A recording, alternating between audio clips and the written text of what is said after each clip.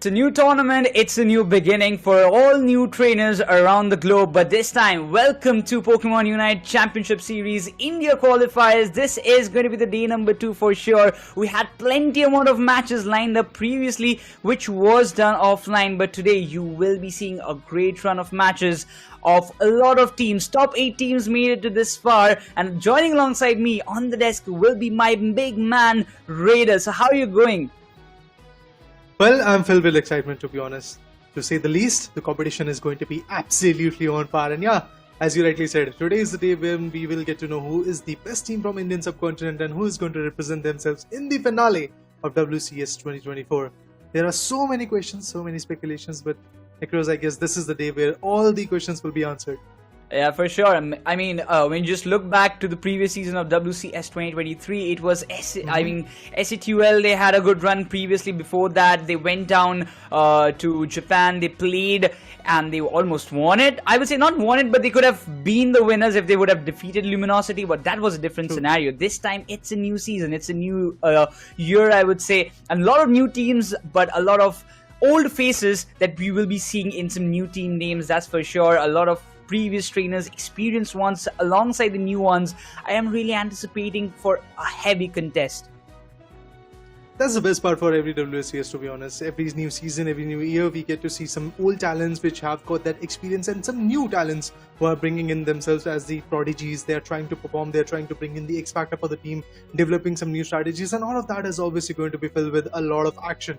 So I'm looking forward to see what kind of matches are going to be there. All the matches today that are going to be there, if I'm not wrong, are going to be from the lower bracket. So we'll get to see every single team that is there. And if I'm not wrong, today we are going to witness the top 8 teams which have qualified to this stage of India qualifiers in WCS 2024. So that's a big thing.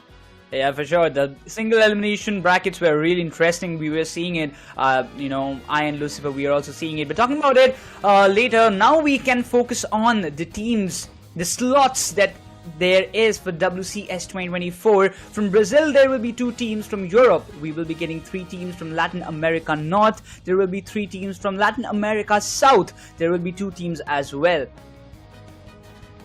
Plenty of teams are going to be there, no doubt in that. From Oceania, as we can see, 2 teams will be coming in. From North America, 3 teams, as you rightly said. So it will be pretty interesting how all these teams which are going to get qualified, how they're going to take up a fight, and eventually what kind of calibration they are going to bring to the table. It would be very interesting to watch. Even from EUIC, we have got one particular team coming in, and from NAIC, another set of one team is going to be there. Not just that, we have many more slots coming in. If I'm not wrong, from India, the only team which is going to be on the top of India qualifiers is going to go ahead and get the ticket along with the bragging rights of winning the India qualifiers. It will be very, very interesting to watch. And of course, as the slot progresses, the advantage is going to be there for that particular team. They are going to showcase their talent, their true sheer domination is what I'm expecting at this point. Yeah, already the other regions, they have also started their matches. So there has been teams who have already made the qualifiers done, and followed by that, we've got the other regions as well. From Japan, we will be getting 3 teams. From Philippines, there are 2. From Taiwan, Hong Kong, there's 1. From Korea, there's 1. And as we speak, it's the Indian qualifiers. And today, by the end of the day, we will be getting that one team who will fly down to Hawaii. And, they will be playing the World Championship alongside all these big teams. From there, Indonesia, we have 1 team. From Malaysia, Singapore, there we have 1 team. There Thailand, LCQ East and LCQ West. So the LCQ factor is, again, you will have a chance for qualification, but there will be only 1 team from both those regions. Yeah, it is going to be a fierce competition. That's what I believe NeKRoz is trying to tell you guys. Because yeah, the slots are pretty much limited. Teams are absolutely amazing, and we have seen, like, from the last season to this season, a lot of evolution has been there, and you will get to see that, of course, very soon as the next particular matches are going to get progressed. But let's talk about the tournament rules as well, so that we have a brief idea of how the day is going to go. It will be a double elimination format where the PO3s are going to be the sequential terms. Tournament of the top 8 teams are going to be there from day number 1, and then eventually we have the teams that are eliminated are going to be there. Teams are eliminated after losing 2 matches, and the top team will qualify, as we rightly said initially, to WCS Finale 2024.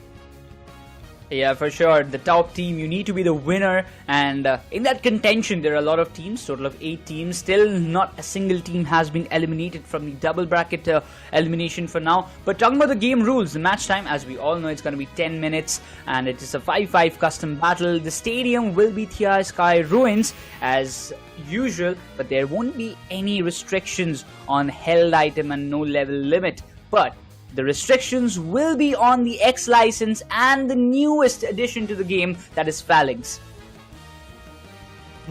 Pretty interesting set of rules, and along with that, of course, there are going to be a lot of impressive plays. As per the rules, we can clearly see that the stadium will always be the Thea Sky Ruins. The traffic phase have also changed a bit. Let's talk about that as well. The ban phase initially is going to bring us 4 amazing Pokemons which are going to get banned, and then we'll get to see the pick phase where every single individual that is there, the trainers are going to choose their amazing Pokemons, the class, the type of Pokemon, along with that which particular hell item is going to be there with them is also going to be the case. And then in the preparation phase, if there is any switches in terms of the selection of the Pokemons in between the team, that is going to come through. So obviously these 3 phases in the draft rules are going to be absolutely important. Initially you have to ban, then you have to pick, and then you have to be prepared to perform. Yeah, I mean, previously it was only 1 ban that we used to see. True. Now we are getting 2 bans. That means you have the chances to just ban 2 of the Pokemons that you really don't want in your opponent's side. But now, talking about the brackets, we are seeing them on our screen. The upper bracket run has ended for 4 teams. That is Notelt, QRS, Blisten and Godlike Esports. But other 4 teams, they're still continuing themselves in the upper brackets, which is going to be SATUL, 6 Upper Moon, the Bloodline and Zeni Game squad. So they will be playing the matches offline. We will be continuing with the lower bracket runs because there is so many interesting contention that will be coming up very fast, because you know, in the lower brackets it's all about a do or die match. You win, you stay in the competition, you lose, you're out of the WCS. Nobody wants to get that, man. But yeah, of course, that is the fate that every single team is going to face if they are not on the edge, not performing on the peak. But remember guys, there is a massive prize pool that is also going on at this moment, and eventually the massive prize pool is of $37,500, where the lion's share will be going in the favor of that particular team, who is going to be crowned as the champions of India Qualifiers of WCS2024. They'll be getting $15,000 along with the tickets to Hawaii, Honolulu. Yeah, I mean, see, when you speak about Hawaii, I always remember those beaches and the beautiful scenarios around side. But yeah, the players will be going to play the tournament for sure. But you know, it's always about the fun and the kind of enjoyment that you do throughout the journey. Same as what Ash did in his Pokemon journey itself. He collected Pokemons, he caught them, he fought battles in the gym, but also he enjoyed the journey throughout, created so many friends, and it's all about that. I really believe all the trainers, those who will be going, see, there are 8 teams, but still there will be only 1 team and 4, I would say 5 set of trainers that they will fly down. So they will also be looking forward to create some good impact, like what True Gravity did in the ACL previously. They became the 2nd best team in the entire Asian region. So now it's time again for them to step up, or is it going to be new faces? That's a big question. I mean, to be honest, it has been like 3 to 4 months since the ACL happened. So maybe there are certain interesting changes in the play style. The meta is a little bit different at this point, and we are here to explore how these legends are going to perform, what they're going to bring to the table, and how they're going to compete on the world stage. Because yeah, initially it was all about Asia, but now it's all about bringing the glory to India from the world stage. It won't be easy. By no means it won't be easy, to be honest, but yeah, then again the trouble will be there, the chaos is going to be there. But now let's move on to the particular matchup details. Which match is going to be there? Well, it will be the first match today, and it will be between Team No Tilt and QRS. Remember guys, these are the matches from lower bracket. That means, NeKRoz, no chance to fight back if you lose in the PO3. Yeah, for sure. But when you just talk about the rosters once again, Noxy, Scepter, they have been playing from a long time. They're the veterans in the game. They will be looking forward to just put up their experience to its best. But on the contradictory, we can see Yogi, Zula. I mean, they're the new faces. Those are the new kind of upcoming stars that I would say. Yes, it has not been a great journey for QRS, because yes, they have been pushed down to the lower brackets. It was not a great run or not a great start for them in today's day. They got taken down by a 2-0 scoreline in the upper brackets round 1 by 6 Upper Moon. So this is something that will raise a lot of challenges against them. But now when we come down, this is a do or die match, as we mentioned earlier. So if No Tilt anyhow manages to defeat QRS with the terms of experience that they carry, or if QRS with some new strategies coming up and putting them up on the table will be able to just defeat No Tilt, this would just turn the tides. Of course, it is going to bring a new level of competition at this moment, the new strategies and the old ones. Who is going to be the winner in that? That's what we really want to know at this point. But yeah, remember guys, both of these teams, No Tilt and QRS, they have been beaten down already. From the winners bracket, from the upper bracket to the losers bracket, they're already here with a certain setback. Now they have that pressure on them, because they know if they lose, they're outside the competition. So it's going to be a very fierce battle between both the lads, and I truly believe it could be a 2-1, because whichever team is going to win, it's not going to be an easy one for them. It's going to be a close contention. And remember guys, if you win from the lower bracket, it is not at all an easy road. You have to move on to the next particular round, and then finally if you are there in the finale, even if you beat your opponent coming up from the winners bracket, it's not enough. There will be a reset, and that's the key point at this moment. Another set of BO3 is going to be then, and if you are able to beat your opponent, then only the lower bracket finalist team is going to be the winner of the India Qualifiers in W2024. So it is a lot to talk about. We have a lot of things to talk about, but even before that, we have the game getting started. Team No Tilt sitting in the purple corner, and the orange corner we'll get to see who are. So the first picks will be there from Team No Tilt. Meanwhile, when it comes to the bans, we already see a supporter ban coming in, a Hoopa ban. Yeah, I mean, Hoopa is one of that Pokemons that is one of a kind. You just cannot replace with him with any other Pokemon. But on a contradictory, we can see QRS coming up with an Umbreon ban for sure. This has been one of those nuisance that have caused a lot of trouble previously. And now, Kelmon, he said, I don't want to mimic you in your opponent's side. And on the other end, QRS, what's the final ban? Is it a Gyarados? Yes, it is. So the 4 Pokemons, those who have been banned, are in front of our screens. They have been chosen. Now it comes down to the picks. What is Noxie going to pick? What do you think, guys? Attacker or all-rounder? What's going to be the choice? I think that at this point an attacker could be a good choice, and there you go. Almon is going to pick a Mew, a squishy Pokemon, but then again a very good attacker, a very good range attacker. I'm looking forward to see what kind of value Mew is going to bring with the solar beams and other abilities that it has got. Meanwhile, from Yogi's perspective and Beastly, we already get to see a Sylveon. Now the Growls will hurt, but I want to see if the Growls are going to come or some other abilities. Yeah, I mean, getting a Sylveon is definitely something that will help them a lot from their side. But I was missing this Leafeon. I was thinking at first that why not locking the Leafeon at the first pick when you have got the chance? But it's like Scepter. He doesn't want to leave it alone. He will be going with that Leafeon alongside Kaizen on that Trevenant. It's going to be very troubling, because if you just look at the backstory of Kaizen, he has been very good on Trevenant. But in an end moment switch, Noxie decides to go with an Eldegoss. Interesting. Now these are certain little surprises for even us casters. We thought that the Trevenant is going to come, but eventually Trevenant is there. Along with that, Noxie goes in with the Eldegoss. So we have the supporter coming in from the perspective of No Tilt. Now let's see what QRS is cooking, because they have already logged in 2 particular Pokemons. Now they want to go with a Clefable. This will be very interesting to watch, and even other tank is going to be there with sufficient amount of damage. Blastoise is going to get logged, and meanwhile Scepter, now is the time for Leafeon. I think probably he should lock it. I mean, he's still kind of in a position where he's thinking whether to go with a Leafeon or maybe another ranged attacker like a Glaceon is definitely a good option. And if Hakira is going with a Buzzwole, I really want to see him go with that. But no, it's a double defender composition, same as what QR is going. But this time, it's the True Bro, Slow Bro coming into the comp. Meanwhile, let's see what Zula is cooking at this point. A Speedster probably.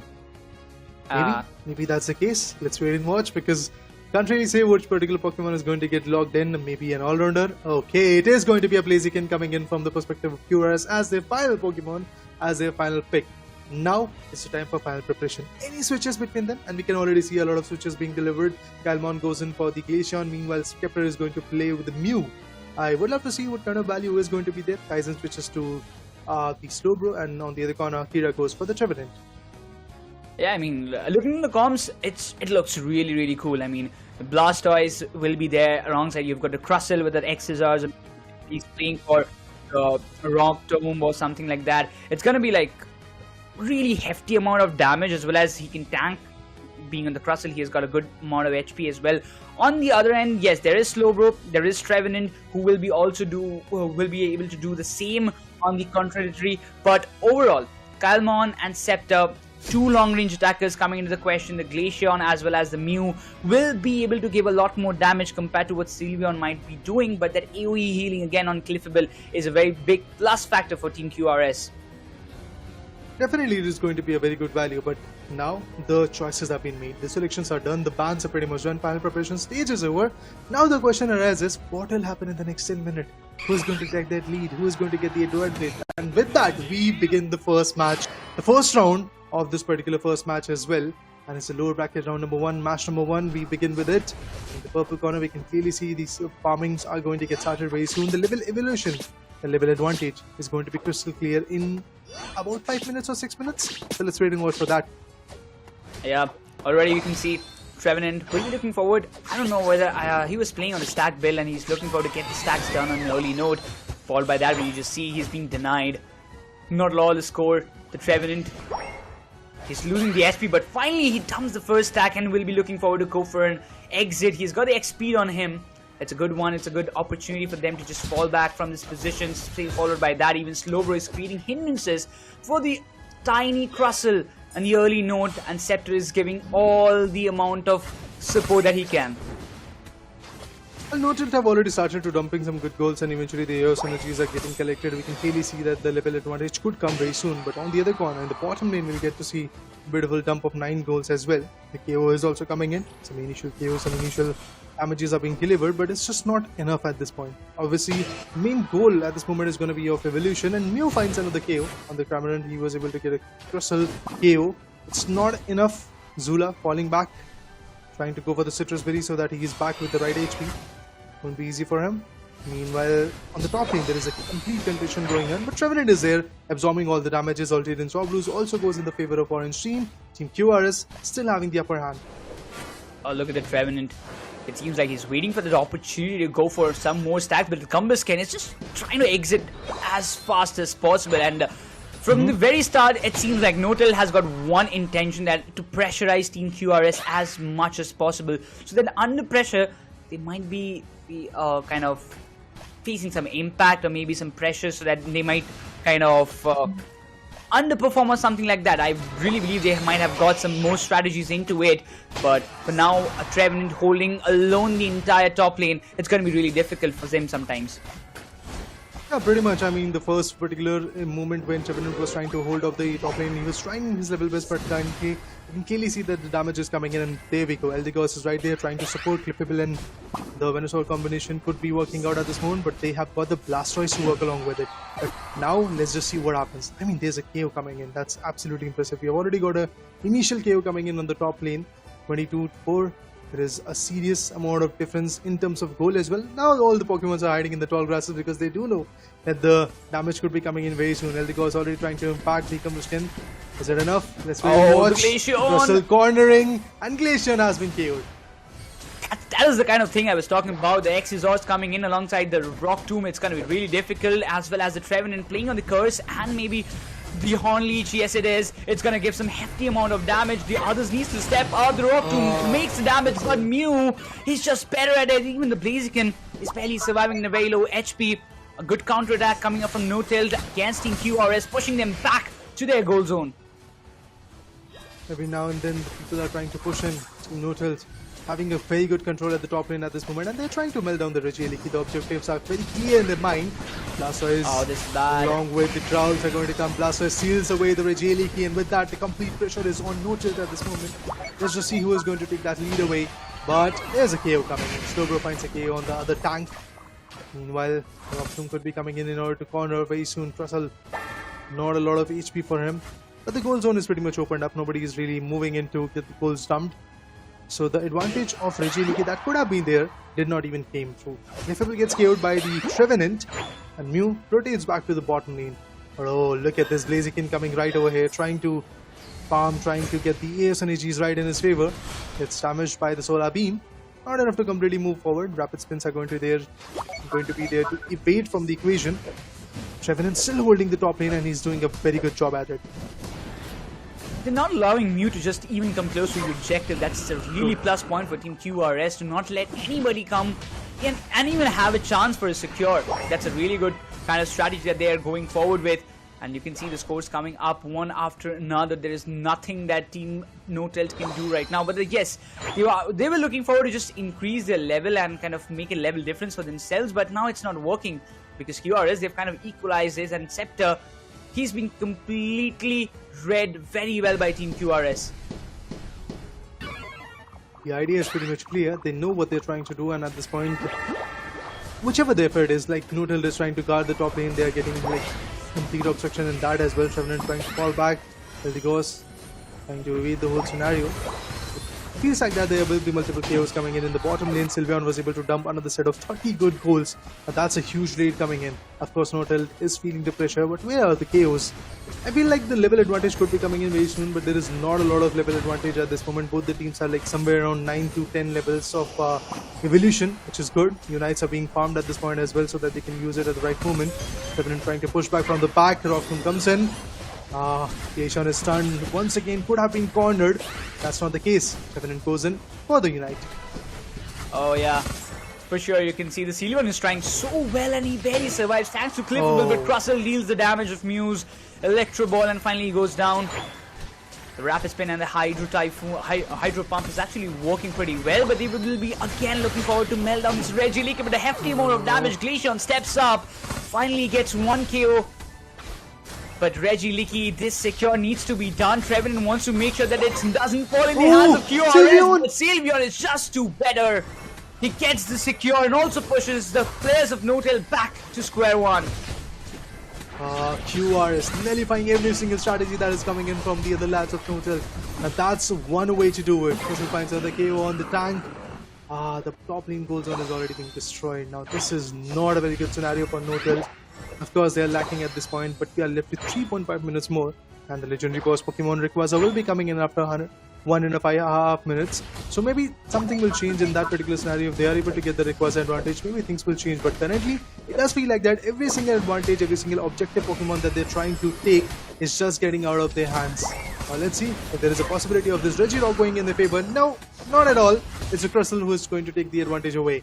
And with that, once again, the players are pushed back. But on the top lane, we can clearly see some more goals being dumped. And Blastoise and Trevenant are holding their own moment. But in Swablu's at concern, who's going to take this level advantage? It is going to be the Blastoise. Yeah, already you can see the start. I mean, NoTelt, they had the kind of strategy Raider. They wanted to just push away, but if you see the level difference, it hasn't been that great. I mean, NoTelt, they're just keeping the momentum up for themselves. QRS, they might be a little having a lead of the goal sectors, but the levels have been equalized, and I really anticipate that the final stretch, the Rayquaza pet, the legendary pet fight, it's gonna be really crucial for Team QRS. They have to make sure that NoTelt doesn't have a single chance to melt the Rayquaza in their favor.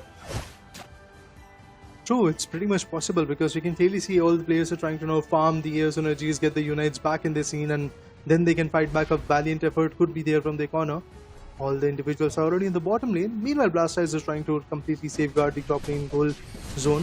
Finally, he had to rotate back. Oh my god. Akira is going to get cornered. The Trevenant, if he goes down, that will be a massive blow to the morale. But that's not the case. Akira was able to fall back from the situation.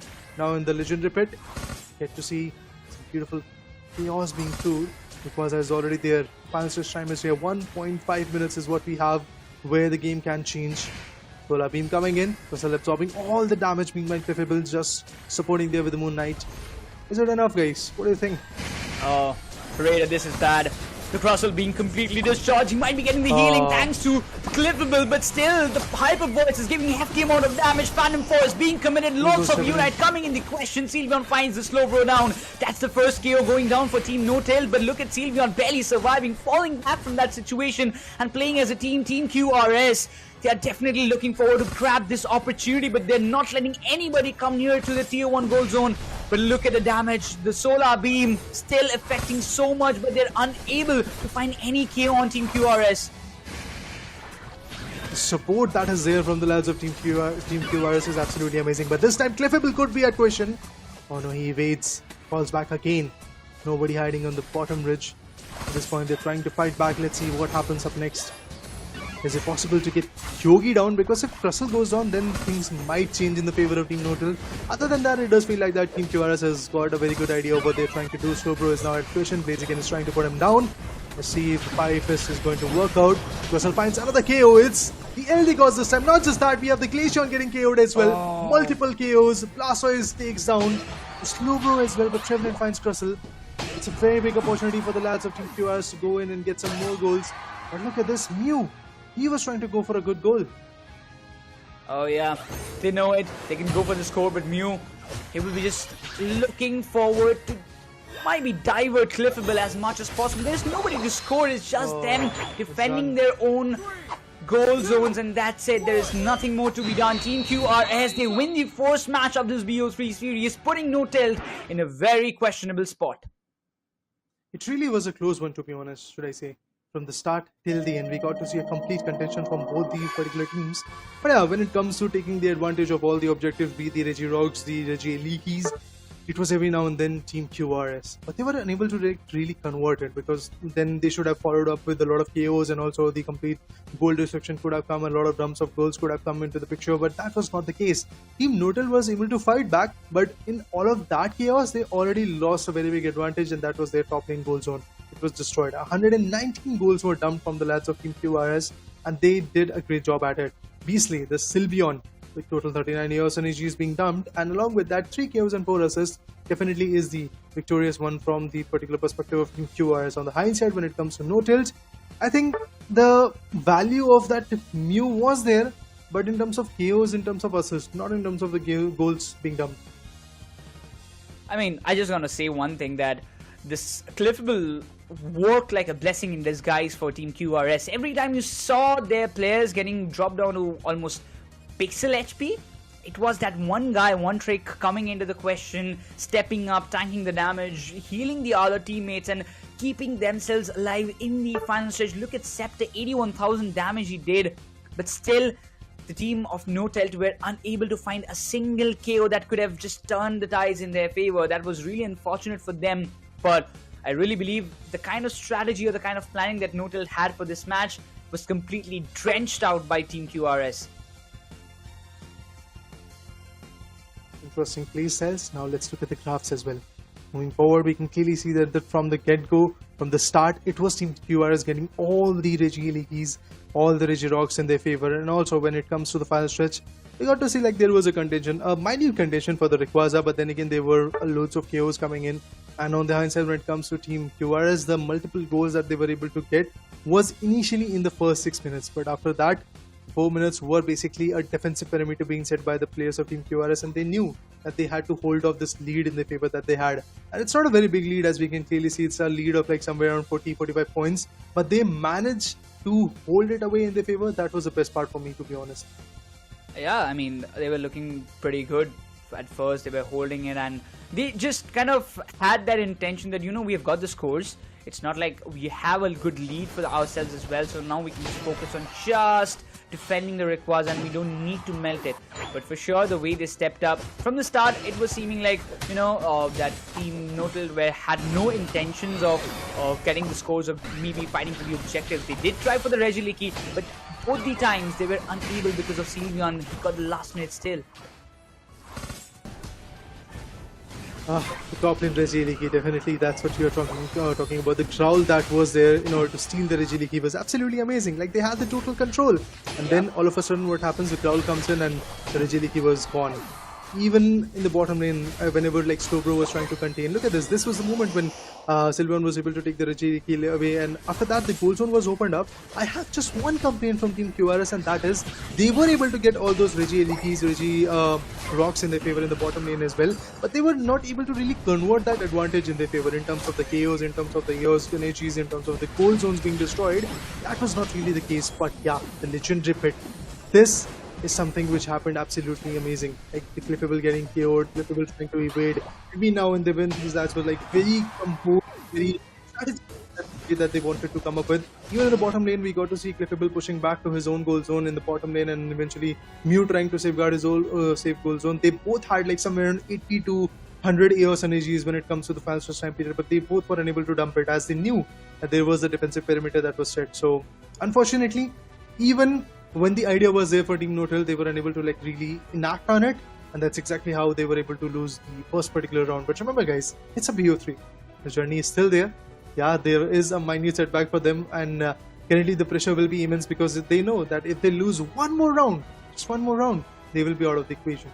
Yeah, they will be out of the entire WCS. Not even like they would be just out of the race, even to just reach the finals or grab some chunk of prize pool for themselves. So this is going to be a tough call, but for NoTilt, it's again the simple policy. Even the Trevenant, he got 2 KOs, but it was way too late when all other teammates, those who could have supported him in the final stretch fight, were already KO'd and they were sent back for a cooldown.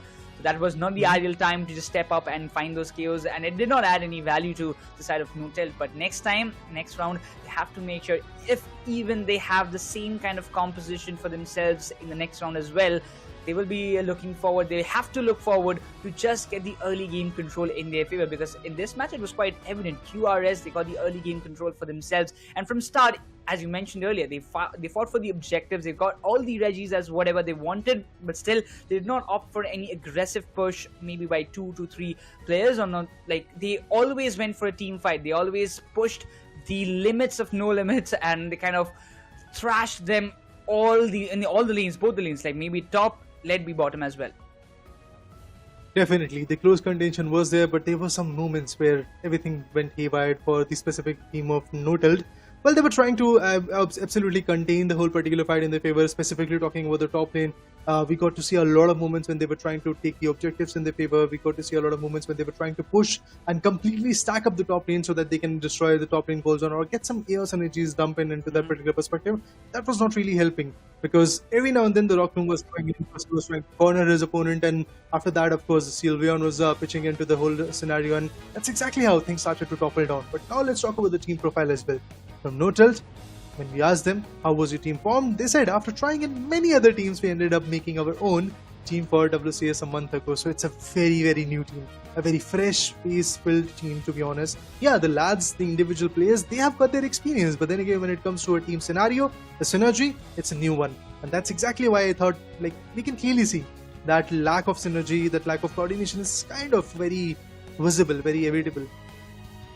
Yeah, I mean, see, sometimes it takes a little bit of time, but for some teams, again, if we talk about True Gravity, it was formed before ACL and they won the ACL. That was something they qualified from the Indian qualifiers, and again, they made it happen. They were also the champions of India Open. So they kind of have dominated the previous 2 big tournaments that they have played, and that was formed also a month ago before the India Open. But when it comes down to QRS, we have asked them what are your expectations coming into the tournament. They also say that they want to reach the top. It is a kind of dream that everybody wants, isn't it, Sarado?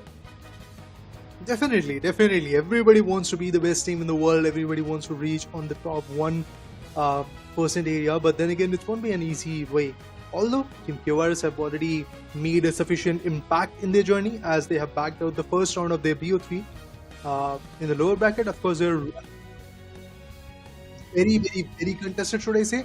Because remember, guys, in the lower bracket, every now and then, every particular team is fighting for their survival, to be honest.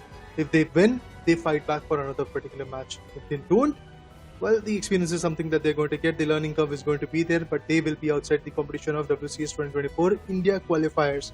And even if they are in the grand finale, even if they are able to beat their upper bracket finalist team, it's not going to be enough. There will be a reset. Once again, that BO3 is going to be there, and after that, if you are able to consecutively beat your opponent 2 times in the grand finals, then the result will be in their favor. Then the tickets for Y is going to come.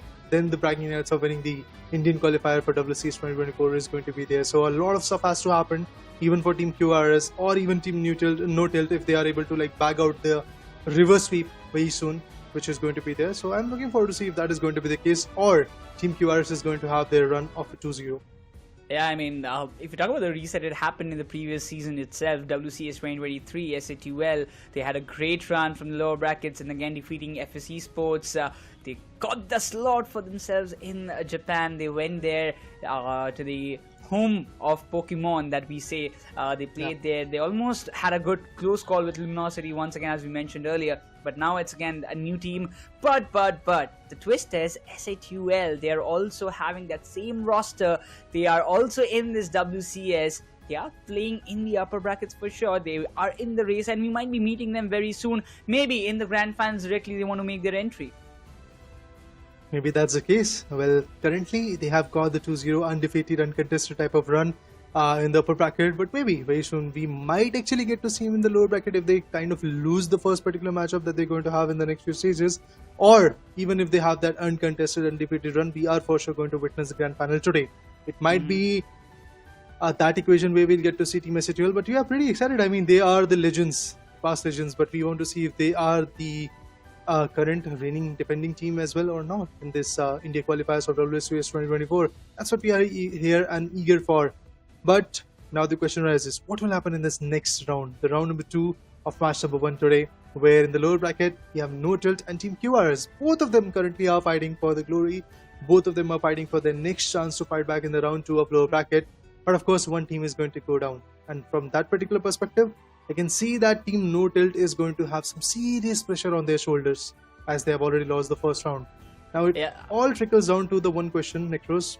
Will they be able to develop themselves, evolve themselves outside the pressure, or they're going to crumble down? I believe there will be some certain changes in the picks. They might be changing with that Glaceon, or maybe with somewhat maybe the Mew might be changed or something like that. They would be looking forward to, because I really want if you have I mean it's a very close call, because I like those long range attackers for myself, like playing a Desi or maybe a Delphox to stun your opponents, because this time I kind of faced I kind of saw that the long range attackers were not able to function properly. If you talk about the Glaceon, if you talk about yes, here they were giving the damage. Even for Mew, the Scepter was stepping up so good. It was giving so many hefty damages to the opponents, but every time there were players who were stepping, dodging the moves, coming up and taking down the attackers on an early note to just completely ignore the damage or kind of their inclusion in any battle. But now as we move down to the second round, let's see whether my assumptions are true or not, because the bans they will be coming. The Umbreon has been banned on the first note from Team QRS on an early note, but on the other side, what is NoTilt planning? Oh, there you go, already a ban coming in. Umbreon, definitely a very interesting defender, but then again, it has been banned just like the previous one, and again another ban which was there in the previous matchup is also here from the orange team, but I want to see what are the second particular Pokemon that are going to get banned. Okay, a Speedster ban will be there. It's going to be a Leafeon ban that we are witnessing. The ban phase is going to be pretty much over very soon. We just have to see which is the fourth Pokemon which is going to get banned. Okay, a Hoopa. Pretty similar to what happened in the previous matchup, but then again, Leafeon is a new addition in terms of the ban list. Now let's talk about the first pick. It is going to be there from Team QRS's perspective. I think they can stick with the same particular approach. Okay, they decided to go with the Mew. This will be interesting. Yeah, I mean, they said, let us teach you how to play Mew. It might be that kind of conception, but this time on the other side, NoTilt, what are their picks? Are they going with the Crustle or something like that? But then, Scepter says, enough of facing Sylvan. It's time for us to even go with some kind of exchanged picks as well. They are still going to keep the Trevenant alongside a Sylvia. This is going to be really amazing, because yes, the Trevenant was very, very fruitful for the side of Team NoTilt. But now the Sylveon stepping up can change the game. But for QRS, they have gone with the Blastoise, and now they have got again the Crustle on their side. Well, I have no complaints with the Crustle from the previous match as well. He was absolutely phenomenal. The way Yogi played on it was absolutely amazing. The Rock Tombs, the kind of cornering that he was doing was absolutely great. So it's pretty much viable. It's pretty much justified why Yogi wants to go with the Crustle once again. But on the hindsight, Kylemon once again decides to go with the Blaziken and Noxie. Initially a Cliffable, but now wants to go with a Blissey. Okay, Blissey is being logged by Noxie. Now want to see what Zula and One Trick is going to pick.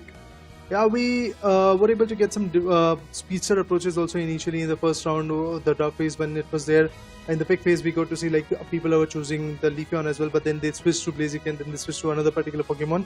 Chandelure can be a very good choice, honestly speaking, but let's see if they're going to lack it. Oh, there you go, Chandelure along with an Ildigos. I think QRS is here to win, man. will be looking forward to see whether it's going to be a flamethrower or overheat. I really think it's going to be a flamethrower kind of moveset that the Chandelure will be trying to play. But yeah, finally, my wish has come true.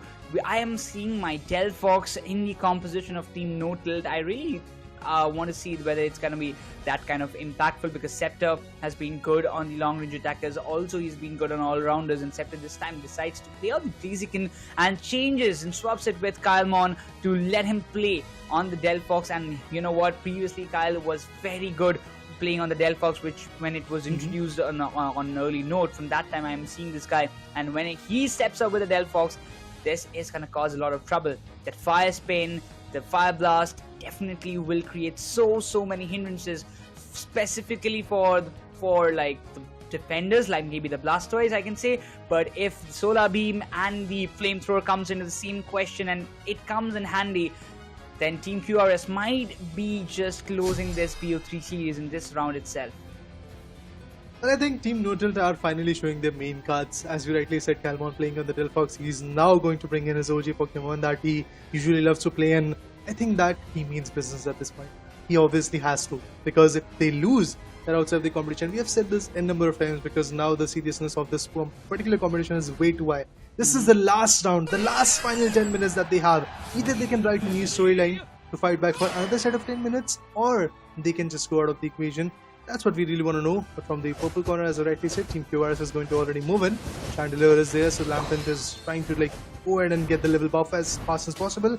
These attackers have to get in so that they are able to get all those damages dumping onto their opponent. Yeah, leveling up the Chandelier will be really important, because again, getting that attacker buffed up early on just to support your front line, it's going to be really crucial. Same for the Delphox, he's staying in the back. Even for Tyson, he's looking forward to just go and take a head-on battle, but not to let anybody complete their stacks. And as far as I remember, I don't see Crustle playing on the stack build, so it's still decent for them to just level up, steal the buffs from the opponent's pit so that they can't level up quickly. That's a good strategy, but note the early game control will be very crucial for them.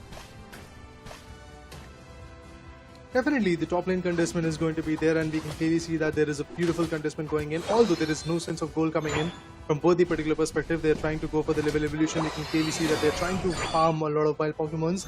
Blissey is already there in the top lane along with the Sylveon. The Growls will hurt, but look at this Lampent finding in the tall grasses. Along with that, the Blastoise trying to attack in. Alternate Swablu's getting attacked. On the bottom lane, we do have a serious stack coming in from Notel.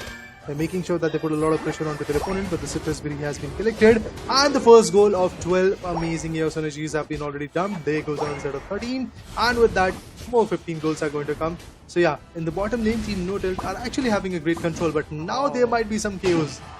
There you go. Oh, I was really anticipating, that Chandler will be stuff coming up and giving some hefty damages. Got the flamethrower up for himself, and now this is bad. Delphox is completely trapped out there. There's nothing more he can do. He needs to make a fallback, and Crustle will make sure that the scores are dumped.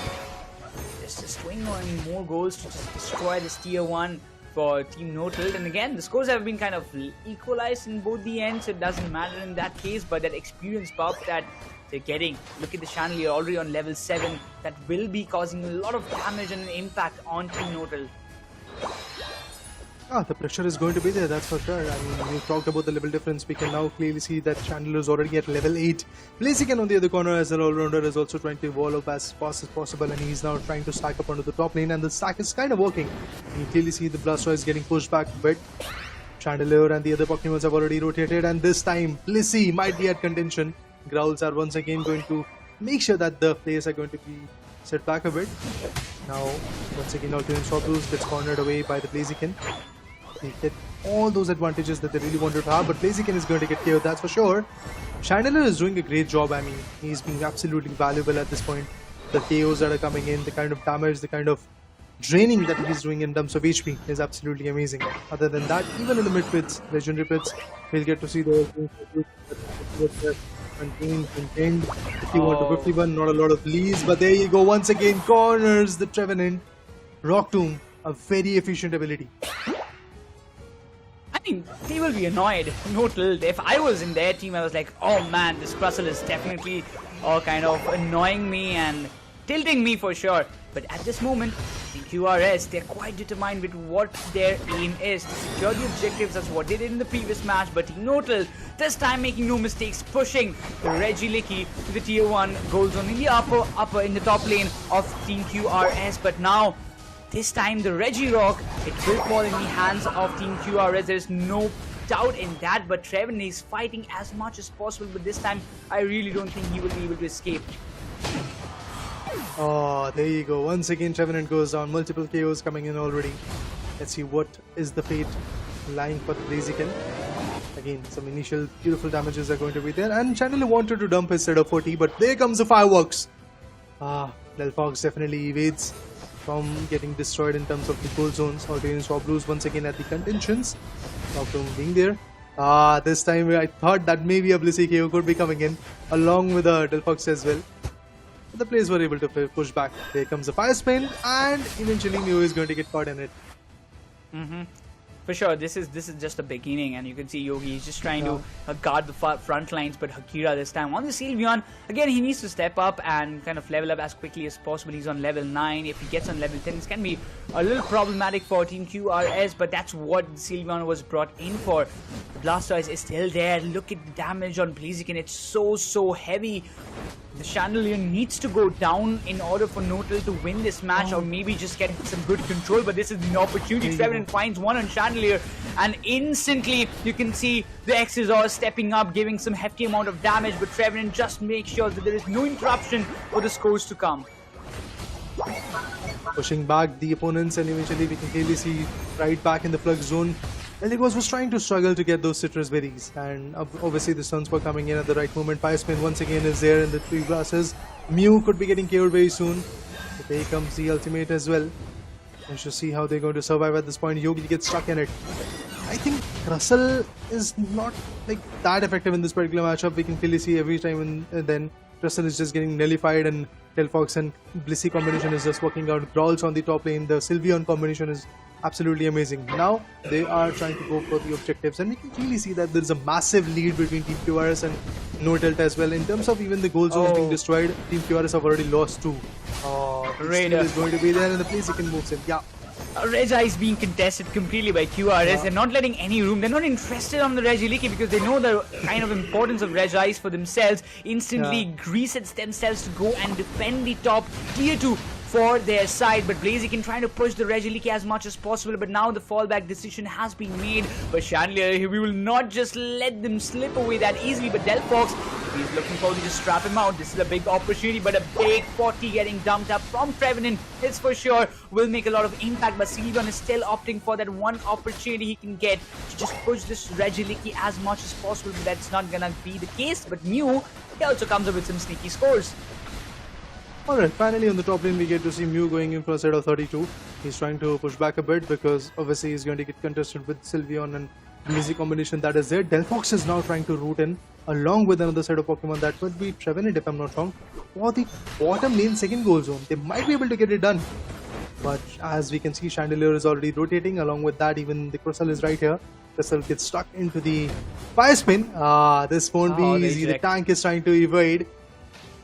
Well, that's good that the eject worked.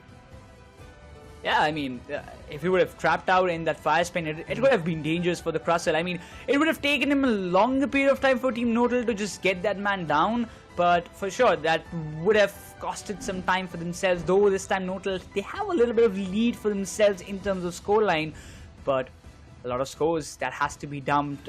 Still now, Notel, they haven't lost any tier 1 goal zone of themselves, but this fire spin is gonna annoy a lot for Team QRS, and this time Delphox is working like a charm for the side of Notel. Every now and then when Crystal is trying to move in, or any other Pokemon that is trying to move in from the perspective of QRS, there comes a fire spin. Everything is just spinning round and round and round for them. Look at this, once again! There has been like 3 to 4 fire spins where Team QRS has been stuck, and mainly it was basically the Crystal getting stuck every now and then. You can see that the level advantage is not yet there for Team Notel, but they have actually made a sufficient dent in terms of getting those goals, getting those score leads in their favor. But Kaizan, he's getting cornered at this point. Let's see if there is going to be a possibility of a KO for Kaizan. He evades, falls back. Yeah, the damage was there. Not enough to completely put him down. Even after committing the Unite, Trevenant did not find any value, not any damage even on any of the Pokemon of Team QRS. But the melting, they might be looking forward. Hydro Typhoon being activated, the stun is here. The Trevenant might be falling down, but the Transfer Fire was coming into the question. Trevenant falls down, but for sure the Chandelier is doing so much damage, but still Blaziken finds key on Mew. And Chandelier finds a counter KO on that small Blissey, but still Blaziken, he looks on fire.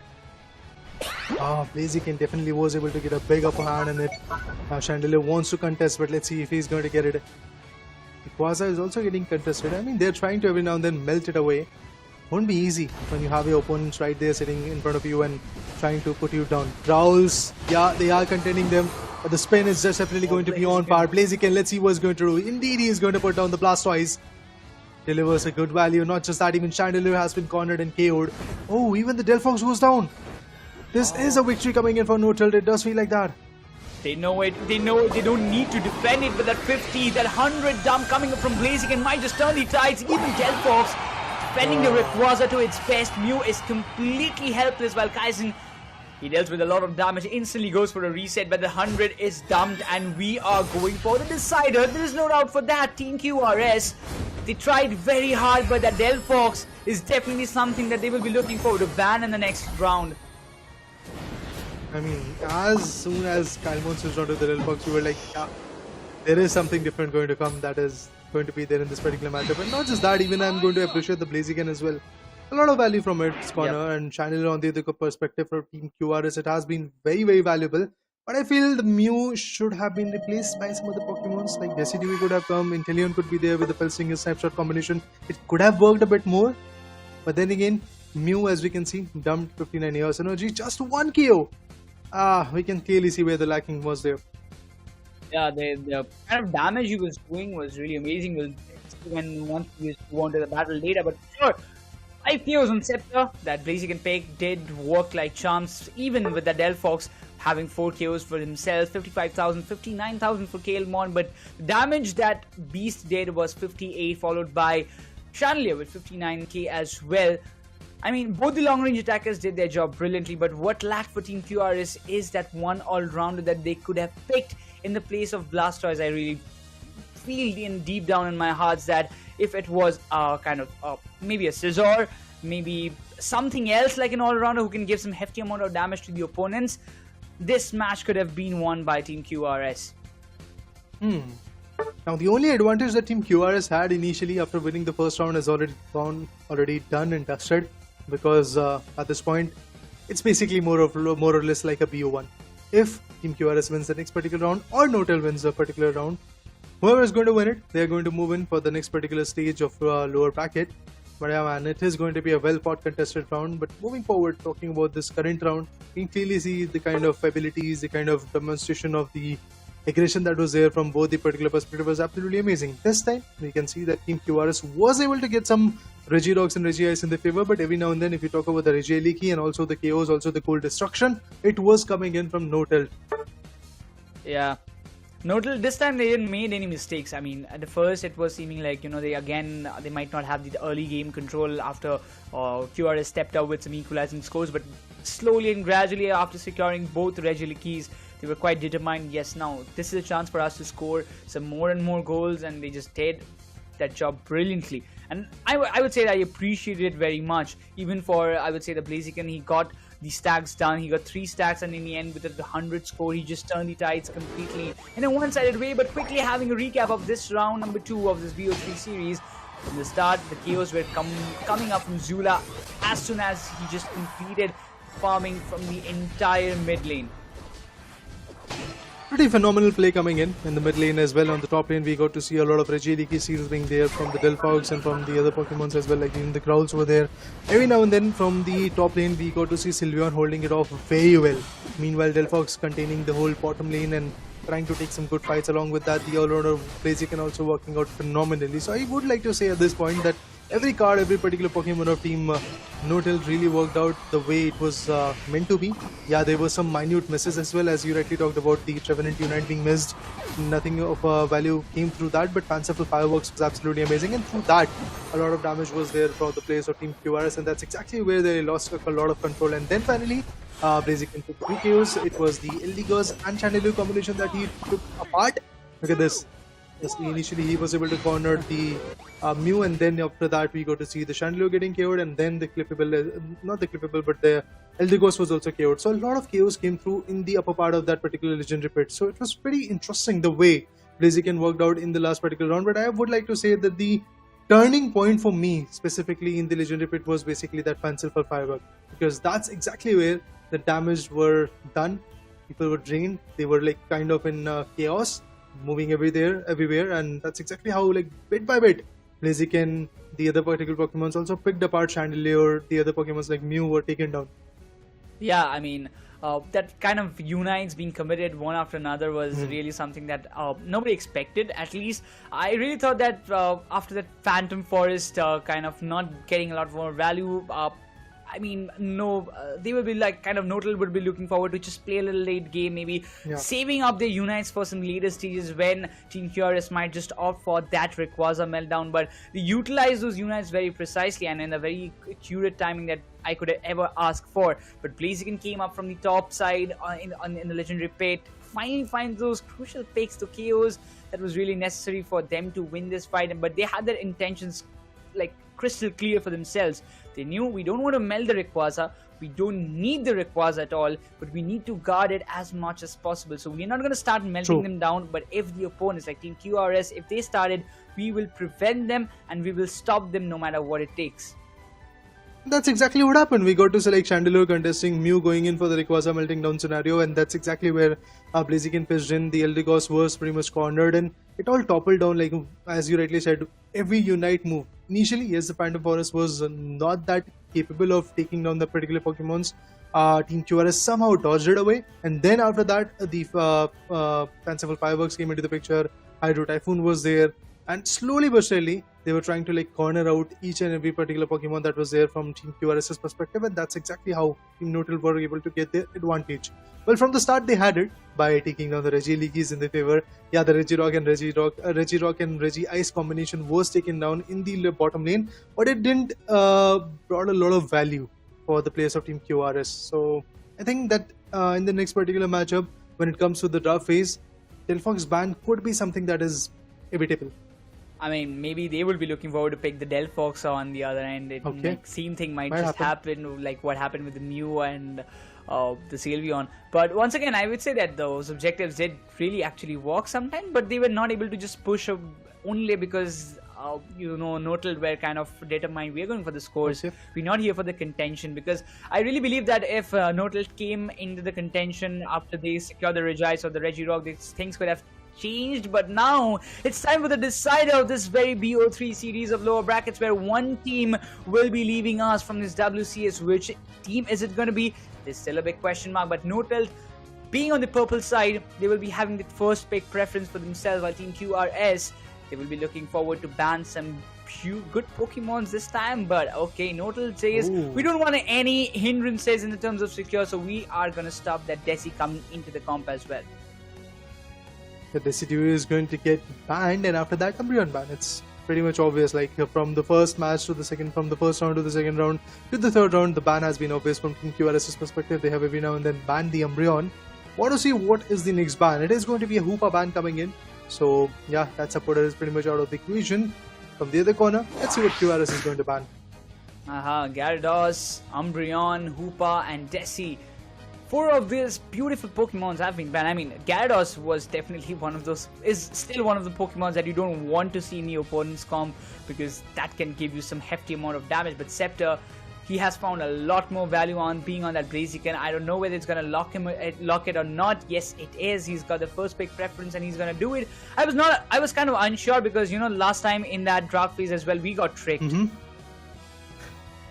Yeah, man, obviously, like, they were trying to go over the Leafeon, and instantly, like, when the 1 minute or 1 second was left, then they switched on to the other particular Pokemon. But talking about the orange team, Team QRS, They've already logged in, Beastlayer has already logged in the Mew, and then on the other corner Yogi goes in with Trevenant. Crystal would have been a very good choice for Yogi, but then again he has gone with the Trevenant. I am looking forward to see what other Pokemons are going to be there from Team QRS's perspective. Meanwhile, let's talk about Team Notel. They have already logged in the Blastoise. Frontline attacker is definitely going to be on point. Meanwhile, we have Noxie going in for the Blissey.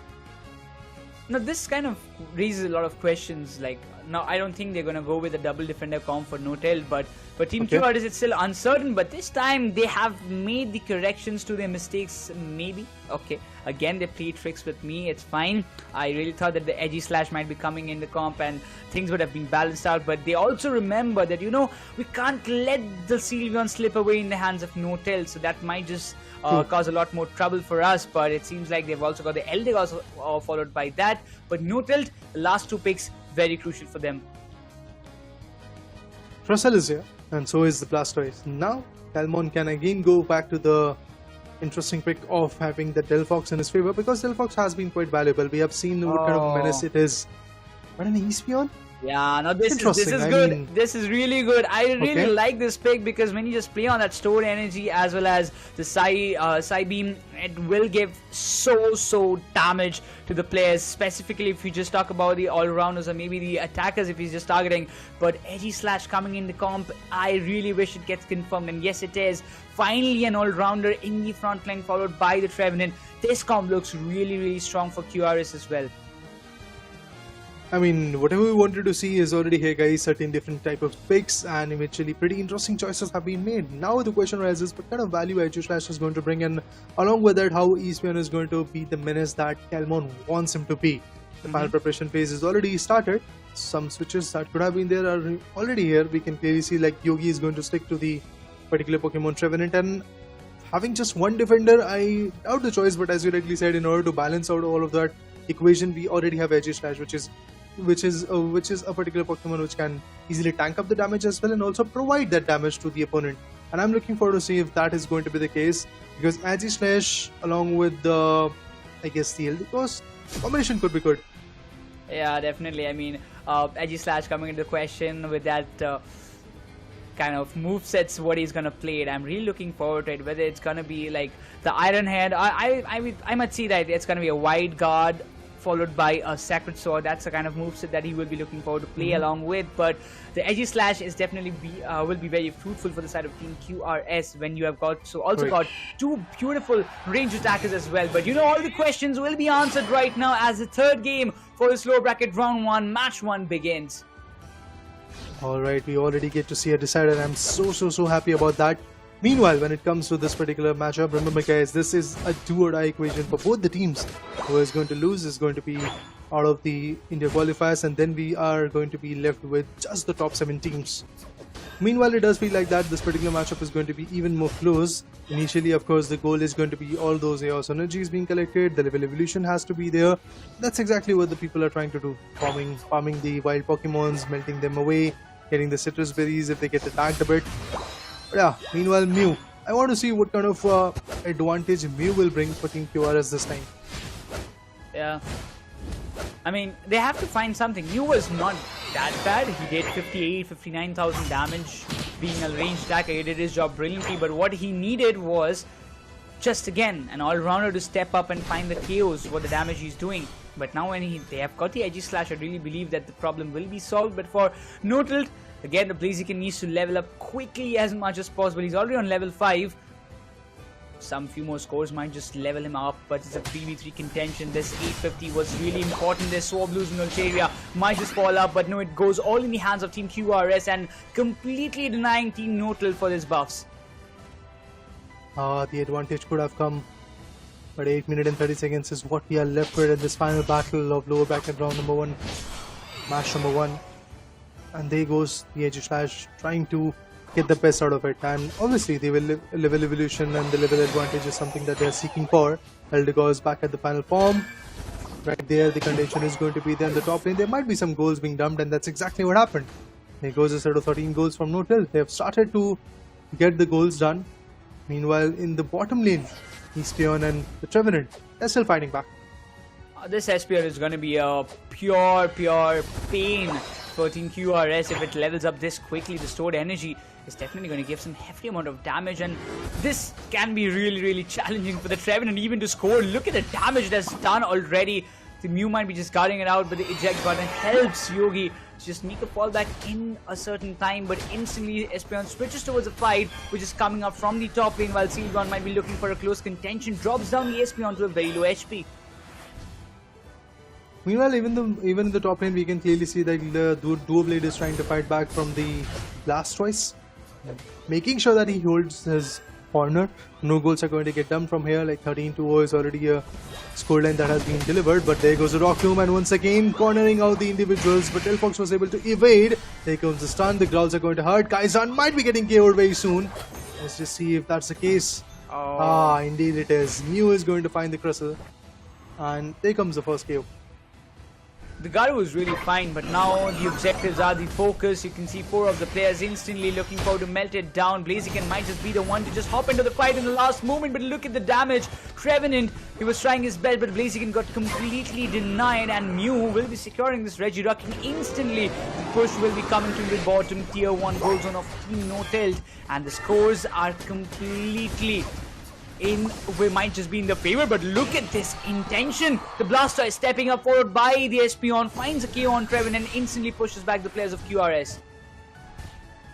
No advantages for them at this point. QRS really wanted to make sure that the stack worked out in the bottom lane, but they have been pushed back once again. In the Legendary Pit, we get to see the alternate swap duels being contested by the lads of Team Neutral. Meanwhile, Agislash was able to slash his way and melt down the Regieleki for their team advantage. But as we can see, a set of 30 goals have been done by the Blastoise as well. Good advantage being delivered over there. Now they're trying to find out if somehow they can put down the Agislash, but there goes the stack. In the top lane, everybody is rotating back, and now they're going to dump some serious goals. 84 is what Team QRS is going to give. And maybe some more KOs coming in. Mew right there stuck. Possibly a KO for Mew could be coming in, but the eject has been used very beautifully. And they fall back once again.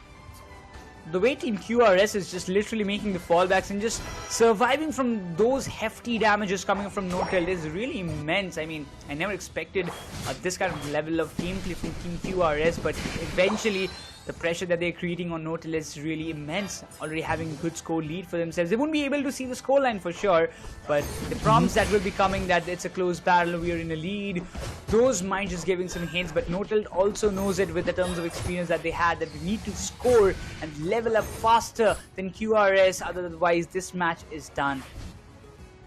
True, they really had to like push back from the start, but eventually they missed on that note. No tilts, they're still trying to fight back, but the bottom lane goal zone is what they're left with, and the stacks are coming in here. Once again, the Rock Tomb was there, trying to make sure that the Trevenant is going to get killed, but Trevenant goes in the Flux Zone and collects the Citrus Berry, and he's back with the HP. Blaziken, meanwhile, is also trying to come up with some hasty move, but Espeon finds a Trevenant. It's a KO streak for him. 2 KO streak already being delivered. Let's see if they are able to get some more. Now the focus is on Registeel. The objective Pokemon is something which is very important. But look at the top lane. Blastoise goes in for a sneaky set of 40.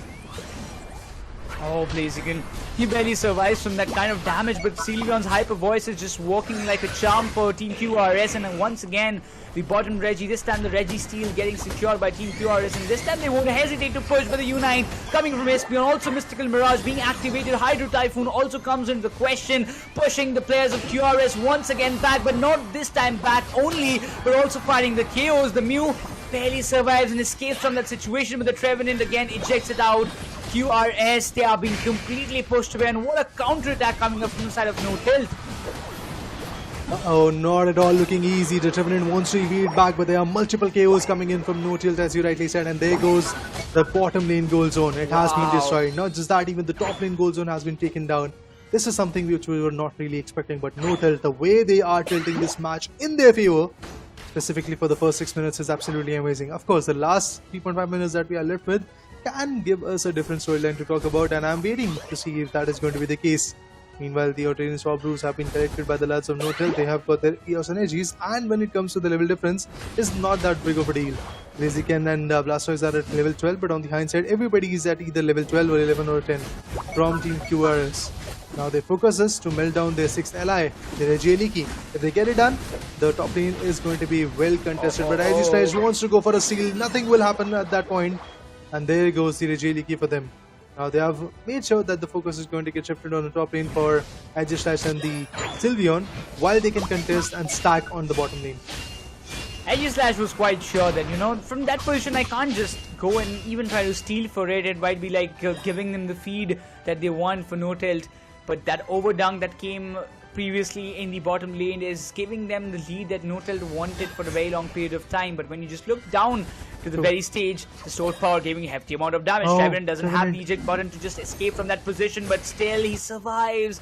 That's lucky for him. I was just really imagining that how can he just survive from that amount of damage, but the sword power now, the Blaziken and Espeon will be melting down the Registeel for their favor. Again, another set of objective being taken down by no tilt, and there you go, they have got the Registeel advantage with them. Moving in once again in the legendary pit, pretty close to it. I mean, the condition is going on. Even before the Rayquaza gets spawned, they really want to take the upper hand in their favor. Aegislash once again getting cornered, but somehow Blastoise was able to fight back, evade from that scenario. Of course, he's pretty much all alone in the top area of this particular legendary pit, so he does not want to just like go in, push back, and maybe get taken down. KOs are something which are going to be absolutely dreadful. But Aegislash, I think that might be the first KO coming in, and yeah, that is the case. Even before that, the Eldegoss goes down. Aegislash will be getting KO'd by the Espeon. This is not looking easy. There comes the Phantom Forest, and Trevenant goes down, even when the Unite was used. 3 KOs done. This is the chance. Notel knows it pretty well, but the Crustle coming with the X's, the Hyper Voice being denied, but finally the KO has been done in the favors. The Mew is still there for the secure. The timing was not good. Blaziken finds it down. Team No Tilt looking forward to secure this, but the shields won't be broken. They are still there. Aegislash might be that one big hurdle for the Espeon to just get the scores done, but 96 in the bottom, still an opportunity. Blaziken, he will be looking forward to get the scores, get the 100 done, while the Blastoise waiting for the right moment to get the home goal zone dunked, and there comes the 100, which is completely inevitable. Now they are unstoppable, man. There is no question in my mind that Team No Tilt is not going to win, and at this point the answer is pretty evident that they are going to win. They are going to move forward to the next particular stage in the lower bracket. Oh man, what a contention, to be honest. The way they played, the way they were able to like deliver themselves was absolutely amazing. But now the shields are getting broken as well. Akira is already down to his 9 EOS energies that he was trying to dump, but meanwhile Espeon going in for another set of 100. This could be a total chaos coming in. Already pretty close to 800 goals. Now that's one way to win. A complete domination, should I say, in the legendary pit. What a comeback by Team No Tilt, and that's where the experience factor plays the major game. And the scores are still coming on their way, and there's no stopping to it. Team QRS, they might have got a greater composition for themselves. They got the Aegislash to fulfill the role that was completely missing in the previous match or previous round itself, but still they were unable to just stand out the tactics of Team No Tilt, and finally the victory falls into their hands with a 2-1 scoreline. Team No Tilt will be continuing the lower brackets, while Team QRS, their journey for the Pokémon UNITE WCS2024 India Qualifiers ends here. Sad, but that's the truth. We are now left with top 7 teams which are going to move forward and battle it out for the glory, battle it out for the slot for the WCS 2024. Now looking forward to the whole details of this particular matchup. We can clearly see like the amount of immense damage that Eastman was able to dish out was absolutely amazing. Like 81,000, like pretty close to 82,000 to be precise. Even the Blissey was absolutely on point with his recovery, 72,000 worth of recovery coming in from their corner. Yeah, when it comes to the damage dealt from the Crowls, from Mew, from Aegislash, it was just not sufficient. Yeah, definitely Mew was something which worked out a lot. But I think Inteleon or Chandelier could have been a little bit more valuable than as compared to this Mew.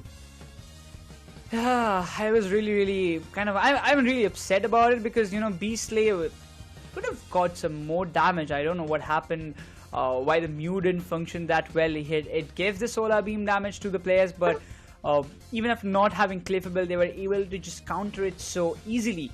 I mean, if you talk about Team QRS, they got those Registeel, they got the Regieleki, they got the Regirock. In spite of that, Team No Tilt, they completely got the bottom lane under their control. Every time, like 2 times they opted for a score, for a push, and both the times they were completely denied, and the counter attack was really tremendous for the side of Team No Tilt. Definitely, every now and then they were like readily available with all those strategies that they were trying to cook eventually in the first few rounds. But yeah, in the last particular round, they can clearly showcase their talent by choosing the right Pokemons and also dishing out the right amount of damage. But let's have a look at the brief amount of replays that we have got, and eventually this will give us an insight what happened. If you guys have missed any action, you can clearly see it in this particular replay.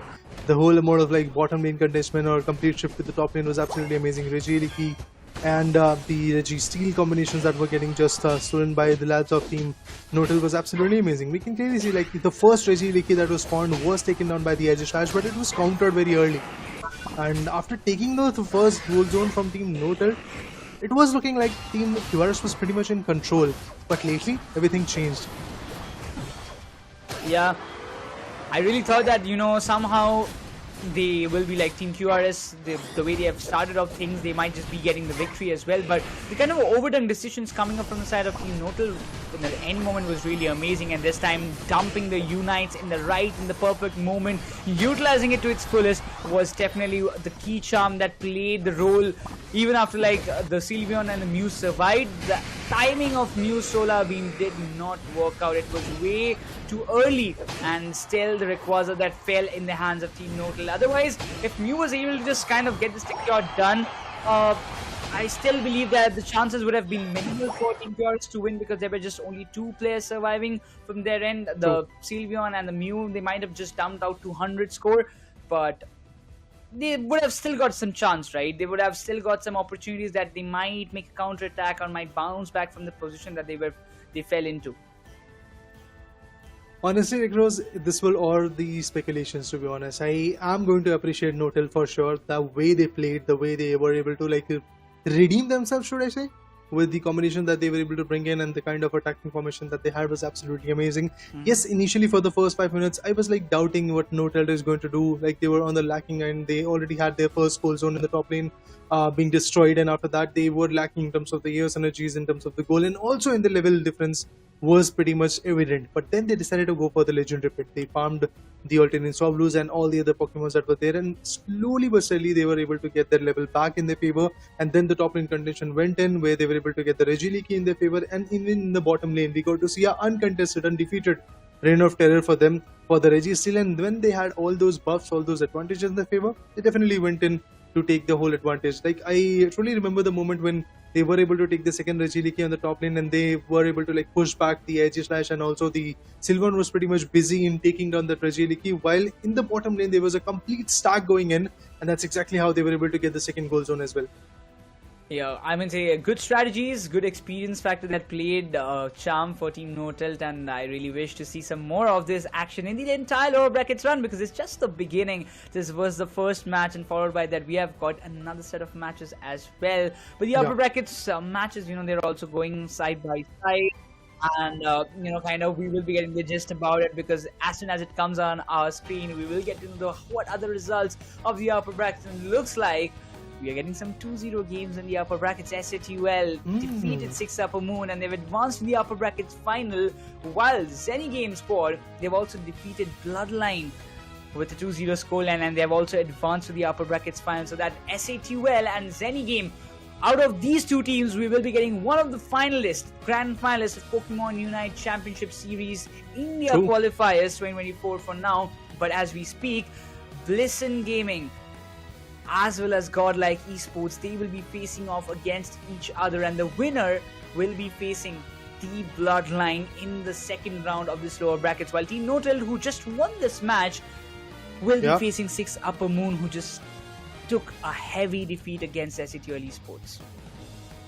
It has been the case, and it has been one of those equations where people are toppling down, the teams are faltering down. I want to really see what happens up next, but yeah, the upper bracket looks absolutely amazing. As you rightly said, 2-0s, the dominations, the kind of chaos that we were expecting is absolutely there.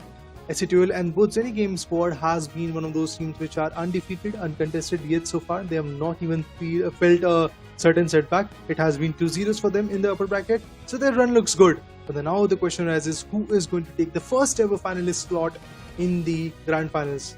That's what I'm waiting for. Yeah, is it going to be is it going to be Satl, or is it going to be Zeni Game? Say there are a lot of speculations, there are a lot of things that, you know, kind of go and run around back of our minds, but I would say it's like Zeni Game, the way they have the kind of lineup that they have, like Swifty, Disciple, Sora, Fura, Sadao, experienced players, and they have been exceptionally well. But really look forward to what is going to happen next, because even for the next two teams that will be playing in the contention, it's Blisten Gaming versus Godlike Esports. Both have faced a 2-0 defeat. Godlike Esports, for your information, they are that team that is True Gravity, who won the ACL of India Qualifiers, who won India Open as well. So, Yeah. a lot of expectations from them, but Blisten Gaming will be also looking forward to just take a revenge and continue their run in the lower brackets. While for Godlike, who this lineup just joined Godlike Esports few days back, but now they're here to make the name and to uplift the organization's name in the global standings as well. And for them, for to do that, they need to just step up and win all the games in the lower brackets run. Yeah, it's pretty important for them at this point. I mean, there is no other option, should I say, for Team Godlike Esports and even for Team Blisten or any other team which is there in the lower bracket at this point. They have no other option. If they want to prevail, they have to go in a long run, and that's exactly why coming back to the lower bracket is not something that you really want to go with. You want to be in the winners bracket, where in the upper bracket we can clearly see it's just two teams at this point. We are already there in the upper bracket finale, where Team Satl Esports and Team Zeni Game squad are pretty much getting ready to see what happens in that battle of a PO3. But yeah, in the lower bracket, we have already got our first team which has been out of the equation, and that is Team QRS. Unfortunately, they are not here with us anymore in the competition. Meanwhile, when it comes to Team No Tilt, I mean, they have got their first step already being delivered. But remember, guys, there are many more matches for them to come up with. Many more interesting chaoses are going to be there, and then finally in the grand finals, whichever team, it could be Zeni Game, it could be Team Satl Esports, whichever team they face, if they are able to make sure that they go towards the grand finals, they are again going to have a very fierce competition in it. The reset will be coming in. That's the key point, guys. Remember, the lower bracket team, if they are able to beat their opponent once, they have to do it again in the grand finals in order to get the winning streak in their favor. Yes, for sure. And I can forget Godlike Esports, I mean, previously known as True Gravity, they had a great run in the ACL in the main stage, which was done in Thailand, and they went all bonkers. The lower bracket dream run that they had was something that everybody wanted to see, and they just delivered it. But now, can they do it once again? Because against them, it's Blisten Gaming. We can see the experienced players like Tencent, Kid, Crowley, Strix. Oh my god, this is gonna be one hell of a match. For sure. Experience is like coming to the brim at this point, I have to say. Every single individual is here ready with their strategies to play along with them. Eventually, as you rightly said, Team Godlike has got their lineup ready. It's Team True Gravity previously, and now they are Team Godlike Esports. I'm looking forward to see what kind of strategies they are going to bring into the picture. Ribbon, Zsol, Melon, Vulcan, these are four amazing individuals which have been so chaotic all through the way. Now the question is what will they do against their opponent this time? Blisten Gaming again also looks quite good when it comes to the lineups. Crowley, one of the legends from Indian subcontinent. I'm looking forward to see what kind of strategies are going to be there from their perspective as well. Yeah, I mean, Crowley is one of that player that has big brains. He knows what situation to handle in what ways. So that's a kind of thing that I am really looking forward. And it has been a long time since we have seen Crowley going into the global. I mean, Revenant were the first team in which Crowley played. He was one of the first players from Indian region to go and play in the World Championship. But now it's time. It's a new team. It's a new contention. Blisten Gaming versus Godlike Esports. This is the situation that they look forward to. You're talking about the new contentions. Well, we have got a new face on the desk as well. Lucifer, I welcome you back, man, and let us know how was your day and what kind of excitement do you have for the day? I mean, excitement is on its prime for me, because this is the World Championship Series India Qualifiers, meaning best Indian team. I want to see who it is going to be. As you said, Blisten Gaming, I think this is a team that we are looking forward to. As NeKRoz, you mentioned, the big brain Crowley, what does he pull off? There's a Mew ban, a Hoopa coming in from Blissey, and I know he's annoyed by those quick teleports that we end up seeing, but Gyarados and Mimikyu are those all-rounders that everybody has to fear. Now Blisten, to start things off, they pick up the Trevenant. I think it's a very good pick. All of these games so far have been decided on how your defender plays. Now coming in with Umbreon, so far of all the games, not just here in the Indian circuit I'm talking about, but the other circuits as well, Umbreon has not been the best of the picks, because it has shifted into that I'm sorry, which is the healing one, right? I forgot the healing moveset, but that healing is not going to be enough for them. Let's see if it works out. Ruben on the other end is going to be picking up a Sylveon. We do end up seeing the Blazy Hun. Let's see if that Blaziken actually finds damage with the overheat, because in the last game, it did find value. I mean, Lucifer, I can't just forget what that Blaziken... I mean, he wrecked the players. Like, it was nothing. It was just a piece of cake. But also, if Zisol is coming with that Leafeon as what he's anticipating for, those Solar Boinks is gonna give some hefty damage to these all-rounders like Blaziken and Trevenant. But Trevenant has been exceptionally well in the past 2 to 3 games that we have seen. Let's see how that works out, but the Slowbro is coming in. I like this, and we find... Oh, it's Crowley, done. Come on. It's done. Strix. Yo, you can't. It's coming out. Now, NeKRoz, here's the thing, right? I wanted to see the Scizor. We've not seen the Scizor, right? Scizor is still a very viable Pokemon. On top of that, we were about to see the Slowbro, the true bro, and they don't pick it up. And I think for me, Crowley, right as now, I'm going to be a tad bit angry on you. But on the other end, we end up seeing a Dragonite. Now, if you remember their ACL run, NeKRoz, this Dragonite annoyed every international team on that stage. They were about to pull off the biggest upset and maybe even crown themselves as the champion. They did come up at #2. Maybe they're here for vengeance, but NeKRoz, I think a lot of fans are going to be a tad bit disappointed on this lower bracket start here for Godlike from the initial first match that they played. Let's hope it works out. We have a Crustle for them as well, and this is what I was talking about. Your only one defender is not going to be as viable, and now I remember it is Wish. I had to remember a Wish to get that Wish as a healing, and with that, healing is going to be something that they don't have to be worried about, but the defense power with Crustle is going to be fulfilled. Yeah, for sure. And I mean, 2 of the players are playing on Stack Belt, the Meowscarada as well as the Blaziken. It will be important for them to just complete it. I don't doubt Crowley at all when he's playing that too on a speedster. He has been exceptionally well. But as we mentioned about the Godlike starting from the lower brackets, but no, we remember the ACL run, like the lower bracket might just be the lucky charm for them, but all the answers will be here right now as we start off the first game of this BO3 series between Godlike and Blisten Gaming. Start it off. As of now, it looks like just... Okay, so the Zatu is taken away and they shift to the top part, the EVs.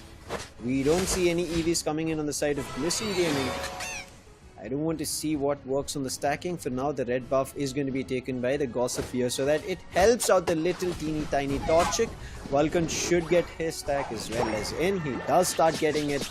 I'm pretty sure it should be a Wish build because as you mentioned, right, they have tad bit squishy Pokemon, both the EVs. They're playing on a triple.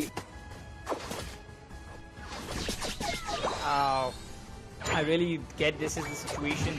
Sylveon also coming into the question. That Hyper Boy is giving some hefty amount of damage. Vulcan, he's also there. It's 3 people out there, 3 players from Godlike Esports. They have a good run, and we know Akul, he has been exceptionally well playing on that Dragonite.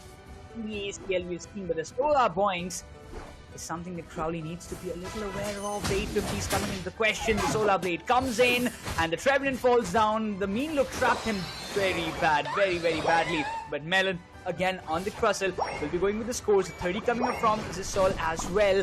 And Ruben, on the other hand, just making and paving the paths for Akul to just complete the score lines for himself. But it seems like Trevenant has got some different intentions. But oh, this is bad for Ruben. He barely survives, but one even basic attack damage could have got that KO on his end. But Sylveon is still there. The scores are being dunked by Godlike Esports. They want to have that early game control for themselves, and Trevenant, they're not allowing him to level up that quickly. And now the Eldegoss as well as the Meowscarada are being trapped out. This is something that they definitely look forward just get the control, but the scores are completely inevitable by Blisten Gaming. They just can't do anything because the kind of control Godlike Esports they're showing, it's really something that Blisten Gaming, it's like a nightmare for them. But talking about it, the Dragonair, it has gone around the legendary pit, just kind of going and just farming as fast as possible, but that NeKRoz again, one coming up in the question, the Crustle and the Umbreon will be there to take care of him, and followed by the Solar Boinks in the contention. The scores are completely coming one after another, and the KOs are just going in, and for now, it's like the situation, the levels are being up one after another. You can see the level difference that Godlike Esports they're creating right now. They've got an open field of gold score line, and it might be possible that Dragonite with the Hyper Beam will be looking forward to get that overdone for himself, because the 30 score might just be a little challenging, but yes, again, the Regirock is something that they want to secure for sure. I mean, definitely they really want to take that advantage in their favor, and I'm looking forward to see if they can really get it. I was sitting on the backends and trying to analyze what was happening in this game, and to be honest, Godlike Esports is doing a great job of showing that destruction, maintaining their stack, be it the top lane or the bottom lane. They're doing a very great job at it. Akul really wants to go for a stack of 30, but even before that, they're trying to push back their opponents. They're absolutely on point with it. Now, there will be another set of 35 goals being there, and there goes the bottom lane as well. NeKRoz trying to fight back. There goes the KO. Oh my god, every single whole advantage, every single objective Pokemon, they're getting it all. Leafeon gets one more, and that's NeKRoz. The KO streak will be coming in. Now, the Speedster, all-rounder, and the attacker combination is definitely working out, and the stack on the top lane is quite amazing to see. For sure, look at the team push. They want to push this Regieleki so bad, but the counter attack is just too amazing. Hyper Beam doing the damage. Trevenant, he goes down, but now the Regieleki is still not hit. The Exorcist coming into the question. Dragonite also looks forward. The Solar Boing comes the Blaziken, and now the Regieleki, it might have got the hit. Yes, it is, and the scores are still being done. Oh, my bad. The Regieleki did not hit for sure, but the scores were still done and dusted. It's a 225, and look at the steal beyond. It switches to the bot lane and instantly gets the score dunked. Well, this is not looking easy. 265 to 23. Blisten Gaming definitely needs to step up at this point. If they don't, journey is not going to be easy for them. And initially, it is looking like Team Godlike Esports is having a total control, and they're getting multiple KOs. And look at this, once again pushing back NeKRoz, and there goes the KO. He can get another beautiful one. Satl is also going to get contested. I mean, they're farming the wild Pokemons, meanwhile getting the original ones as well. That's amazing. Now it's the turn of Trevenant, I believe. Oh, he just survived. Crustle finally got taken down by Eldegoss. I was really wondering that Pokémon UNITE might just crumble him down, but Akul on level 11. This is a pure disaster with the NeKRoz coming with the UNITE. Gets a lot of damage on Umbreon. Followed by that, he charges on Sylveon with the Solar Boinks coming in, denying the fact that Mr. Crowley, you're not allowed to come this close. But Akul, and as well as you can see Strix waiting in the tall grasses for the right moment to get the steal, but it seems like there has been a lot of hindrances, but the Crustle is surviving in a very low HP, needs to just reset. But I've got my main man back on the desk. Sam, I'm really looking forward to see what can be the outcome, because Godlike Esports, they're completely annihilating the players of Blisten Gaming. I think this is what happened to me as well. For a second I went boom, and now I'm back a boom. And I hope like Godlike are going all out.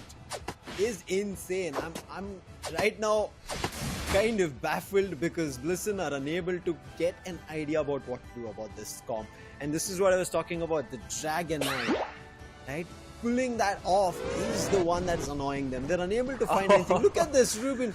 No. That was a support just trying to get some dunks in, and they stop that. Now look at this, Vulcan tanking so much, but Wish immediately heal back up, and that Sylveon goes behind Eldegoss, for sure confirms the KO. And now Crowley, trying his best to survive, is trying to run away. Did put the flower, but it's not going to work out. Even the NeKRoz is out for business. It's going to be Nurse Joy to take care, but is this a viable decision? No, it is not. Trev decides to jump in, and they both end up getting fainted. NeKRoz, right as now, listen, I'm pretty sure they have no control of what they want to do. It is just Godlike reigning terror. 11-14 Leafeon is just wrecking everything that is coming in his way. Let it be NeKRoz, let it be the Trevenant, Blaziken, that doesn't matter. The kind of damage, the amount of damage he's doing, it's literally immense. And also stealing these buffs from the farming pit of Blisten Gaming. It's really something that they never imagined, and now the way they're just thrashing them, it's really something that they're enjoying. They push the Reggie, but yeah, keeping the Blaziken busy at its work. They will be focusing on the bottom Reggie for sure, while Sylveon and the Crustle both are just waiting for the right moment because they're just 10 more seconds on the clock. This is going to be uncontested. They're going to quickly get it, but Crowley and Mioscarada, now they see him. I think they don't have any more time. They decide to call it quits, and that Regius will be there. Melon, it's a little bit of an tussle. Ejects, the Crustle will survive. Leafeon was the distraction, and now everybody go back to their own half paths. But now coming into the final stretch, the last 2 minutes, Blisten, they have to go for this. They have to get the Rayquaza, and they will have a chance. Take 1 point against Godlike, otherwise Godlike will get game number 1 under control. Crowley on that Mioscarada again taking the top path score, but you can see even after that 46 dunk, it's still not destroyed NeKRoz. That's how much Blisten in the very start of the game was stopped. Now then again going for another whole dunk, this should give them a score plussing of 90, and that's going to be a 94 finally to destroy the top goal zone, getting the score to 186. Godlike Esports are quite aware that, we don't need to meld the Rayquaza, we don't need it. We can just defend it and we can win this match. But looking towards that, Sylveon has got some different intentions. He's coming and going for a 100 dunk. But for now, you see the Unites being committed. The values might be falling into the pieces, but the Leafeon is down and out. This might be an opportunity, but they're still lagging behind. The 300 is going to trouble them. As you can see, the right side team is on a huge lead. Nice Unite to get away from this tussle. And now Umbreon gets stuck, but doesn't matter, steals the shield and runs away, and now they know Blisten, they have no chance in the game. Rayquaza is their final hope, the final card they have to play in, and they are jumping in, swooping into it. Russell has been caught along with the Dragonite. That goes down. This can be an opportunity. Vulcan was a little tad low, but with a wish, and then the Hyper Voice secure coming in. Godlike will secure game number 1, and Blisten can't do anything about it. Eldigos is going in for a lower bottom 43. That's going to be an 86 score. It's not going to be enough against the Shield score coming through of 76, and then it's going to be an 84. This game is secured for Godlike Esports. Yeah, what a game, what a start that they had. From the very start of this round, or I would say this match, Godlike did not give a single chance for Blisten to even step forward. But this final stretch fight, Sam, was something that, kind of brought back the hope for Blisten Gaming when they first got the Leafeon. I really thought that might be the turning point. Even the Dragonite being cornered up by 3 of the players of Blisten Gaming. But it was not the case. Godlike, they were just too good in this situation. Yeah, I think the early fight control itself, NeKRoz. Yeah. There was nothing from there. 543 to 272. Look at Ruben alone, 246 score on him.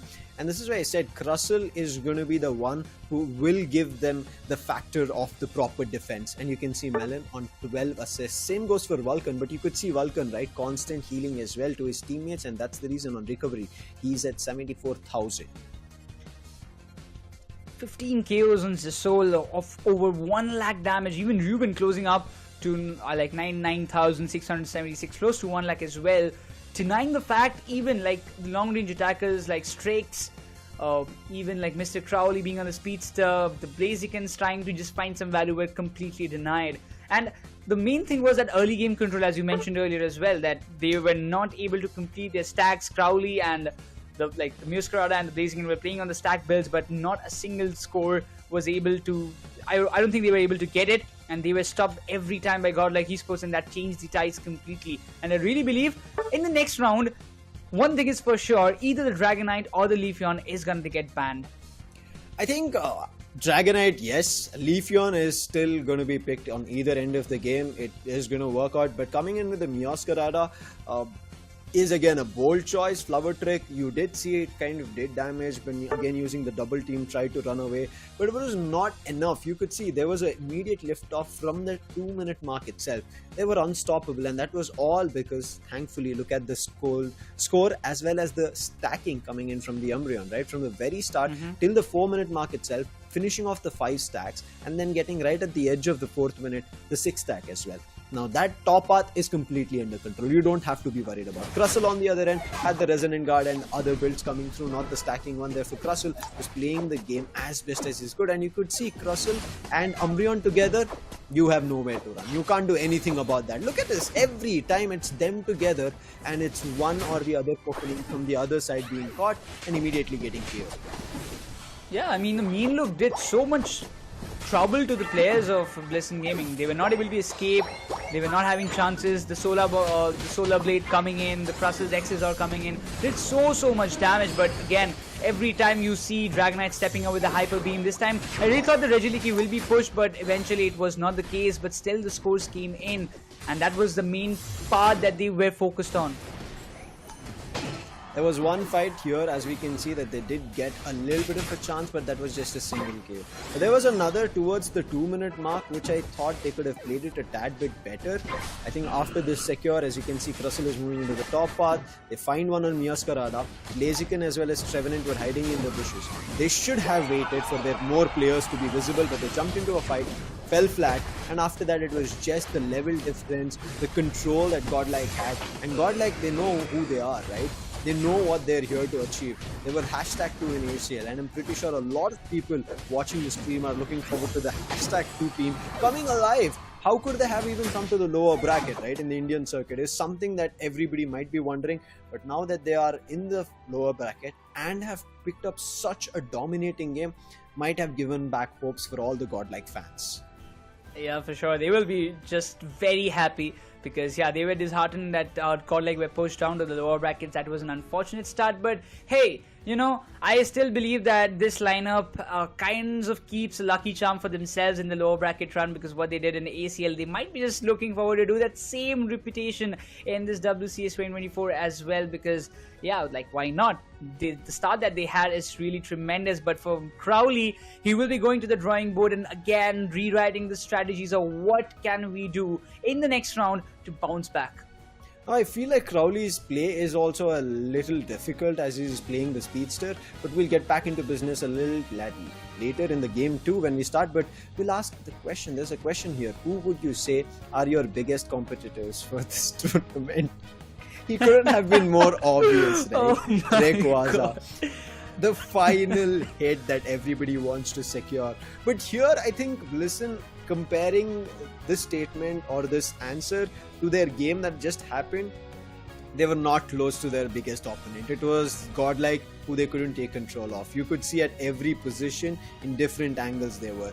Let's talk about the team profile here on the side of Godlike, and I'll let you take over, NeKRoz, and let us know about it. Yeah, we asked them what do they think are the characteristics of their team, and they say that our team is quite versatile and we adapt pretty quickly to the enemy's playstyle. And after what we saw right now, it is quite justified, isn't it? So just from the start, stopping the stacks being done, getting the control, trapping them out, and yeah, that's the kind of, I would say, the typical players or the typical strategy that Zisol comes up with.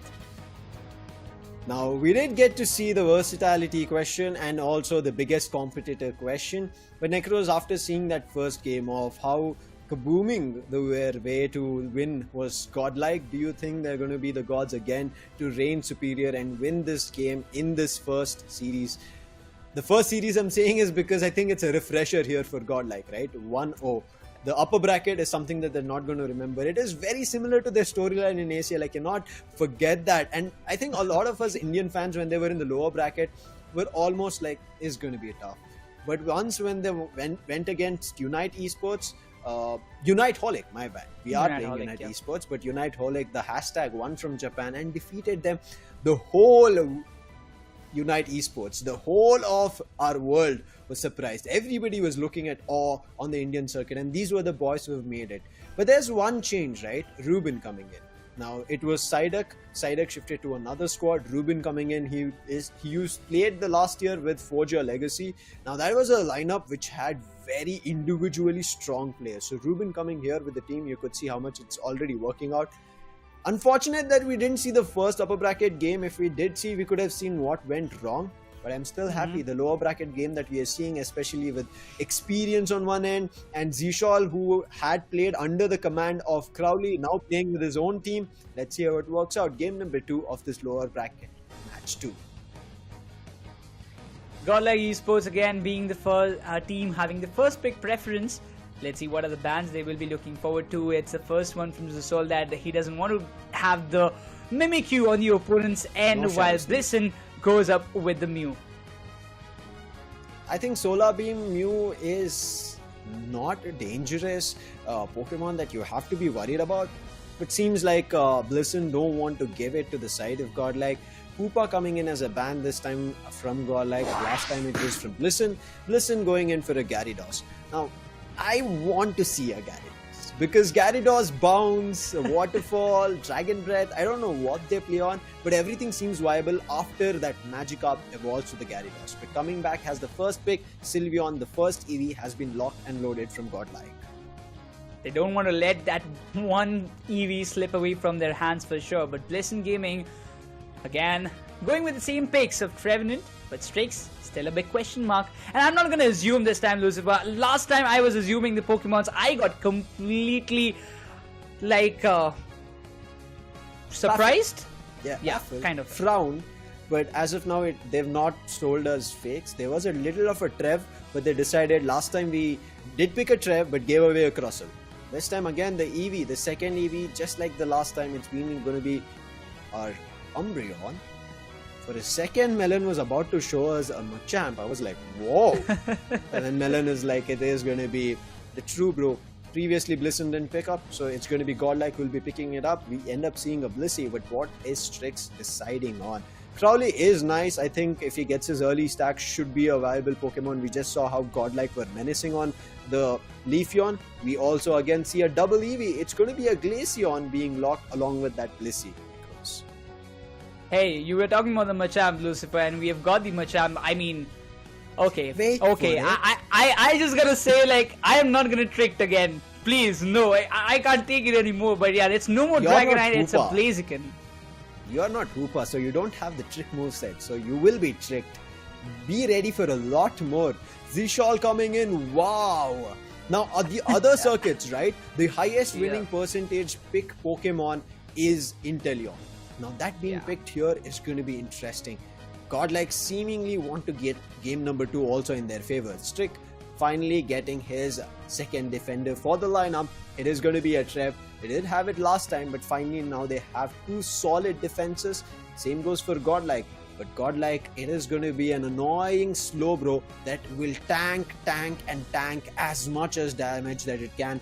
And leaving you guys wondering, how can we take down the slow bro, especially with Vulcan who will be playing on Wish? Oh, that's something that they need to take care about. But also, Zisol being on the Inteleon, we have seen it in the previous ACL.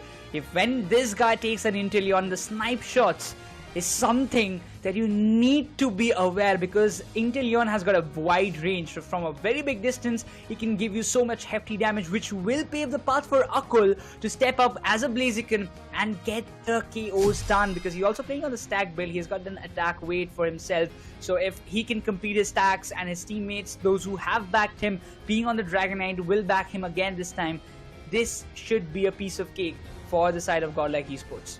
Yeah, let's quickly talk about the Secures as well, because Crowley did mention, right, Rayquaza is their biggest opponent. There are 3 Secures on the side of Godlike, whereas when we see on the other end of Blisten, I am not too sure. Maybe the Leafeon that they picked up. I'm not too sure how Glaceon can go for a Secure, but there's one. NeKRoz, I'm pretty sure you'll remember this. The supporter last hit Secures. They have a Blissey. My god. So if it happens, Crowley is going to be the most happiest. But we'll talk about the game that has started, game number 2 underway.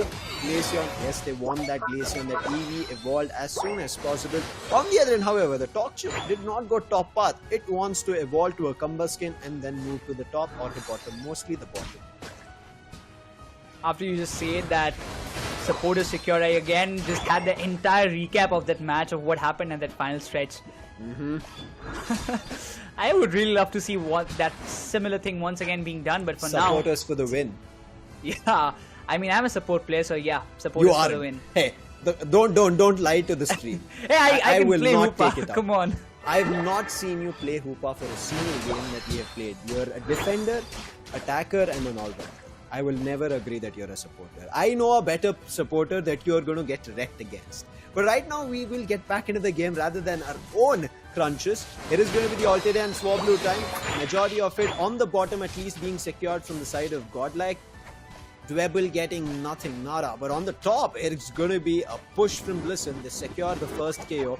Will get that Sylveon to reset and come to the top. But by that time it comes to the top, the Umbreon, which is still not evolved, the teeny tiny Eevee again gets KO'd. But Inteleon, Zishal keeping them in check. Gets the Leafeon down. Sylveon's here, so the Trev, who was trying to annoy them, will be finally put to rest. Will be back at Nurse Joy's Pokemon Center. Will be back on top later. That is going to be a nice answer back from Godlike to keep control of the top path. But hey, meanwhile, Crustle invaded the jungles of Godlike Esports, got some buffs stolen from their side, and instantly going for the scores. And that is going to be important. The stacks being completed one after another. This time, Blisten Gaming. It seems like that early start that they were denied in the previous match, they're just completing it and just not letting anything slip away from their hands. Crowley previously played Masquerada, this time playing the Leafeon. Kids stuck here, but they do have a Blissey. Will be back. Get that Citrus, full health. Waiting for the Altaria and Swablu again, but also in the next 30 seconds we're going to be seeing the battle for the Reggies. Looks like they're all grouping up for the top path, whereas the side of Godlike, they're grouping up for the bottom. Altaria and Swablu before the Reggie fight, Overheat should secure majority of the Altaria and Swablu, and again it is the same case, majority of it in terms of experience going to Godlike on the bottom path, with the top being pushed from Blisten. Godlike decide to push the bottom, make sure that Crustle pays a price, and for the top path push, they will find that secure. Crustle will be down, they will dunk some goals and immediately jump to the Reggie on the bottom, whereas Blisten, who went for the top path fight, only for the Altaria and Swablu, will be delayed before they reach here to the Reggie Rock. The secure is not good. Unite also being committed, so the Unite is also lost from Crowley over there, and that is Godlike with full control here on the bottom path with the Reggie. He might even go to destroy the bottom path, and yes, the big overheat damage. Crustle is down. That is magnificent coming through, and now Glaceon trying its best, but Glaceon is only locking onto all these defenders, the walls, and therefore no KO yielded here. Godlike will regroup back and that fight winning. Godlike still are only on a tad bit advantage here, NeKRoz, lesser than 4 goals.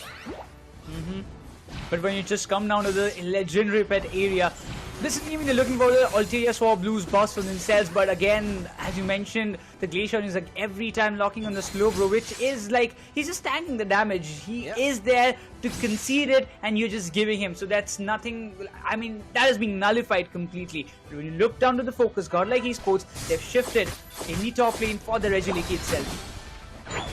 Top path, another fight brewing here. It's time for the Regiliki. Crowley tried with the Solar Blade, not much to be found. Crustle, can he stop Vulcan here? Trap him. X's or misses. Solar Blade cooking, but no target being found. And you can see Godlike, the distance that they're keeping behind their all-rounders, the ranged attackers, and how the front line is working out. Crustle tries to invade, pushes, but pays a price. Solar Blade does damage, but they don't worry about it. They have a Wish Umbreon. Unite being committed from Z-Shawl. This should give them the secure. Sylveon also finds, and now that's big damage. There's no way to survive. Blissey is the first to fall. If they follow this up along with the Regiliki as the 6th ally, might get the top path and break the goal zone with the overdunk. If the Regiliki sits, all they have to do is go for a single hit. Emerald 2-step comes through, Umbreon finally down, the healing will be denied, but they're still committing, the fight is still ongoing. The Leafeon finds a double before going out to the Inteleon, and now Inteleon trying to bring back the fight with the Trev going down, and as I said, as soon as the Regiliki is going to be a sit, it's going to be an overdunk of a 40, but a 4 KO streak. Inteleon wipes everybody smooth off the top path. The soul for the win, that's the one statement that Godlike Esports, they will be looking forward to it. But now, Melon again being in those radars of the Crustle. Followed by that, there is Umbreon still in the tall grasses, and Zisol switches to the bottom lane instantly with those snipe shots. Will be looking forward to get some hefty amount of damage. And again, I really believe that Zisol will be looking forward to get the last minute steal that would be possible, that what he did previously in the first objective.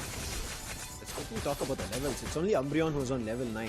Therefore, a big level advantage here for Godlike. Whereas Blisten still have players to level up. Krustle is on 9, Blissey is on 9, level 10 only on Trev. Whereas majority of the players I end up seeing are close to level 11 and 12. And with the Blaziken also reaching level 12, Godlike are going to have an advantage on their front line a tad bit compared to the back line. Umbreon, as I said, is something that they might be worried about, but they're not. The damage that they're able to deal is not even giving Blisten a chance. Talk to him, traps Vulcan, but for what gain? Nothing.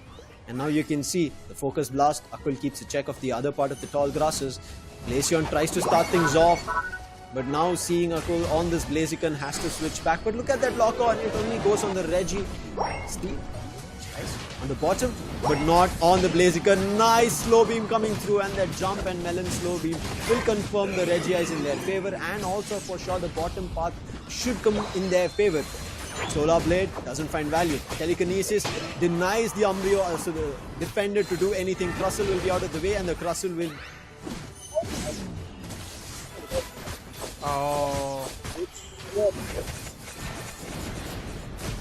Oh, they want to go for an overdunk no matter what it takes, and every time they are being denied. The Krustle, the X is also working brilliantly, but this is the opportunity. But Trevenant, he hops into the fight, but the Blaziken, no, the score just by a single second has been denied. The Solar Blade coming into question, but the Snipe Shot still did a lot of damage. Blaziken was able to make a fallback from that position, but the Umbreon again, the defenders are being locked up by the Glaceon every time. Now this is troubling for Blisten. 240 to 194. Again, the difference is not that big comparing to game number 1. Game number 2 seems to be tad better. Blisten is contesting, but it is not them controlling the game, it's them defending the game. And for them to defend, they need this Krustle. But we have never seen much of Trev action that they've been able to utilize. But in the less of 5 seconds, it's time for Rayquaza, Crowley's main opening. This is interesting, the legendary pet fight. This time Blisten Gaming, they don't want to make any mistake. They know that the difference is not that... Yeah, like they want to make something. I really believe that they will anticipate that Godlike will be looking forward to defend it. But this time definitely they have some different strategies. Mr. Crowley, what are you thinking right now? What's that big brain planning? Listen, they know they are on the deficit. But in terms of the goal zones in the paths, both the bottoms are still okay, the tier 1s. Therefore, I think Crowley feels like just that close game, meaning that they might be closer to victory. But wow, that Solar Blade misses. That's going to be a big 46 coming in, and for sure now, Godlike will know that they will be on the lead, and therefore, Rayquaza fight starts. It's going to be the Trev right inside it, but the Hyper Voice pushes out. Glaceon locks onto the Sylveon. Now the Krustle on the backline, but there's going to be the Trev's Phantom Forest coming through. First KO, the Sylveon is down. Blissey might also go down. Yes, it does. It's going to be big finds for Godlike Esports as they're putting everybody down, and the last line of defense or the attacker was Glaceon. As that falls flat, all 5 players are gone from Blisten. This is Godlike securing game 2 and the series. What a play. I mean, Crowley, they had their own plans, but not how Godlike Esports anticipated. Before coming into this contention, the Blaziken went to secure those buffs, and he just came in the right moment to strike in, and they know it. Blisten really knows that there is nothing that can win them the match from this position. Even after that, Leafeon is getting the KOs. He's facing the KOs, and once again, there's a double KO streak for the Slowbro. Unstoppable. Godlike didn't become dominating at the start this time, but towards the end, especially after getting Rayquaza, as you can see, they are unstoppable, unbeatable as of now. But this time, Rayquaza was the main opponent that we ended up seeing, and they couldn't do much. Dragged that poor Blissey and got the KO in their own base. That's Godlike for you. A 2-0 coming in here, and they will be for sure happy.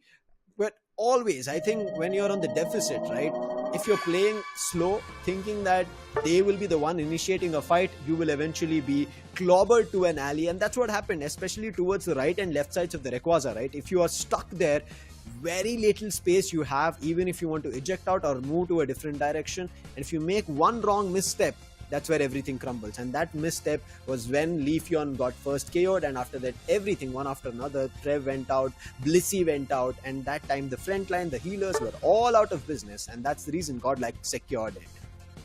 Look at the damage, 92,000 on Zisol, on Akul as well. Oh my god. Even Ruben stepping up with a 57,000 damage on himself. They did a fantabulous job. Like, as we mentioned earlier, they were all the attackers. Like, if you just take it, Zisol, if we talk about Ruben, they were playing just behind their frontline attackers, the defenders, like the Slowbro, the Umbreon, even behind the Blaziken. And that kind of support that Zisol was giving to Occult to just step up and find the KOs was immense. That was, somehow I felt like it was lacking in the ends of Blisten Gaming.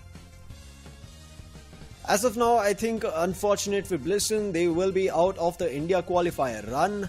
Crowley, yes, would have wanted to go a little more further, but initially, as we was talking about it, right, when you take up these speedsters, ranged attackers as a role and also call, I'm not too sure if he's the one still calling, is going to be tough, because you also have to be quick on your thought process of what you want to do as an individual, but also for the team. I think that's where Godlike had a lot more control of things, and even in any battle that happened between Blisten and Godlike, it was Godlike in control, Blisten finding an opportunity to score in Zone A or Zone B whenever it was being left open on either of the paths.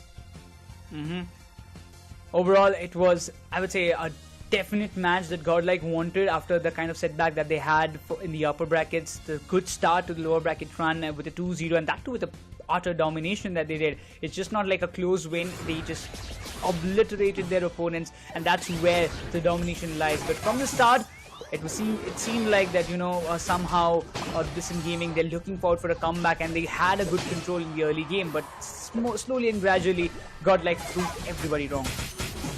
I think this early game, as you can see clearly, right, bottom path never was in control.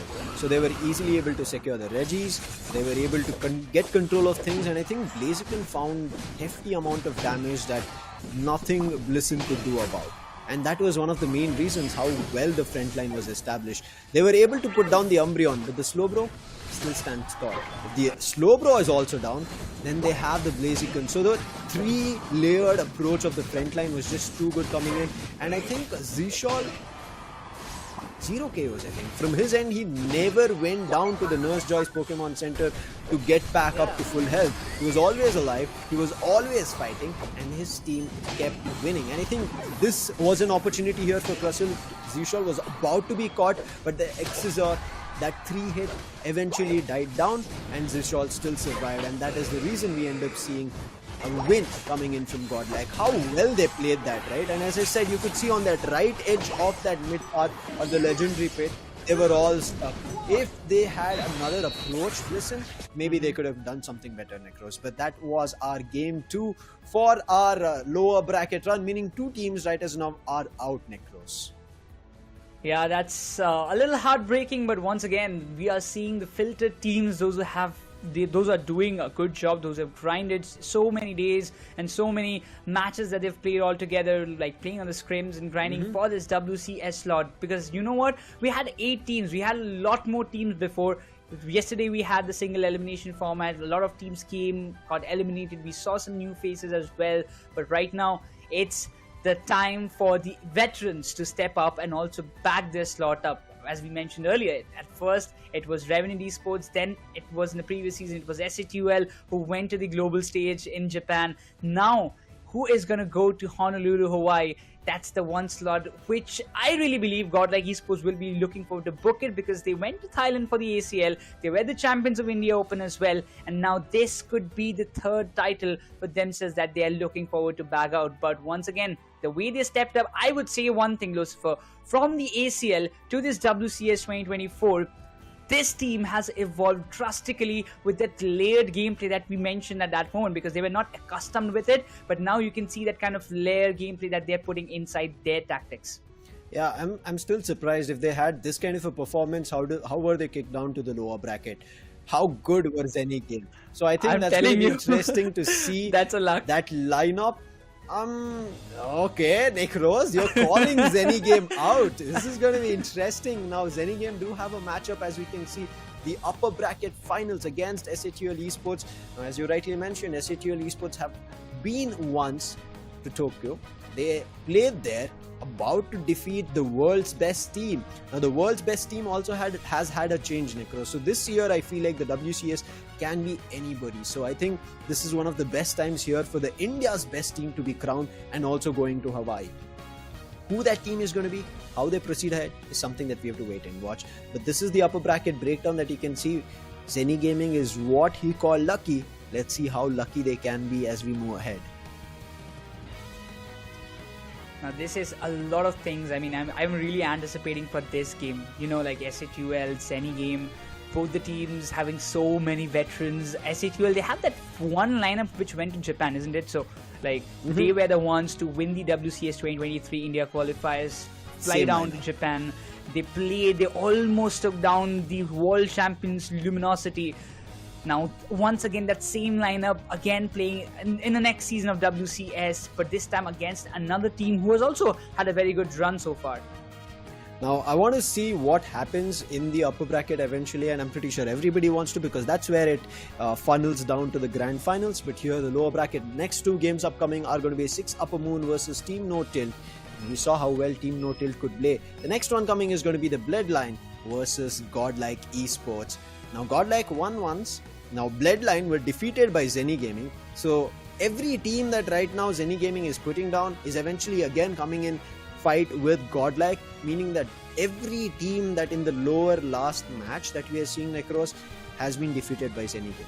Now, Zeni Game, let's see what they can do eventually in the upper bracket finals. Can they even defeat SATL? As you mentioned, yes, they have a big lineup coming in with a mix and match, broken down teammates of other teams, bringing in with Swifty coming in, and let's see how that works out. Yeah, for sure. I mean, again, that's like those veterans, again, experienced players coming into questions. But now, once again, the question arises is that, you know, this is a new set of team that what Godlike is going to face. But 6 Upper Moon also, they're also a very good team. And the performance that Team No Tilt actually showed in their first game against QRS.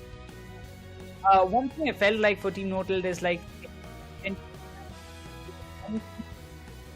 and in the first game, it was like the kind of strategy or the synergy that they had between themselves. Now, I think Team No Tilt in that first game that you and Raider were casting, it was like in a customary game for them. They were trying to get a grasp of what their opponent were doing, but once they had the grasp, there was clear level difference. They were commanding the game. They were clearly in the driver's seat. So it's going to be interesting of what Team No Tilt can do. But again, 6 Upper Moon, I've kind of seen a couple of their games here and there. Looks like a solid lineup. I'm not too sure how they're going to perform, because one question here is, right, how many ever games that you play offline and how good you are over there, but whenever you come up on a live streaming game is where the actual pressure mounts up, and that's how you would have to kind of break it apart or try to figure out what is the best approach here that I do not deal with the pressure of the players or the viewers watching, and how do I also control the game. Now, it all depends on what their IGL also does, because if they're unable to control that environment, they're going to be in a chaotic comms, meaning they'll be calling, hey, there's bottom path zone A being destroyed, top path zone A being destroyed, there's the Pokemon here, here's the speedster, and that is going to cause a lot of trouble, which I clearly could see from Godlike not being there. They had a clear-cut plan as we saw this game, and they were able to execute it. Can they execute in the next upcoming games? Can 6 Upper Moon defeat Team No Tilt? Our answers are going to be answered very soon. For sure. And looking to the lineups, and yep, if we talk about the players of like 6 Upper Moons and all the players, like I was looking forward to those rosters previously when it came down. It came to me that even for the Bloodline that which Godlike is going to face against, they had Illusion, Blizzard, Cool, Mikey, Nova, all those veterans players that we have seen in the previous WCS playing from different teams. Illusion was there in India Open. We saw him. He was that MVP of the tournament because having highest number of KOs with himself.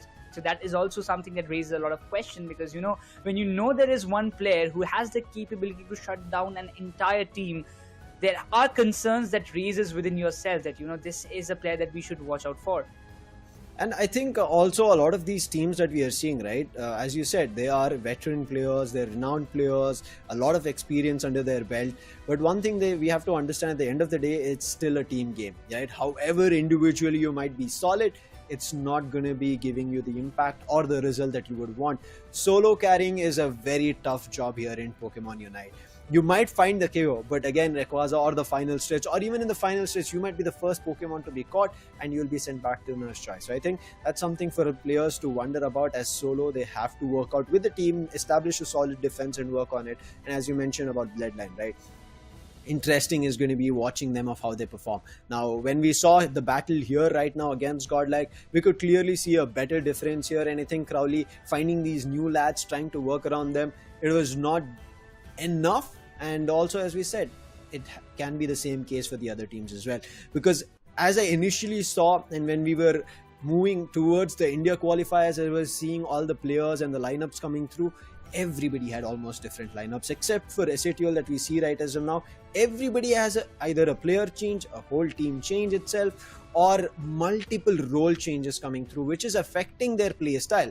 And now that play style for some has worked out. Now, as you can see, Godlike had one change. It worked out really well. Zshal has been moved to that speedster and the range attacker from the last season that we've been seeing from the ACL run that they've been having. And finally, it is paying dividends for them.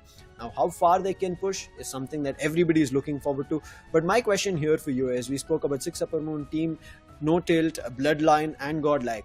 Who do you think is going to move the next 2 teams? What are your calls?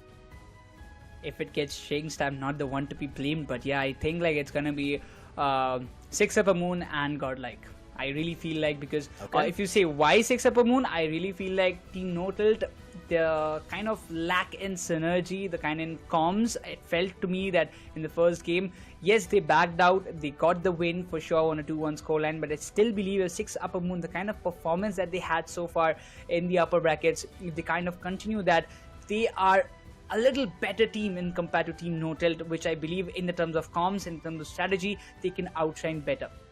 Yeah, I think 6 Upper Moon, I would agree with you, look like a more confident team amongst the matchup, so it might be winning it out. But we will see what happens there. But before that, we will cut to a very short break, so don't go anywhere. India qualifiers and the best Indian team going to Hawaii is still going to come up.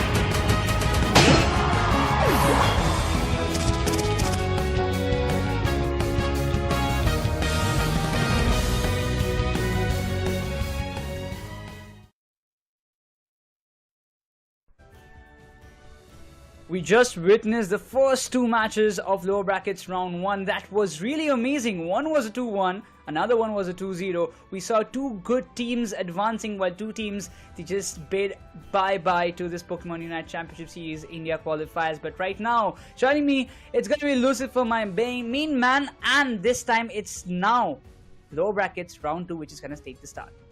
Now it's going to be interesting of what is going to conclude here, because here is where you start getting nervous, you get stressed.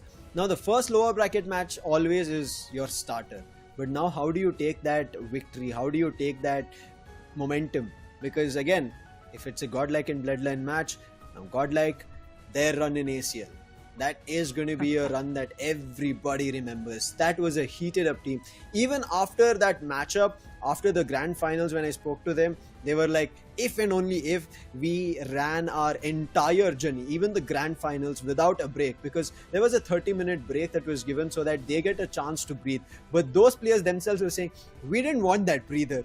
And if they played, they said maybe we could have had a chance to take down and even win the grand final. So I think that momentum is something that they would want to realize. Now that is how you kind of learn, is how to keep that momentum inside you, not let that energy die down. And now in this WCS, if they make that happen, let's see. They have to again go for the reset is something that they have to be wondering, because they're in the lower bracket. But we'll talk about the rosters as well. You mentioned about them, the Bloodline, Illusion, Blizzard, Cool, Mikey and Nova. Now again, these are players from different lineups coming together as a Bloodline. Illusion being the MVP of India Open 2023, Blizzard being one of the very crucial long-range attackers that you can ever imagine in your team. Mikey being that support, Ghoul being that long-range attacker, Nova also can fulfill the roles of being a defender sometimes, so we have to see what are the kind of tactics. But I'm quite sure Mikey might be looking forward playing on a Crustle, maybe Blastoise or something like that. And against them, it's the Godlike Esports. I am mentioning the Godlike Esports because they had the prominent run in the ACL, as we mentioned earlier, and even now the kind of performance that they just showcased us in the lower brackets round 1.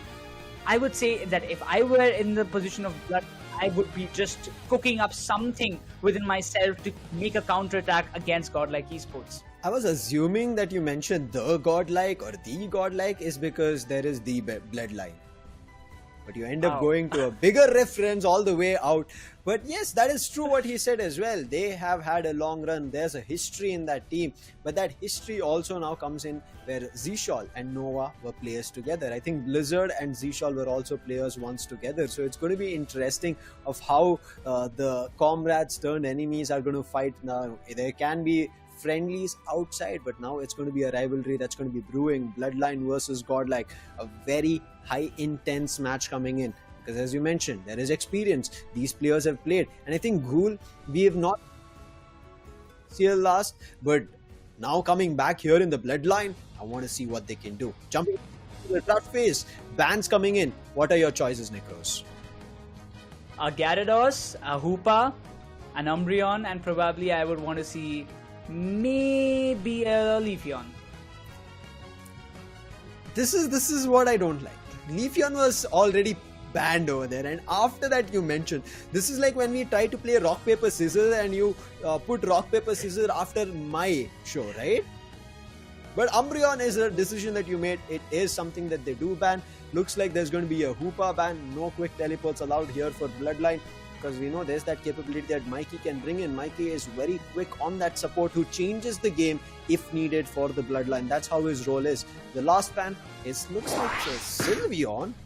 I think I was caught a little surprised. I think maybe the Sylveon ban is here because of the previous games of how we have been seeing that Hyper Voice affect teams. Let's see how it goes. And because Gyarados was not banned, immediate lock, says Godlike. Ruben says, it's my time. No, there's no chance that nobody's gonna take it away from me. But Illusion, he goes up with that Blaziken and Nova. What are you gonna go up to? But Mikey decides to go with the Blissey. On the other hand, Godlike Esports, the next two picks going to be crucial. The Soul Sticks instantly locks up the Mew, followed by Melon on the Crustle. Mew, this is why I was saying Mew is still a Pokemon that everybody can play. It is not that game shifting Pokemon that somebody has to be worried about. Let's look at what Ghoul and Blizzard pick up.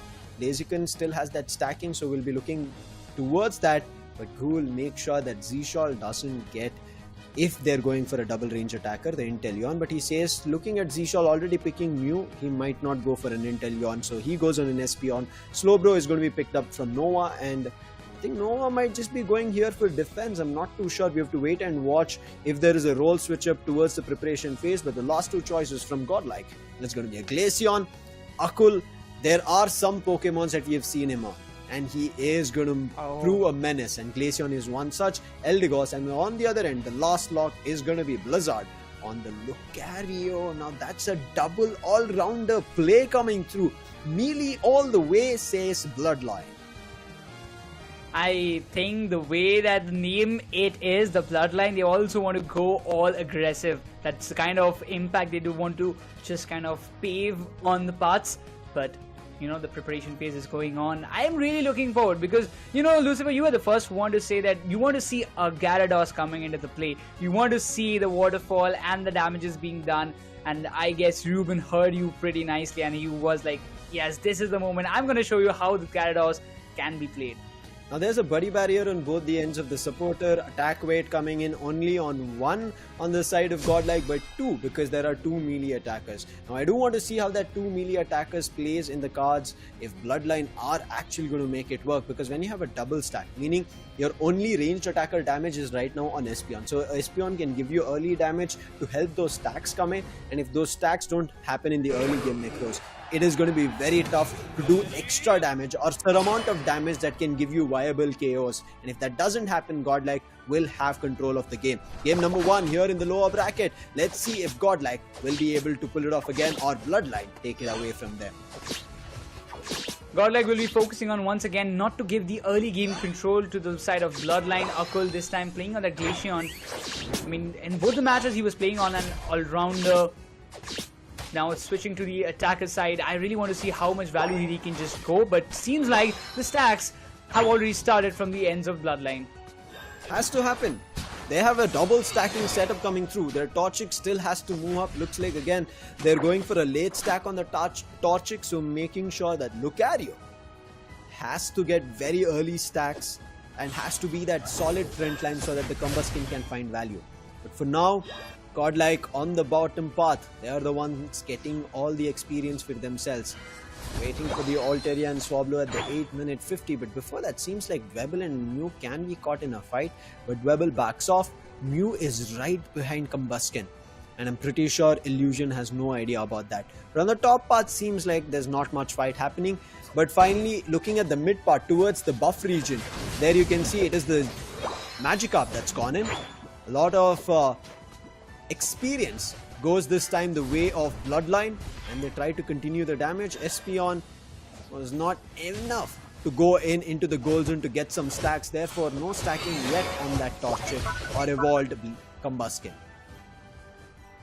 It's gonna take some more time as we can see Magikarp being evolved to the Gyarados, but now the Glaceon Akul, he has a big job to do and it's not easy. The Eldegoss came into the support, but Lucario, he will be targeted for sure, but that is gonna give some good amount of damage, but Gyarados steps in.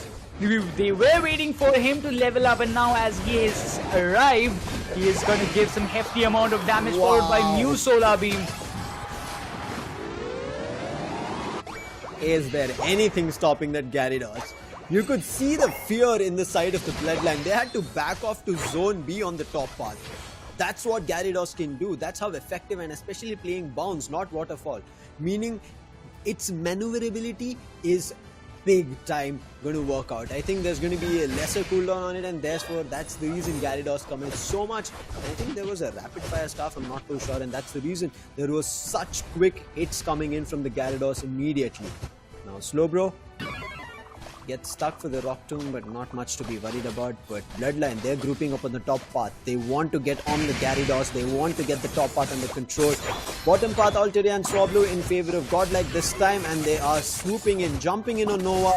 He is trying to make himself in time for the Citrus. First one gets stolen, but before he gets to the second, gets KO'd on the top path. Eldegoss is out of business, and now Ruben has to back off, and with that, Zoni is going to be destroyed.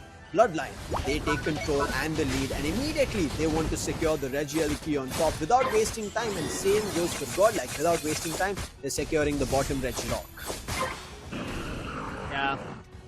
Both the teams took 1-1 objectives, but look at Blissey invading the farming lands of Godlike Esports. Now they have got an intel about it, and Glaceon, they won't just let it slip away, followed by Blaziken. It's going to be tough for Eldegoss, but they have to do something better to stop them. Ejects out, was worried about the X-Scissor and Glaceon locking on. Nova tanks the damage on the Slowbro. Lucario gets Mew. This was not tit for tat over there. That was them easily getting off the person who was stealing their buffs. Mew is out.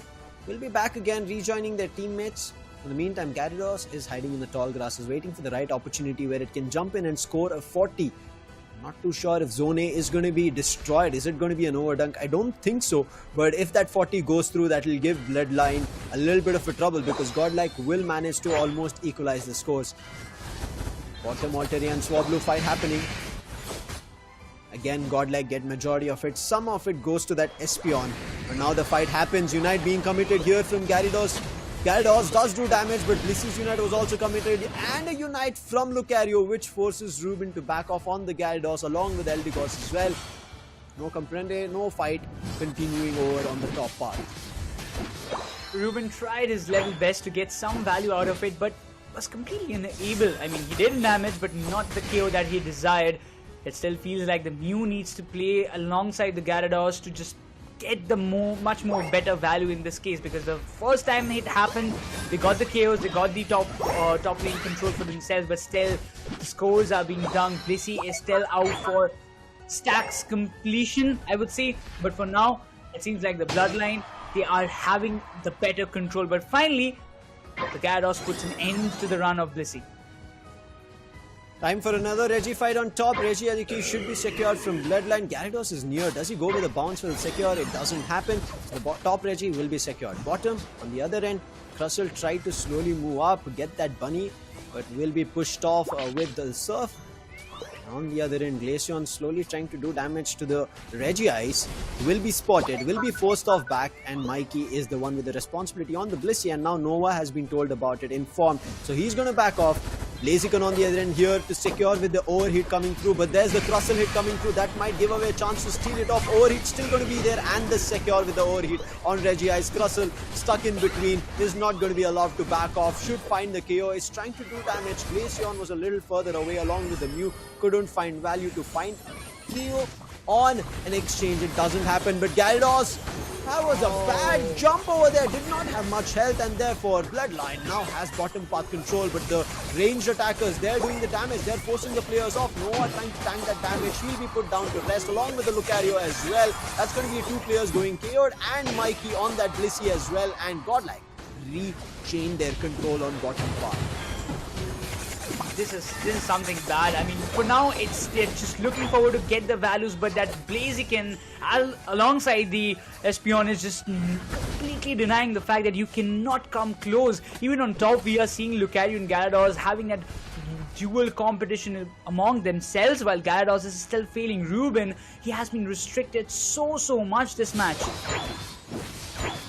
I think Ruben's early quick jump and that damage that he was able to deal was only that first 6-minute mark, and now it's less than a minute for the final stretch, the final fight, the last 2 minutes, the Rayquaza final legendary fight. Looks like control at the center path here for Bloodline. Godlike, they have to get closer to this. We'll quickly talk about levels. Godlike lag a little bit on their support. Can affect. They try to move in for the bottom, but Blissey along with Espeon and a Slowbro is not going to give way for Godlike to get any goal secured. But nice secured. This might find a KO, and that gets tanked up from the Blissey, and therefore that survives. In the meantime, nice find on the Regieleki for the Blaziken. Mew does find one KO, but immediately gets exchanged on the Eldegoss. Therefore, Godlike will decide to pacify themselves and back off in that bottom path fight. 10 seconds to go. There's a Regirock, but there's not enough time left to secure that Regirock. Therefore, it is going to be the final stretch to decide. The goal difference, merely 100. Can be achieved with an extension of a 50. Who's going to do it? This is something that they're looking forward to it. We can see the Unites being committed. We can go. This Mystical Mirage being activated, but the Rayquaza falls in the hands of Godlike Esports. What a secure coming up from the side of Mew. Even the Slowbro gets denied and taken down. The hundreds of score being dunked by Godlike Esports as they march towards their first round victory in this BO3 series.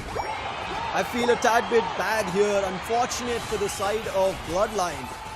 I think committing into that last fight, everybody swooping in and Mew being in distance, securing with the solar beam, gave them the chance, and now Bloodline, even though they were the ones in control, would have to console themselves with this defeat of game 1. They don't get the first early point. Melon hiding. Wow, what a play! Big brain move coming in. Gets that 100. Unable to deny that because he ejected at the perfect spot.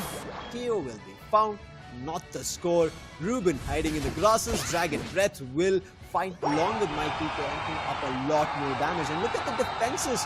And on top of the defenses, the players who have shield go for a score. 76 again being dunked from the Eldegoss. Everybody's grouping up to the bottom. That's what everybody thinks. Akul is ready with his icicle spears. Lucario goes close with that close combat. Nothing gets found. Espeon's Unite doesn't find. Lucario is out and dusted. And along with that, the Espeon also goes down. One after another, they're chasing the players right now. Blaziken down, Snowbro down. Mikey should also be down. That's going to be another feint coming through. Big 3 KO streak coming in from Zshaw. Last time we saw a 4, this time a 3, and they're still going in for a goal because all the 5 players from Bloodline have been put to rest and fainted. They're in the center. That is the Pokemon center. What a game for Godlike Esports. Completely annihilated the squad of Bloodline, but this kind of gameplay is what they were seeking for. I think Bloodline maybe felt a tad bit comfortable in the start. That's why they thought, oh wait, we have control of things. But once they realized that fight, Godlike, every time they've secured a Rayquaza for themselves, it was always them a north of 1,000 that they were scoring, right? Every time close to it. Look at, wow, I feel a little tad better, bad for Akul on Glaceon. 14 assists, no KO for him. Unfortunate, that's okay, not to be worried. We could see it was always the Slowbro or somebody trying to tank your damage, but it's going to be fine. Zshal on the other end, we can see him 9 knockouts coming through, 12 assists from Vulcan. Very well done. Recovery coming in from 38,000, but on the other end, recovery was way better from Mikey, and that is the reason we end up saying that the control of the fight was in favor of the Bloodline. Final fight was just not theirs. It was Godlike who had the control, and that's where Zshal came into play. Secure with that solar beam. Double ranged attacker, you should never give them the space to have those ranged attackers in a securing position. Yeah, I mean, even when the Psychic Solar came into the question, I really thought, the Espeon might be finding the value. Ghoul will be stepping in with the Unite, followed by Blizzard coming into the question with the Aurora Cannon and all. But it was not the case. The Mystical Mirage came in. Zsol was waiting. Every time you see Zsol just playing in the back ends, he's there in the back lines, waiting patiently for the right moment to strike in. And he's that kind of experienced player who doesn't miss the timing usually. And he knows when to just strike the Solar Beam, unlike what we saw in the previous matches. The Solar Beam being committed just to get the secure or the steal done, but it was a little early. So those kind of mistakes are not I would say not anticipated from the players like Zsol, and he just showed us why he is Zsol and what kind of experience does he carry forward within himself. I think experience came into play a lot for either teams, but it was just that final fight of keeping the ranged attackers in check. If you see this graph, right, from the 0 to the 8th minute mark, it has been a close battle for both the teams. As I said, right before the Rayquaza final fight, it was just a difference of 100 scores. Look at this, very start, 8 minute, 7 minute mark, Gyarados looked phenomenal. But after that, we never saw that Gyarados being enabled. And I think that was in question because Gyarados did not get enough stacks through. And therefore, Gyarados was just planning on leveling up constantly. Ruben again swooped in, didn't get that secure. Ruben swoops in again in the bottom 5. doesn't get value. And that happened quite often. But Ruben, as soon as he understood that, look at this. This was the swoop I spoke about. When he knew that he didn't get the fight, what does he do? Resets. Immediately goes back wherever the wild Pokemons are, gets that experience for himself, levels up, and then again gets back into the fight. And when you are towards level 13, right, it is always better to get your Pokemon to 13. If you're not close to 13, it's okay, you play on level 11 and 12, but if you're very close to 13, get that 13 on board, irrespective whether you're a defender, all-rounder or attacker. It just gives you that slight edge buff compared to their opponent Pokemons, and this was just too much of an overcommitment from everybody on Bloodline. And that happened because Bloodline had only one range attacker. Everybody else was close-up battle, and that close-up battle along with the range attacker also jumping into the Rayquaza is the reason Godlike were able to snatch it for themselves. But this was just the first game, NeKRoz. I can say there was a little bit of a missed play towards that final fight coming in. If they change that final fight towards overcommitting very early on, I'm pretty sure maybe Bloodline could have gotten their victory themselves and given a loss here for Godlike for the first game. But it's just the first round, as I said. This match's first round is done. Game 1 is done. Game 2 is still up for play, and let's see if Bloodline can make a comeback. That's what everybody is anticipating. At least I would say that, yeah, after seeing this match, I really believe this should go to a decider. It should be a close match between both the teams, because the kind of potential that Bloodline have already showcased us in this very first match itself, that, you know, Godlike Esports might be a good team. They are very experienced, but we are no less than them. We do have that capability. We do have that players and the veterans that are equally capable of defeating them. It was a close call again. That's if it wasn't Zisol securing the Rayquaza, the scores would have been a little bit reversed. Bloodline would have won this match, but it seems like the next match, again, a contention. I really believe it's going to go for the legendary pit fight, a close one, and again, that one secure can change the tides. A lot can change. I think this is what I anticipated here in the Indian series of the qualifiers. There's going to be a lot of changes, unexpected plays coming through. But now we'll answer questions which has already been asked. Are there any team members who achieved top ranking in official tournaments in the past? If so, who and which tournament was it? Yes, it's Nova, WCS regional finals winners and ACL 2022 regional final winners. This is from the side of Bloodline, and this is what we said. Revenant earlier is what he played for. He played for Revenant, I think, in ACL 22 as well. Yep. After that, we saw Nova, Zishol and everybody else moving out into different teams. Yeah, exactly. And after that lineup got completely, you know, broken out. The things that even Mr. Crowley got separated, he formed his new team. He also tried sometimes that, you know, to come back again, to make a comeback, but it was not the case. But for now, we've got the other questions from Godlike Esports as well. That what were their expectations coming into the tournament, and they said the expectation is always to win tournaments, but we are hoping to qualify for the regionals and have a great run at WCS Hawaii if possible. And that's where the entire story lies, isn't it? So we saw them in the ACL, and now it's time for the WCS as well as what they're anticipating. I spoke to almost all the players at the top echelon here that we see at Pokémon UNITE India region, and everybody was like, expect the unexpected.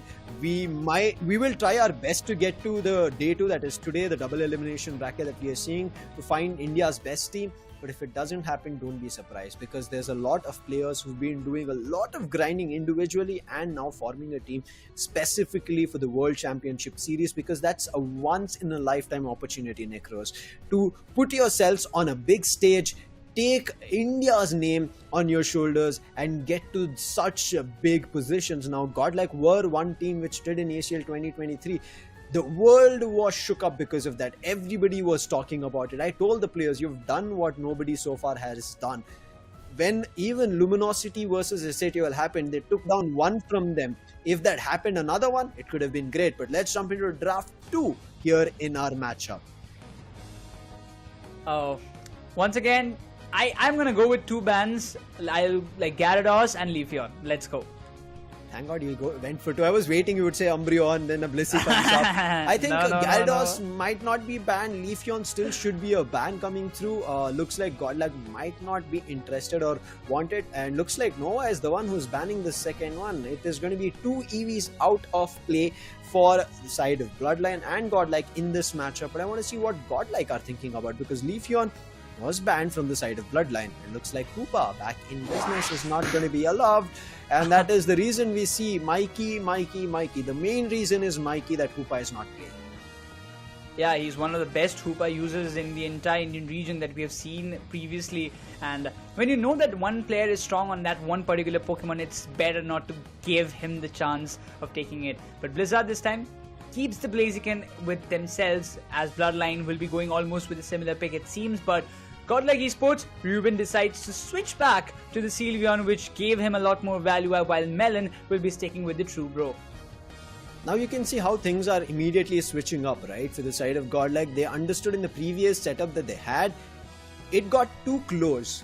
I mean, if not for the final fight swoop in or jump in from everybody from Bloodline, maybe Godlike couldn't have had control. Mew coming in, locked from Ghoul. Mikey still deciding his options, but he says, let's give my other teammates a chance. Our supporters can be decided towards the last as well. And as you can see, Nova comes in with the Crustle. There's going to be Eldegoss being decided from Vulcan. Now this Eldegoss, we saw how it worked out previously as well. It's going to work out here as well. And now Godlike, they've gone in for secure. With that Dragonite coming in, if you allow that, so far nobody has found a counter to that Dragonite coming in from Akul. Yeah, let it be the entire ACL run, let it be WCS so far in the previous match itself. Dragonite was super explosive for the side of Godlike Esports, and they are looking forward to just repeat it once again. But Illusion gets the Glaceon. Mikey playing on the Cliffable is what they expect, but with that raw comp is what Godlike is seeking for, as his soul brings back the Sniper King, that Inteleon, which can create a lot of hindrances to the opponents. Yeah, crit attack is going to be a menace here. And I'm pretty sure Zishal is going to be making sure that any time that he's moving in for an attack has his crit dots ready, and he's going to be finding those crit hits, and that's going to annoy a lot for Bloodline. They would want to swoop away from it, but it's going to be tough because Melon is going to be in the front line, and if Melon is not in the front line, be sure for the Hyper Voice of Ruben. I think you should be playing on the Hyper Voice moveset, because if you're right in front of the Hyper Voice, good luck. Your health is going to be, your HP is going to be drained completely. Nova, he is going to be playing on the Crustle. Let's see if that Crustle is going to find value. Stack is going to go only from Blizzard, who has the attack weight on the Blaziken. We didn't see an early stack coming in previously, and we did talk about it, right? Not having an early stack might be a little bit of a trouble, and it kind of actually wasn't. But eventually Godlike still made it work. But now Godlike have gone all out for it. They don't have their own stacks that they have to be looking forward to, but they look forward to making sure this game works in their favor. Let's start this off. Game 2 here in this lower bracket match is ready, and we are ready. Go is the word, and go is what Bloodline want to do and take this game away. This is what they anticipate. Bloodline, they will be looking forward not to make any mistakes this time, because it's a do or die one. If you lose this match, you are out of this WCS 2024 India qualifiers. While I really believe that even the Clayton was playing on that special attack spec, so you will be looking forward to just stack it up as well on the top lane. But seems like Ruben is leveled up quite quickly and not allowing Clippable to just get the scores done, but eventually it will be done from his end. Now I want to see this Clefairy. Wants to evolve early, as you said, wants to get it stacked. Did secure the 5, but does it get that 5 stack in? No, says Ruben. Gossifia still to evolve. Torchic this time also wanted to get their stacks in, but Torchic has not actually evolved into a Combusken, because both Illusion, as you can see on the Glaceon, as well as the Torchic, decided to explore that mid part together for the buffs, along with the Mew, as well as you can see Ghoul as the blue buff. So a lot of experience on the mid path was exchanged. It was distributed on the side of Bloodline, and therefore those evolutions on early game have not still seen its day, and that is giving an advantage here for Godlike. As you can see, that one Hyper Voice is keeping everybody in check. Finally, the Clefairy evolves to a Cliffable, but on the other end, Sobble finally evolves to a Drizzile. Let's see if that finds value. Even the Torchic evolves to a Combuskin, and now Godlike, they're being forced to back off because the Gossifleur has still not evolved. Oh, look at the damage of Hyper Boys. Even the Dragonair coming into the question. This is the moment Slowbro also comes up with the surf and instantly finds 1 KO on the Slowbro, and the Combuskin will not be spared as well. But look at the kind of aggression that Godlike Esports wanted. But this all, that overcommitment costed him facing that 1 KO. Invades not going to be allowed on either end. Illusion on the bottom path can go in, find a lot of this experience on wild Pokemon because it's only Z-Shall on that result. He's going to be coming towards the bottom path, and as soon as he sees bottom, he's like, oh, most of the wild Pokemons are out.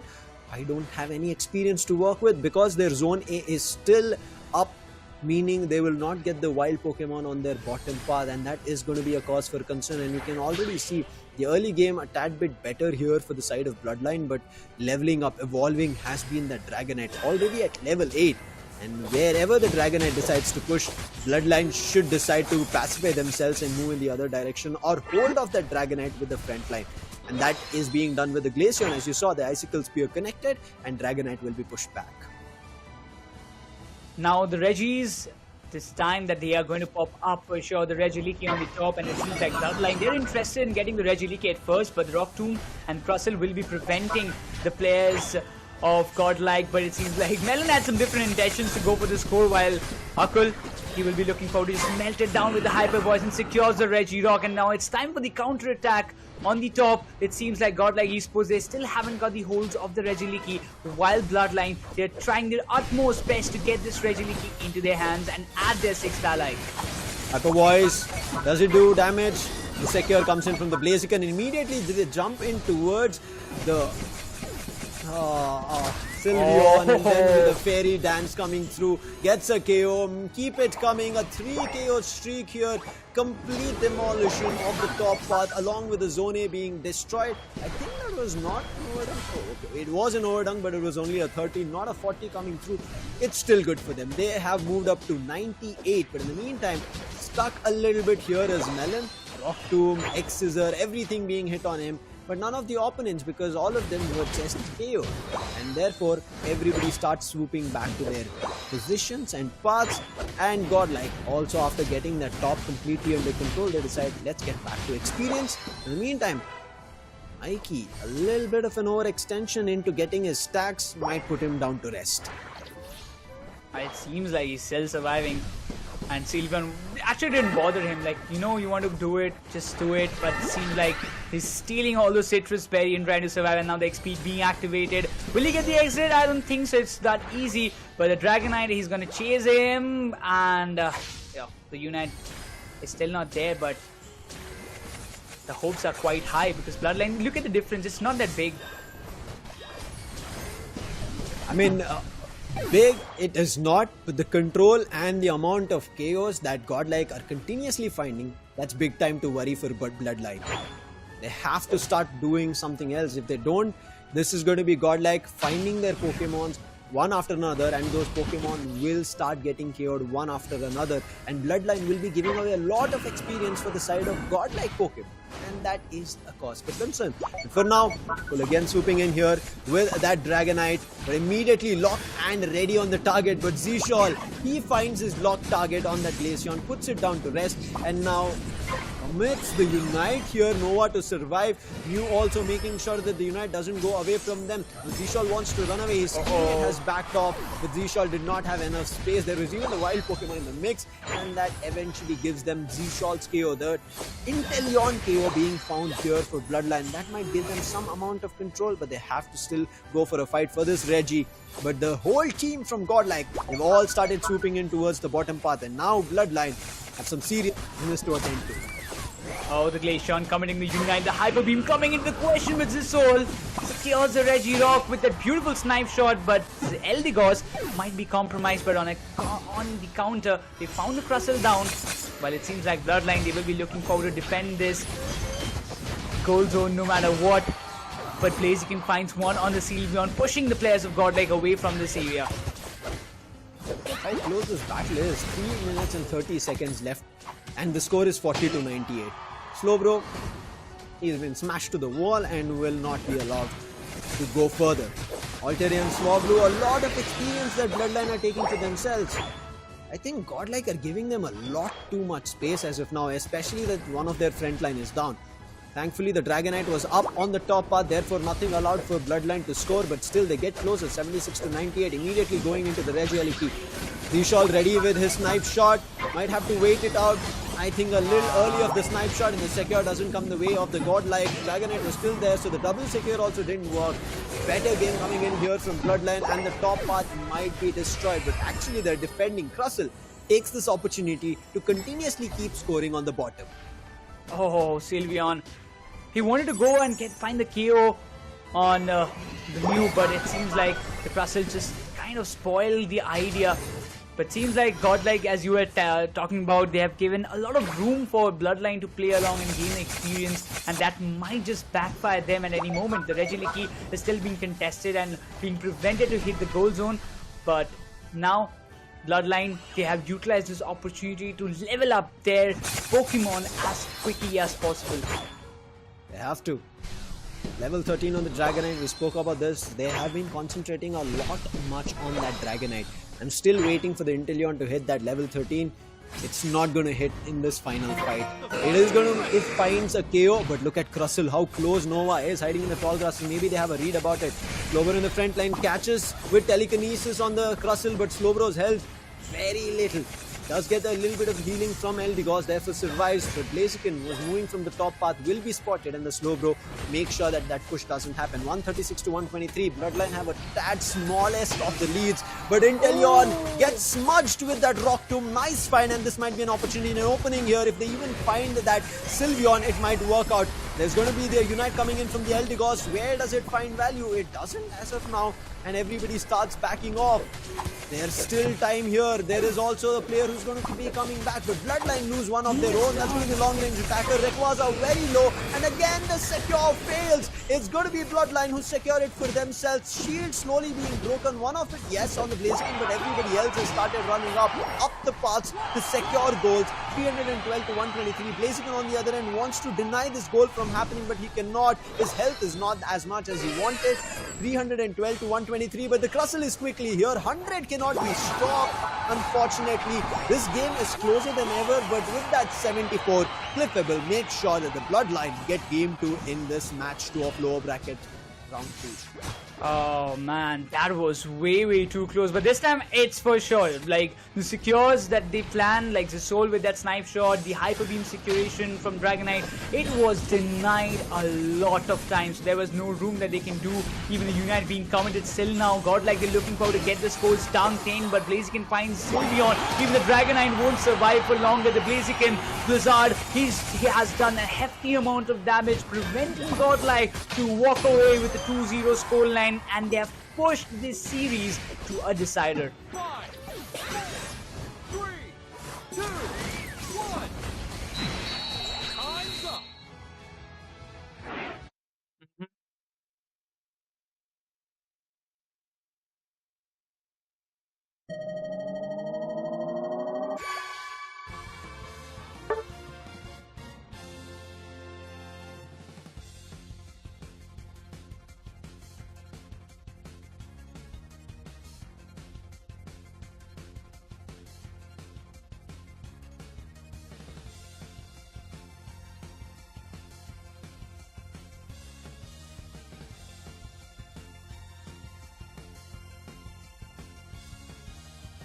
Yeah, every time. I mean, it seems like Bloodline were prepared for this secure kind of game, that tactics that Godlike already were cooking up for themselves. And again, as you mentioned earlier, that kind of mid-phase, I also felt like, you know, when they gave a room to Bloodline to level themselves up, because Godlike, they had a good level difference at the starting phase after they had gained the control.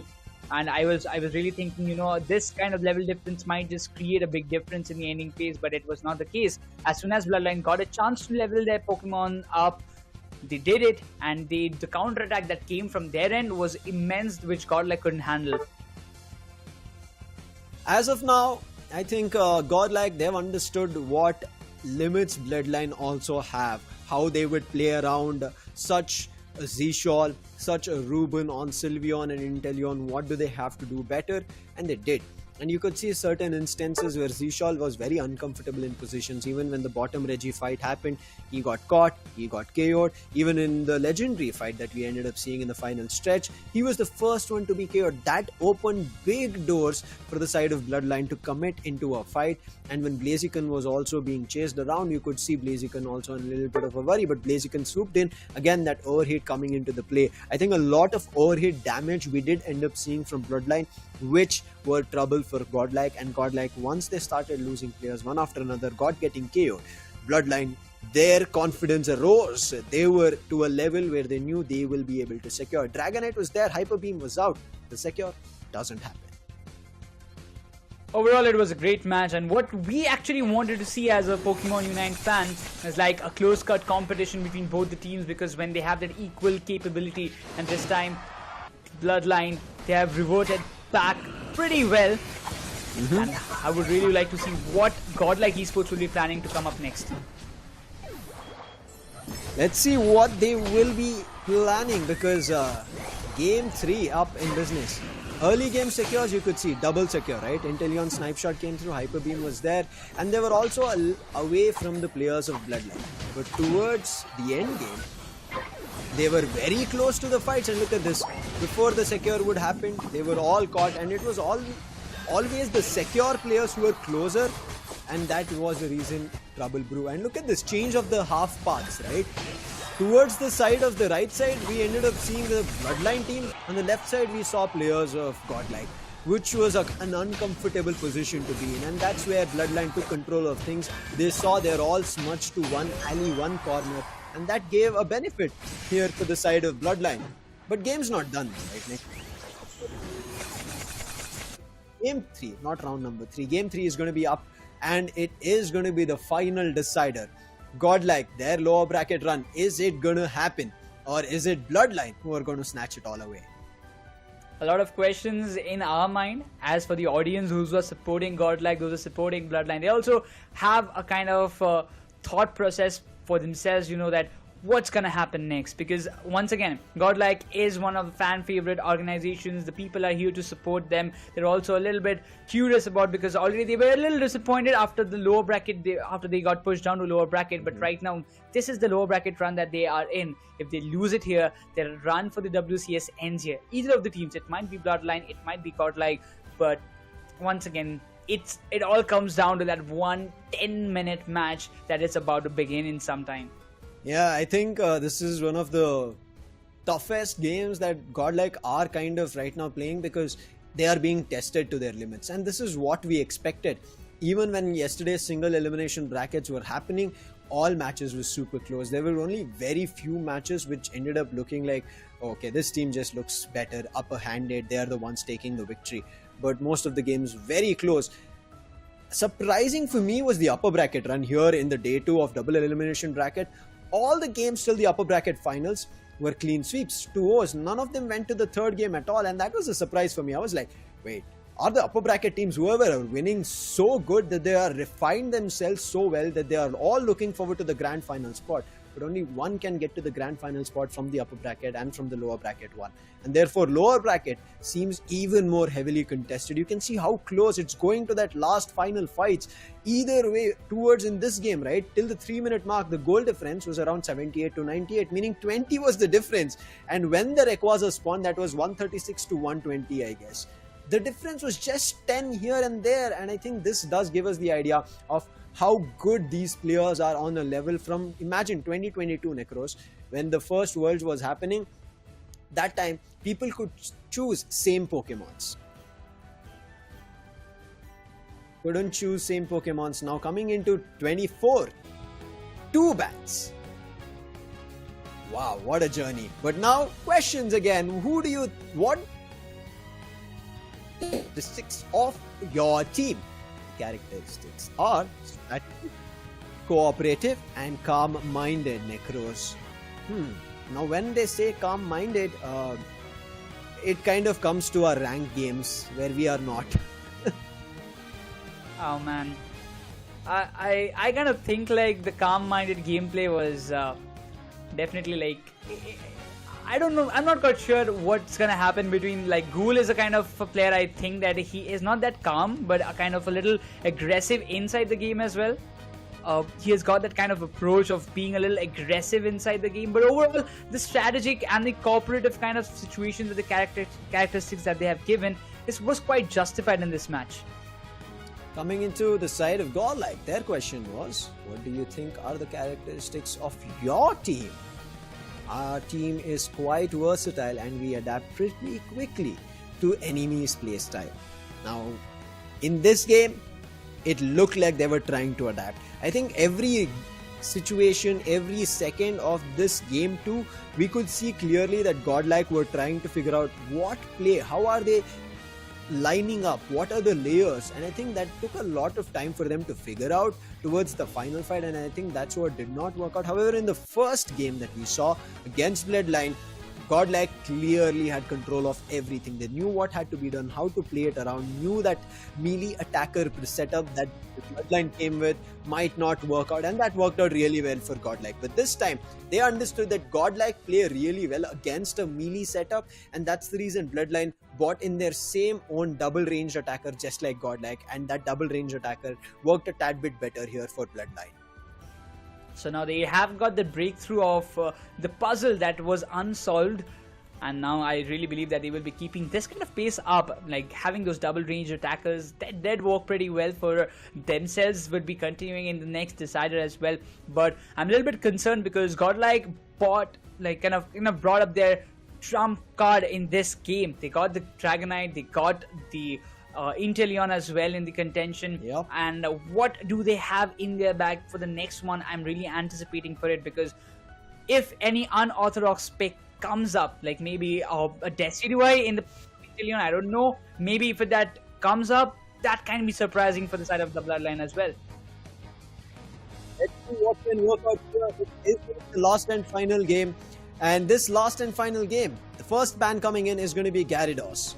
Now on the other end, it looks like it's an Umbreon ban coming through, and this Umbreon is something that Godlike would have wanted maybe, but Bloodline do not want to give them, because again, because you need to understand, everybody this time has been playing Wish, but a Blaziken ban. Wow, that's something that I did not expect. I think that Overheat has overheated the players of Godlike. Oh, that given the chance, Vulcan is gonna swoop in the Hoopa with themselves. The OG supporter that we can ever call for in the entire game of Pokemon UNITE is there in the comp for Godlike. But on the other side, the Bloodline, I don't know whether they're gonna pick the Machamp right now, maybe later, but Noah decides to go with the Slowbro, followed by Mikey, might be going with a Blissey or maybe something like a supporter, but it seems like Ghoul, he decides to lock on this Helion. Noah coming in with the Slowbro, and now Melon and Ruben waiting for their choices. Now Vulcan, this is going to be interesting against Mikey, not giving him the chance, had the first pick, went for it. Ruben going in for a Trev with the attack weight stack.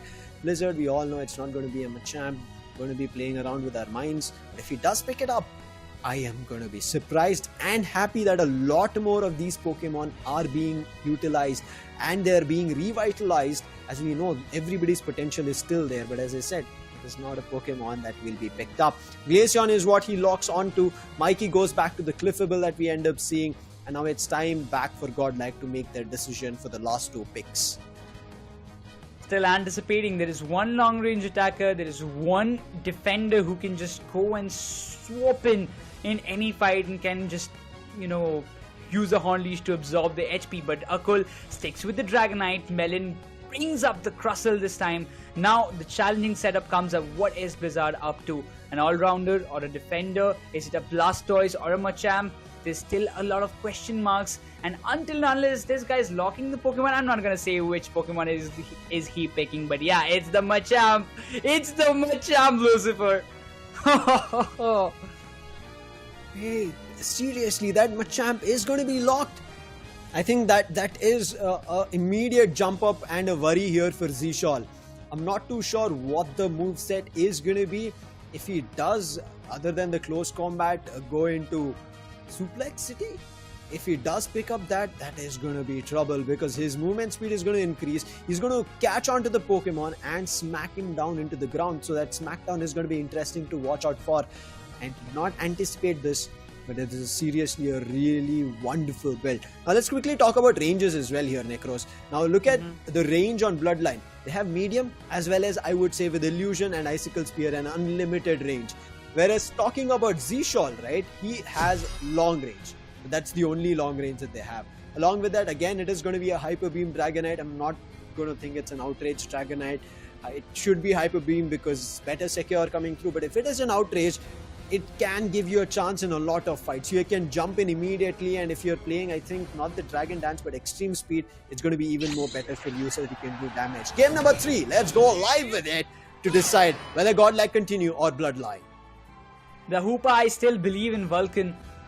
He can change the tides, he can turn the tides for Godlike whenever the situation is like whenever you need that support or you need instant transportation from the top lane to bottom or vice versa. But now Akul, again, as playing the Dragonite, he fulfilled his role in the previous match. I won't say that he underperformed or something like that, but he got restricted a lot of times. But now as the Trussell is again on the hands of Godlike Esports, I believe that kind of restriction will be a little bit limited from the side of Bloodline. Early game start, stacking is something they want to deny, but it's not happening. Machop gets it stacked, will back off with the help of the Icy Wind Glaceon. Still goes down the Machop, that's the first KO to be found. It looks like a very dominating top part play coming through as soon as the about to evolve Dragonite is moving in. Dragonair. So now Hoopa backs off with the hyperspace hole of its own, will be coming out of it again on the top path, but in the meantime, Slowbro all alone with Crustle on the bottom. They're going to bash on their claws as well as hands or the Scald. So now, again, using the hyperspace hole, the Trevenant goes, and therefore even the top path fight, if they thought about it, NeKRoz, that went out, because if Trevenant is not there, meaning your front line is not there, but they're actually invading using the Hoopa along with the Mew, they're going in for the buffs. Oh, seems like Nova has got the call that, you need to step up from the bottom lane and need to save our buffs from getting stolen by the players of Godlike Esports. That gave the chance for Machamp and the others to go and have their scores dunk in the zone A of top lane. But now Melon will be looking forward to back off, but Trevenant won't allow it that easily. The Clefable is still there, while Ruben, he will be just making sure that these small buffs are not going in the favor of Mikey no matter what it takes. 44-27, looks like this is again going to be a close game. Ghoul might be just caught, Rock Tomb is good, and I think there's no deny on that KO. No, and Machoke are up. Nova is just going to back off, but Machoke is stuck. Went for a stack. It's very crucial for this Machoke to get the stack. Does steal both the citrus berries, but the X-Scissor and the Hyper Beam do the damage, find the KO, and now looks like the Glaceon also might be caught. The Surf trying to block that, but the Hyper Beam secures. There's going to be a 2 KO streak here. Godlike Esports getting bottom path control. Mikey is stuck right now. That's a 3 KO coming through from a call. Dragonite, if it swoops in, goes for the next 2 as well. That can be big, but they're trying to take away the experience. However, a couple of those experience on Altaria and Swablu will be stolen, but from here itself, Godlike decide to control bottom Reggie for themselves. That is an objective that they will secure and will not give it away to Bloodline. And looks like Bloodline are also not really contesting.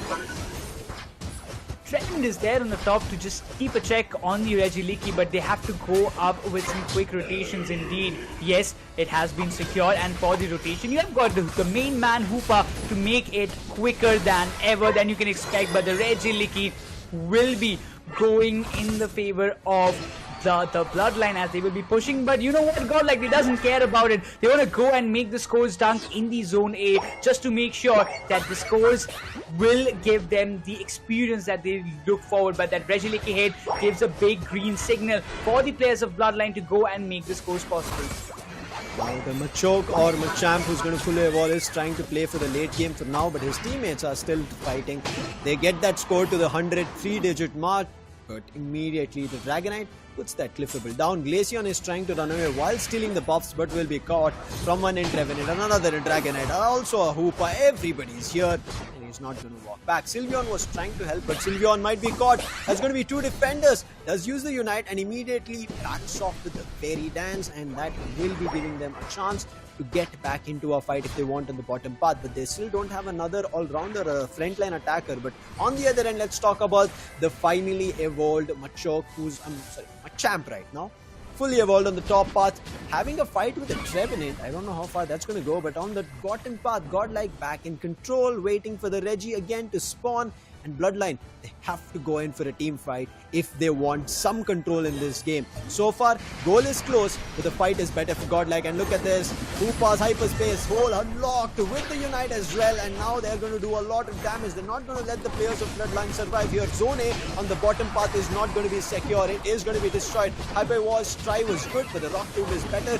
Slowbro still tanking the damage, still surviving, should go back. But finally, Glaceon is here, and with that, even the Machamp. Now that should give them a chance. Unite being committed, finding a KO over there was the Machamp, will push the players of Godlike back, and that is Bloodline. The fight that they had to commit as a team works finally. Not a full team, but that Machamp and Glaceon, they save the day on the bottom part.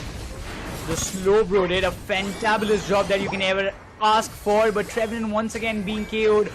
Yes, the solar beams are coming, but the Bloodline, they have a brilliant control in the bottom lane. There is no doubt in that. But looking towards it, the Regis might be falling in the hands of the Bloodline for sure. But yes, Machamp secures it for pushing the players of Godlike back to square one in their zone A of bottom lane.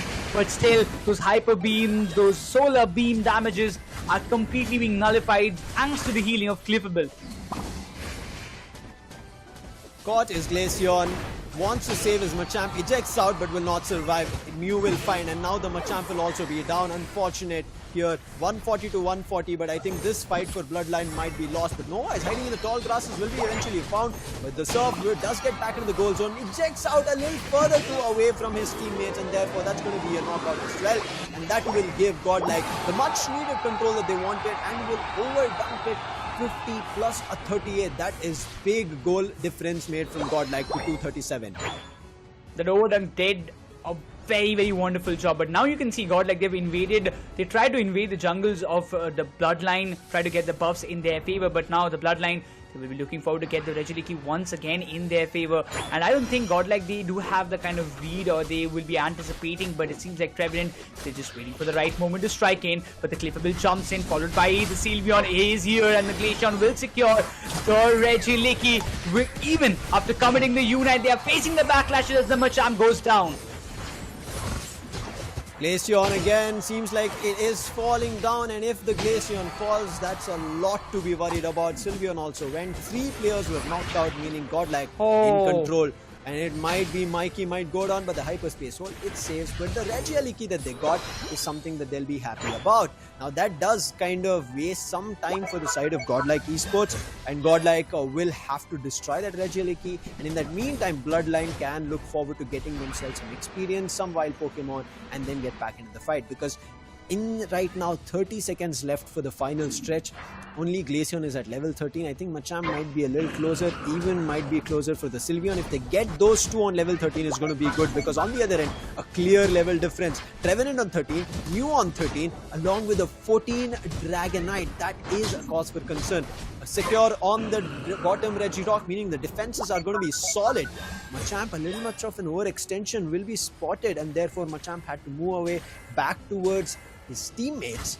Trevenant is still keeping an idea that the Machamp should be there, and both Trevenant, Machamp and Glaceon, they're all jumping into a fight. Machamp moves out, Trevenant might just be caught, but Trevenant has a hyperspace hole, but Mikey doesn't. The Cliffable is down. That's the first to fall for Bloodline. The healer is down. This is the big opportunity for Godlike Esports to make the strike happen. Slowbro is completely stacked, but the eject helps him to survive that solar beam. But oh, the Sylveon is up for a hunt. Machamp still in the tall grasses. The Trevenant does have a good read, isn't it, about that the Machamp is there. The hyperspace hole will be helping a lot to get themselves patched up as quickly as possible. Going in for all as much as they can. Jam jumps in, but there's a big score coming in, 100, and now Bloodline have to go in for a commit. And immediately with the Draco Impact, Dragonite is slumping in. Machamp finds first on Trevenant. Time is ticking. They are finding the first KO. Can they find the second? Yes, the Mew is... This is an opportunity for Bloodline. They're chasing even the Hoopa as well as the Dragonite. They are not actually listening into Crustle. They want to get themselves through. But wait, actually, there was a 50 that Machamp thought for dunking in. His teammates called him back, and therefore the 100 doesn't come in for the side of Bloodline. They are committing for the Rayquaza. They are keeping players in check, and Slowbro is the one who's responsible for it. But it's a level 14 against level 12. Clear level difference, and therefore Nova, he's trying as much as he can to tanking it, but the secure. This time it comes through. There was no denying, as you saw with the Dragon Dance. Immediately he swoops in. The shield does immediately get broken, NeKRoz. But I think there's still an opportunity. They might go in. Bloodline tried to go for a score, but 100 coming in on a counter. Another 100 will be coming in from the Hoopa. This secures Godlike's win here, and there is nothing that the Bloodline can do. What a game by Akul. In the last moment, the Dragonite stepping in has turned the tides as Godlike. They will be continuing their run in the lower brackets as they advance, while the Bloodline, their run in the WCS 2024 India Qualifiers ends here. I think a really well fought battle coming in from the side of Bloodline. It was just that thought, that call of going in for a fight or not going in for a fight. I think that's where things went a little wayward for the side of Bloodline, because I saw Blizzard moving to the bottom zone A to score 100, but immediately looked like one of his teammates called in, get back to Rayquaza, we'll secure Rayquaza and from there we'll go to score. If he had scored 100, it could have kind of put the pressure back on the side of Godlike. But again, this is a very stressful environment. You have to figure out what is a better path forward. Akul, I think a fight with Nova and himself along with saving Hoopa over there was the main fight that worked out really well for Godlike. As long as Akul survived on the Dragonite, you saw, right, he had good health, his hyper beams were on point, and eventually when it came to secure with the hyper beam, this time he doesn't miss. Yeah, we say that you should learn from your mistakes, and Akul, yeah, I would just say that it wasn't a mistake in the previous match, but it was like a little unlucky for him to get the secure done in the end moment. But this time he didn't mess it up, he didn't miss it, he didn't make any mistakes in the final fight. And thanks to Ruben, thanks to that Hoopa pick that played a wonderful job in getting all the players getting patched up, healing themselves up, going to their base, and then again coming back and then making so many impactful plays throughout. This is throughout a nail-biting play from either teams, Godlike as well as Bloodline. I think a very close combat coming through. Blizzard with that Machamp pick, we were wondering how is it going to work out. It was a late game Pokemon. It was late game, but I think it was not enough for them. If there was another secure on the side of Bloodline, maybe they could have found value, maybe they could have won. Because look at the secures coming in, right? There is the Solar Beam, long range, and again a secure on the Dragonite, which eventually worked on the Hyper Beam. Yeah, overall we can see till the 6th minute it was a close contention. Both the teams were doing so good. They were almost like equalizing each other with the fights and everything. But again, that main factor that played was getting the objectives. First of all, that Regirock just before the Rayquaza fight. Also, the players like the Dragonite and the Trevenant being on level 14 helped them a lot in the final circle. I think there was a lot of these fights that we were seeing players from the side of Bloodline always getting isolated, right? I think that is where a little bit of a trouble started kind of brewing for the side of Bloodline, that players were able to be isolated. And I think Godlike worked on that pretty goddamn well. And I think if Bloodline understood that this was a problem at their end, there could have been a change. There could have been something different being done, and Bloodline could have swooped back into the game. Ifs and buts, right? You can always keep looking into it, replay this and figure out what better can you do. What better can you do was also what Godlike thought when they lost game number 2. Because they're like, wait, how did that happen? How did we give away a game? How did our Dragonite not impact? How did our Inteleon did not find value? And they were all surprised because of it. And so Godlike took it this time that they will work on their mistakes and work it out in the matchup itself and make it work. They did it. Look at all the fights. Look at again and again and again every highlight clip that you can see here is always a player being isolated. Noah here, before that it was Sylveon, before that if you rewind it was a Machamp, before that if you rewind, every player that you can see isolated one after another. But I think here is where there was a little space being bought from the side of Bloodline, right? Once they secured the Reggie Aliki, you could see they're still committing for a fight. They did find a couple of KOs, but immediately those players were brought back, and from there on they did go back for experience. Here a top path fight happens and we end up seeing that Godlike did look like they have in control, but immediately it was retreated when Machamp found its first KO. After Machamp, even the Mew went down. But immediately after that, they did not pay attention to the Dragonite. Rather, they all decided to jump into the legendary pit, and that advantage was taken away from the side of Godlike, and Godlike decided to secure, score, and win this series. Yeah, indeed it was a close one, Lucifer, but overall, the kind of entertainment that we received from this match is immense. Yeah. I mean, Godlike, they were also kind of stunned out of what happened in the second match. They failed to get the secure done, but the opponents, they read them very well. But, you know, the experience factor once again bringing up the Hoopa, beating them in that comp, in the draft phase itself, banning the Blaziken is something that we were also surprised of. And they were, I kind of think that even the Bloodline were not ready for a Blaziken ban. They thought it might be something else, a Hoopa ban indeed, but as Godlike got the first pick preference, they locked up the Hoopa as a first pick so that they don't get, so Mikey though doesn't get any chance to get that one supporter on their side. I think in terms of decisiveness that we saw coming in from the side of Godlike, very well thought, very well planned, and they made it work. On the other end, when we saw the Bloodline, they were countering it really well. They were picking wise decisions coming through. Late game decision was also well done, but I think a lot of early game positions is where they lost control of things. So it had to be, they had to get to a chaotic position, or in terms of a chaotic comms that we kind of say, right? And eventually couldn't decipher which was the best move for their team. And also, come on, the clock was ticking.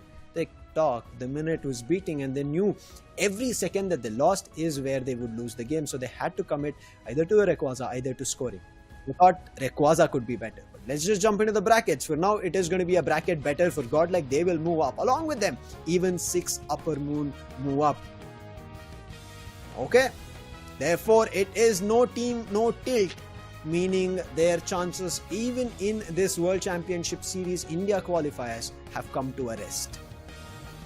Yeah, I told you, right? This is the kind of picks that I was looking forward to, but yeah, it was quite tough for no tilt.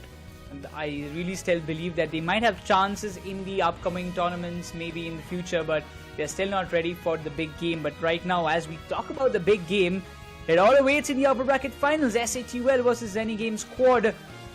Both the teams looking forward to find their one place in the grand finals of Pokemon UNITE Championship Series India qualifiers, so that they might have one big second chance or a lifeline for themselves when they reach the grand finals. Because if a team from the lower brackets advances to the grand finals, if they beat them in the first BO3 series, there will be a grand final reset, which will work as another lifeline for that team who will qualify from the upper bracket itself. 6 Upper Moon versus Godlike Esports is the game that we are all looking forward to. 6 Upper Moon, we have not seen them on stream, so they're going to be an interesting team to be looking forward to. And as I said, they're a very confident team. Now, so far, we have seen a lot of 2-0s, 2-1s coming through, along with games being super close. But one thing that we are still missing out is going to be the nth minute score from either end. You go to their goal zones, they come to your goal zones, both of you score simultaneously, and it will only be decided on whoever has had the highest dunks, whether it was an over dunk that was done very early in the game to break the zone A, or it was the late dunks coming through at the nth second. We will have to wait and watch out. But what a game that we just witnessed coming through. I think very close. It has given us and riled up for the upcoming games. The upper bracket match is waiting for us. The lower bracket matches are waiting for us to decide who are going to be our grand finalists, NeKRoz. And I think the build up to it itself, the storyline coming through, Godlike are still keeping their lower bracket run going against sometimes what they think, right? It was about to be an upset. They again balance themselves. It was about to be an upset. They balanced themselves. Now they have to fight with 6 Upper Moon, the biggest of the runs. Now, when SATL, they did this in 2023, a same run, they were pushed to the lower bracket. They went all the way from round 1 to the last round of the lower bracket finals, and won it. And even won in a grand final reset to top themselves in the first seed from India for 23. Now this time, it is another team going on the lower bracket run, and this is the reason why lower bracket runs are always so damn interesting. Yeah, but I still feel like, I don't know, it's still running in back of my mind that they have that kind of lucky charm. You know, if we go down to lower brackets, we might reach the grand finals, we might win or something like that. It can happen, but the next match that is in the question, it's Satl Esports versus Zeni Game, the upper bracket finals. One team will advance to the grand finals while other will be dropping down to the lower brackets itself. Who is it going to be? It's something that we have to wait and watch. Again, Zeni Game, this is a squad which has been picked up of pieces from different places. The Satl, Sora, Fura, Sadal, mix with Revenant, mix with Forger Legacy, Swifty, who played in the last year, I think even in ACL, but couldn't get to our playoff stage or the elimination bracket stage on stream. This time he's made it.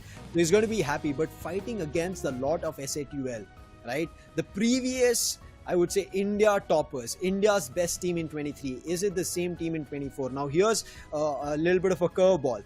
When it came to ACL, SATL could not qualify. They were eliminated very early on, and it was nowhere close. They were not even in the playoffs bracket in the double elimination situation. And now I want to see if it is going to be a same round or it's going to be different. Is it going to be Zeni Gaming? Zeni Gaming are the dark horses that we are seeing, NeKRoz, here in this India qualifiers for the World Championship series.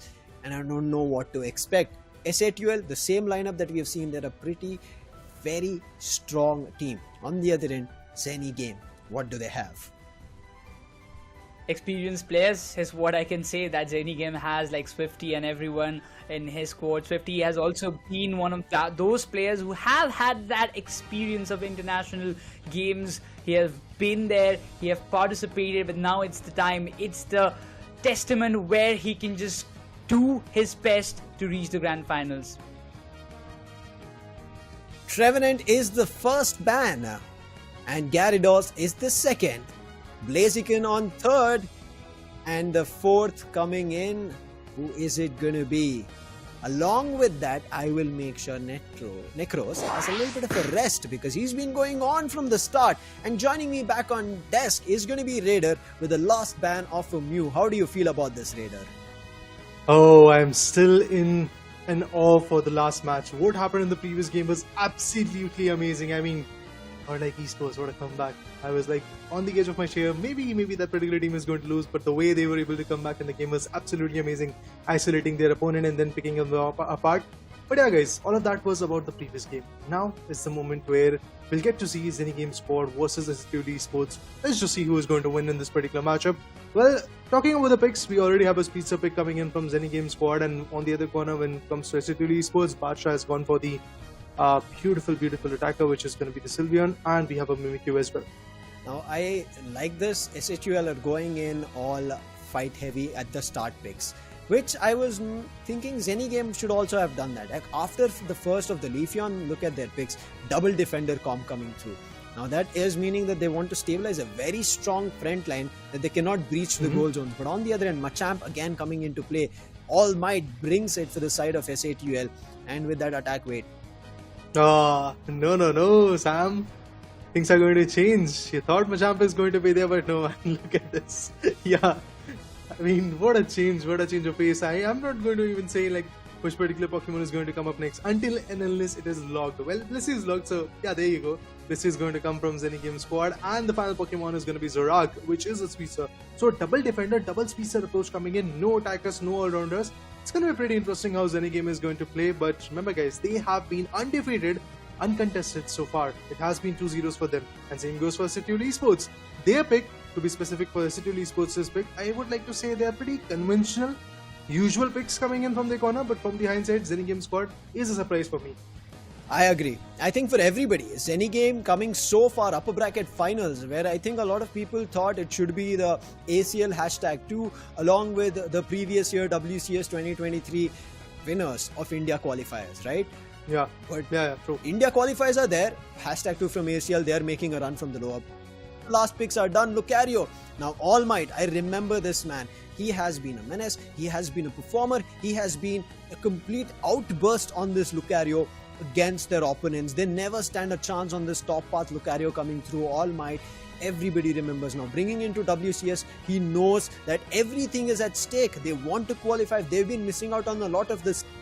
To even go for ACL. They missed out on their chance, but this time they want to make sure they go to Honolulu, Hawaii, along with that Lucario chance coming through. But this double speedster comp, right? Yeah. The Leafeon and the Zoroark both being played in. Now that golden badge on Zoroark of the Satl does tell us that he's been playing a lot of it, along with the green badge on Leafeon. But no ranged attackers, meaning your secures will all depend on if you play a Solar Blade and the Unite of a Zoroark. Let's jump into game number 1 of the upper bracket finals. Alright, the action begins. The upper bracket finale is here. Remember guys, whoever is going to win the BO3 is going to have the ticket and become the first team to qualify to the grand finals of World Champions Series 2024 India Qualifiers. The day is big, so is the stage, and we have some giants fighting each other.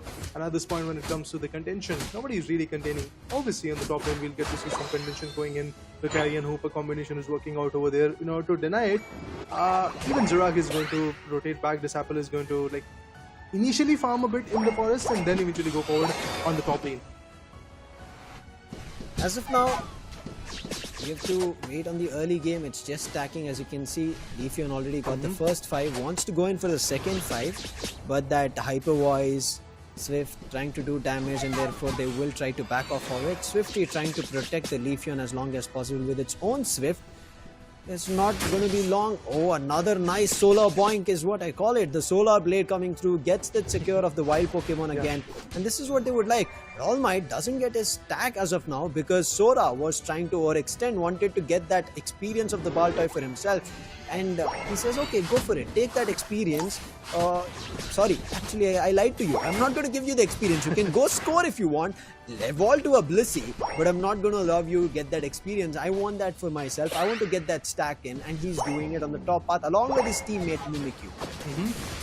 But in the bottom lane, we can clearly see a close contention is going on where Zoroark was absolutely low, but he was able to like fall back and eventually patch himself with the Citrus Berries. He's back with the HP, which is very, very important at this point. On the other corner, the Hoopa is going to be a very good X Factor, and we have already seen why the bans of Hoopa have been there from the initial lower bracket matchup when QRS and Neutral decided to go with it. But lately, we can see Hoopa is there in the game, and I really want to see what kind of advantage Hoopa will bring in this particular matchup. Although Satl Esports is kind of starting in a good note as they have got the goal advantage in their favor and they're trying to like get some good KOs, and they were able to hunt down some players as well. Sapple still there farming and getting the level advantage as he's already at level 7. The other Speedster is also at level 7. It is going to hurt them a lot if this is going to be consistent. But the Slow Bro taking a lot of damage. Hoopa, meanwhile, is still there supporting the team. As of now, it's a 4-man top.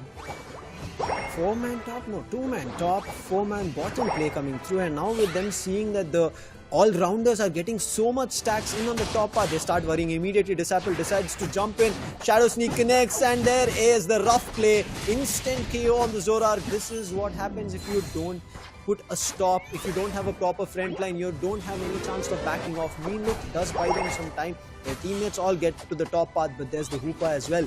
Quicker rotations coming in from Satl. 110 to 29. They let go of the top path, and Satl have completely made sure that the zone 1 is in trouble. But in the meantime, Regirock quickly being taken down. Defense is up, and in the meantime, if the Hoopa is ready, can give the hyperspace hold, teleport all the players to the top. The Regieleki will be snatched away as Zeni Game are trying to take it. And yes, they do snatch it away. Satl secure both the objectives in this early game. I mean, that's one way to do it, by initially taking down the bottom lane objective and then eventually going on the top lane by hyperspace holds and taking it away as well. But that's absolutely impressive. 160 already. There is a big difference of 120 goals between Zeni Game and Satl Esports already, and the top lane goal zone has been destroyed. Now the focus is the ultimate Sol Blues coming in the mid lane, and finally the more goes being done. But this will be not easy for Rex to get out of. The individual Pokemons are like trying to follow him up, but Rex still manages to survive a bit. But I won't actually go far, I believe, and KO will be coming in. There goes the finishing touch from Zorak.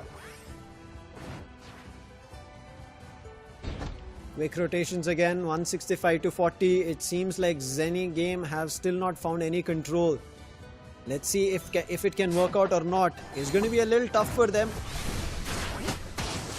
But again, jumping in, Zoroark uses the Unite as well, doesn't find value. Leafeon, the one speedster going down. Can the second speedster also be taken down? Trying to use that quick feint attack. Sylveon does get found in that with the help of a Blissey. But look at the other players. They might also be cured. They're overcommitting to this. Lucario also goes down. Satl, they have to decide to back off it finally. With the hyperspace hold, they decide to change pace. But look at Fura. Gets the 30, a 40 coming in from Disapple. That is going to be an overdunk of an extra 10. And they will get a tad bit close to Satl. Indeed, the gap that was here is now getting narrowed. Sylveon only they're going to find the Blissey. Oh, that's not good. The supporter is already pretty much down on the top lane. Lucario is still hiding and they're also trying to farm and level up. Umbreon is right there, waiting for his opportunity to go for some good stores as well. 195 is what Team Satl Esports have got. Umbreon keeps in. So he's going to back out a bit, but now there is a contention between him and the Mimikyu. Let's see what the result would be. On the top lane, Regieleki is already there, and the bottom lane, Registeel is also there. But the focus is not on those objectives anymore. Hyperspace holds is absolutely one way to completely change the whole momentum, but the bottom lane also looks quite contested. Let's see if the goal is going to get dumped. I think Sylveon should actually go with it, and oh, it was actually Hoopa to dump down instead of 24, but Slowbro on the top lane gets the Leafeon out of the equation. On the bottom lane, we'll get to see even the Lucario going down. It's not looking easy. Rings on Bond being utilized, and a lot of goals are going to get dumped in the bottom lane. But the bottom lane goal zone is still there, intact and pretty much readily available to use up as well. Meanwhile, in the top lane, focus has been shifted. Zeni Game squad wants to take their 6th ally, the Regieleki. Zeni Game are slowly getting back into the game, in control, especially the fight that happened at the mid path. Oh, what a steal! Leafeon was hiding, and the Solar Blade. Top Regieleki and the bottom Regi, both secured for Zeni Game right now, and looks like Regiel might just be in a tad bit of a trouble. Swifty, as of now, decides to battle with them, and they decide to move away with the hyperspace hole, meaning a 31 being dunked. Fura acting as the distraction. This might be the reason, but he's a defender. How much can you try to tank his and try to find a KO? Doesn't work. Swifty using this opportunity on the bottom path to get his own stacks in, and now going in for a fight. Blissey trying to help Sora. Egg bombs coming through, but doesn't do much in terms of damage. Sylveon trying to find the KO. That's Badshah, but it's not working. Zeni Game all around the place, and they're making Satl work for a KO. Finally, they find one on the Zoroark, and a little bit of Kyurem's try on Leafeon, but that doesn't happen. The Surf immediately puts it away, but a commitment of 11 score coming in from Sora doesn't work, goes down. That's okay. I think he was just trying to get that score in. He did not have much health and act as an attention seeker, where Zeni Game can go back to their positions on the goal paths and get leveled up, experience with the wild Pokemon. Even in this all chaos, I got to see like Sylveon getting the Leafeon down, dusted animation. It was a good KO coming in. But now Leafeon is back, trying to farm, trying to evolve, as you rightly said. Lucario on the top lane is still waiting for his right opportunity to go for a sneaky set of 100 once the Rayquaza is going to be there, once the final stretch is going to come. That's exactly what they're trying to wait for. Meanwhile, Swifty and Fura also waiting in the tall grasses in the jungle, just waiting for the right moment in the forest for the advantage to come for them, so that they can have that element of surprise onto their opponent. On the bottom lane, we'll get to see a complete stack, but now everybody is just focusing and shifting their focus, should I say, in the mid lanes as the legendary boss one. The Rayquaza is going to get dumped, and look at Lucario, he's going to dump a set of 100, and there is nobody to really stop him, and that's a surprise. Olapong still coming in. Let's see if there are going to be some KOs, because ultimates are already here. One after another, players are getting KO'd here. The hyperspace hole brings all the players to the mid path, but the Lucario goes down. Did find one before going down. Blaster is using his Unite, wants to counter it. The two knockouts at the side of Zeni Game have found, want to make sure it is valuable, but it is not enough to find furthermore. Umbreon goes on, as you said, and now Satl might be just back in control. Disapple wanted to find a KO. but the shed injured all, and therefore Disciple are wanted to back off, but the Unite coming in from Mimikyu is going to put him to rest. Snowy said that you took me down first, I'm going to take you down. That's revenge achieved, and now Satl, they don't have to be worried about any players from Zeni Game because their front line was broken, their speedsters were broken, meaning one after another after taking down their KOs out, they will all be pacified, they'll be all moving out looking forward to goals, and look at how much control Satl have towards the legendary pit, whereas no players of Zeni Game are anywhere close. Leafeon tries to go for 100, but that 100 is not going to be enough, and if that 100 is being seen, Satl will immediately jump up to find a fight, find a KO, and then put the players down. But look at Mimikyu, he's going for the baseline goals. Wow, He's what going a to jump set counter. of 90. Now that's a way to dominate once again. That's a way to take the lead. But is it enough? That's what we really want to know. In the legendary pit, there is a close contention for the Rayquaza, and also there are multiple Unites being utilized at this point as the Typhoon goes in. And there goes the Solar Boeing, still stealing the Rayquaza advantage. 18 more seconds to go. Is it enough? I believe it is. But look at the other guys from Team Satl Esports. They're also focusing their ship directly towards the baseline goal zone and the top lane goal zone because they do know that they need that particular lead in their favor as fast as possible. Let's just see if that is going to be the case. Are they going to dump some goals? Indeed. The carrier gets a set of 36. Is it enough? Oh, even Slowbro goes in for a 94. I guess it is enough for Team Satl Esports to win. Yeah. But everything falls down to this graph. Let's see whose bar is going to be up high and soaring. What? Zeni Game? Whoa. They had a 400 lead, Raider. A 400 Wow, lead. man. Satl did not get the Rayquaza, and Zeni Game had to counter score 400 themselves. And they do it. And they do it 20 extra around. And that works out. Imagine. So close. Nice decision. You saw Hoopa even committing its Unite over there, bringing all the players from base to the opponent's base and scoring in their base goal zone. And that was still not enough. If somebody else from their team had a little more AOS energy, maybe Satl could have got game number 1. But Zeni Game, I think this is the reason. Zeni Game, we call them the dark horses. This is the reason that they've been pushing every team into the lower bracket. Oh man, it's not going to be easy for Satl Esports. I mean, so much for that. From the initial get-go, we got to see Team Satl Esports having their total control. And even if you see the battle data, you can clearly see Bacha doing a lot of FT damage onto their opponents. And even when it comes to the Hoopa, every now and then when the hyperspace holes got active and also the rings and bound in the later phase were very, very helpful. Even in terms of scoring the goal or in terms of taking the whole advantage in the top lane or in the bottom lane, it was very beneficial. But at the end, one small decision of Zeni Game going all in for the Rayquaza, and eventually it was, if I'm not wrong, the Leafeon going in for the Solar Blade, which was able to help them to steal it. And this was not the first time. Even the Regieleki was also stolen in the same fashion. Even the Reggie in the bottom as well. Yeah. They did it multiple times, and I should give kudos to Sadav to play like that on the Solar Blade. We're talking about it. It was the Solar Blade, and on the other end, it mostly will be the Unite coming in from Zorark as secures. Zorark's Unites were not so effective, but the feint attack damages that he was able to do and isolate the players of Satl worked out really well. They found a lot of KOs at the mid path, and even though that was found, Satl, as you can see in the graph, were always up in goals. If there was a fight that the side of Zeni Game were trying to bring in control, there was always the goal difference, meaning playing for the objective was what Satl was doing. Look at this early instant KO coming in from the Mimikyu. I thought from there Mimikyu was going to find a lot of value. Snowy was just going to be running rampant, but unfortunately it did not happen, especially towards that end game that we ended up seeing. 2 players from the side of Satl were knocked out, and only 1 player was knocked out from the side of Zeni Game, and we thought this is an opportunity, but they actually do not go for a commit, because immediately countering them was Satl, and they found 2 KOs on the side of Zeni Game, and therefore you could see Leafeon running away for a 100 score, right? But then Leafeon comes back to get that on the Solar Blade for the secure of the Rayquaza. That changed the game. That made Satl completely uncomfortable and lose game number 1.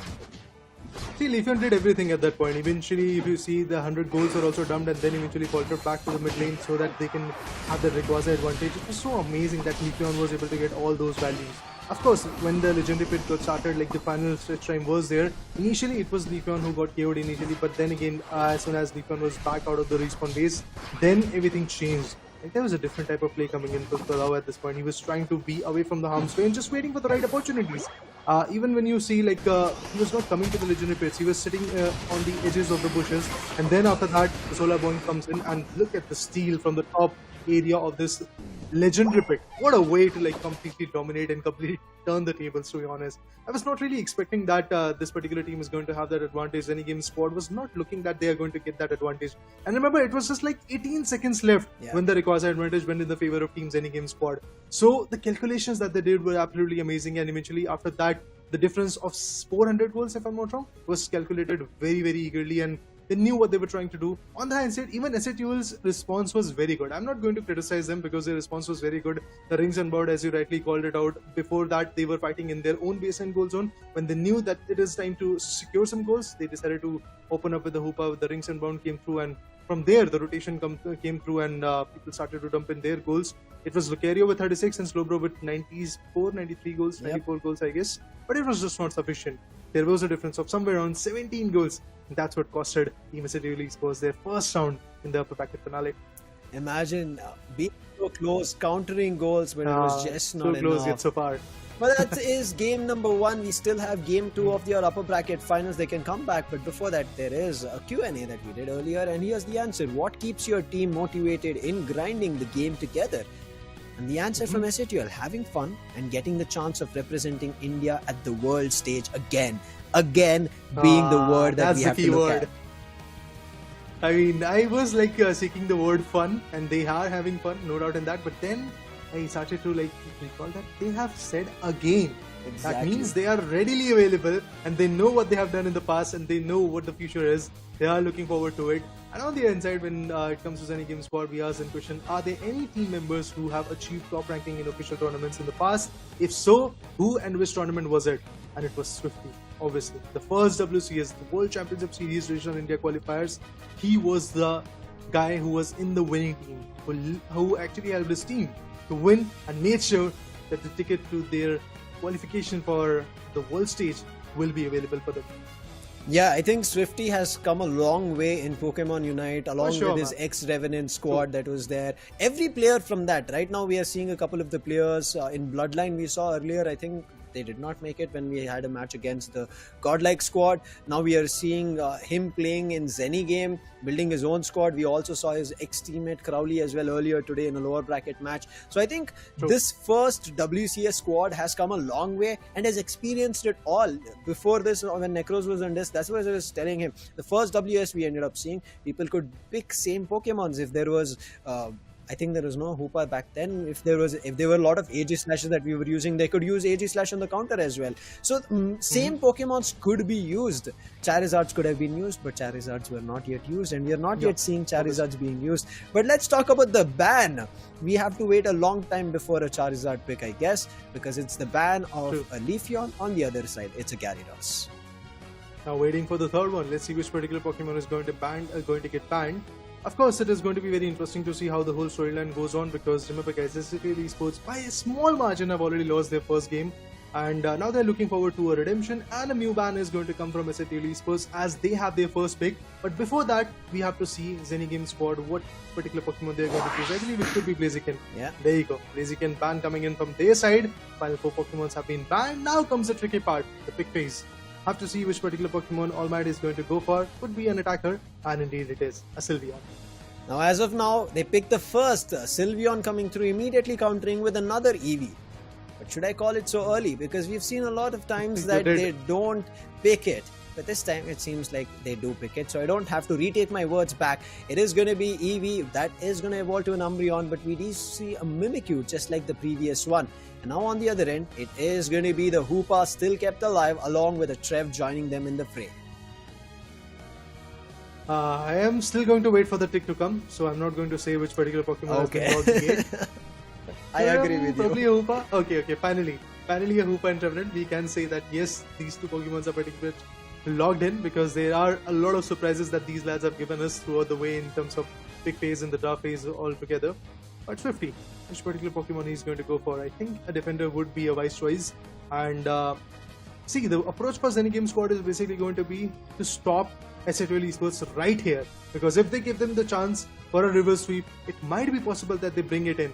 Look at Satl going in for a Machamp this time, an all-rounder.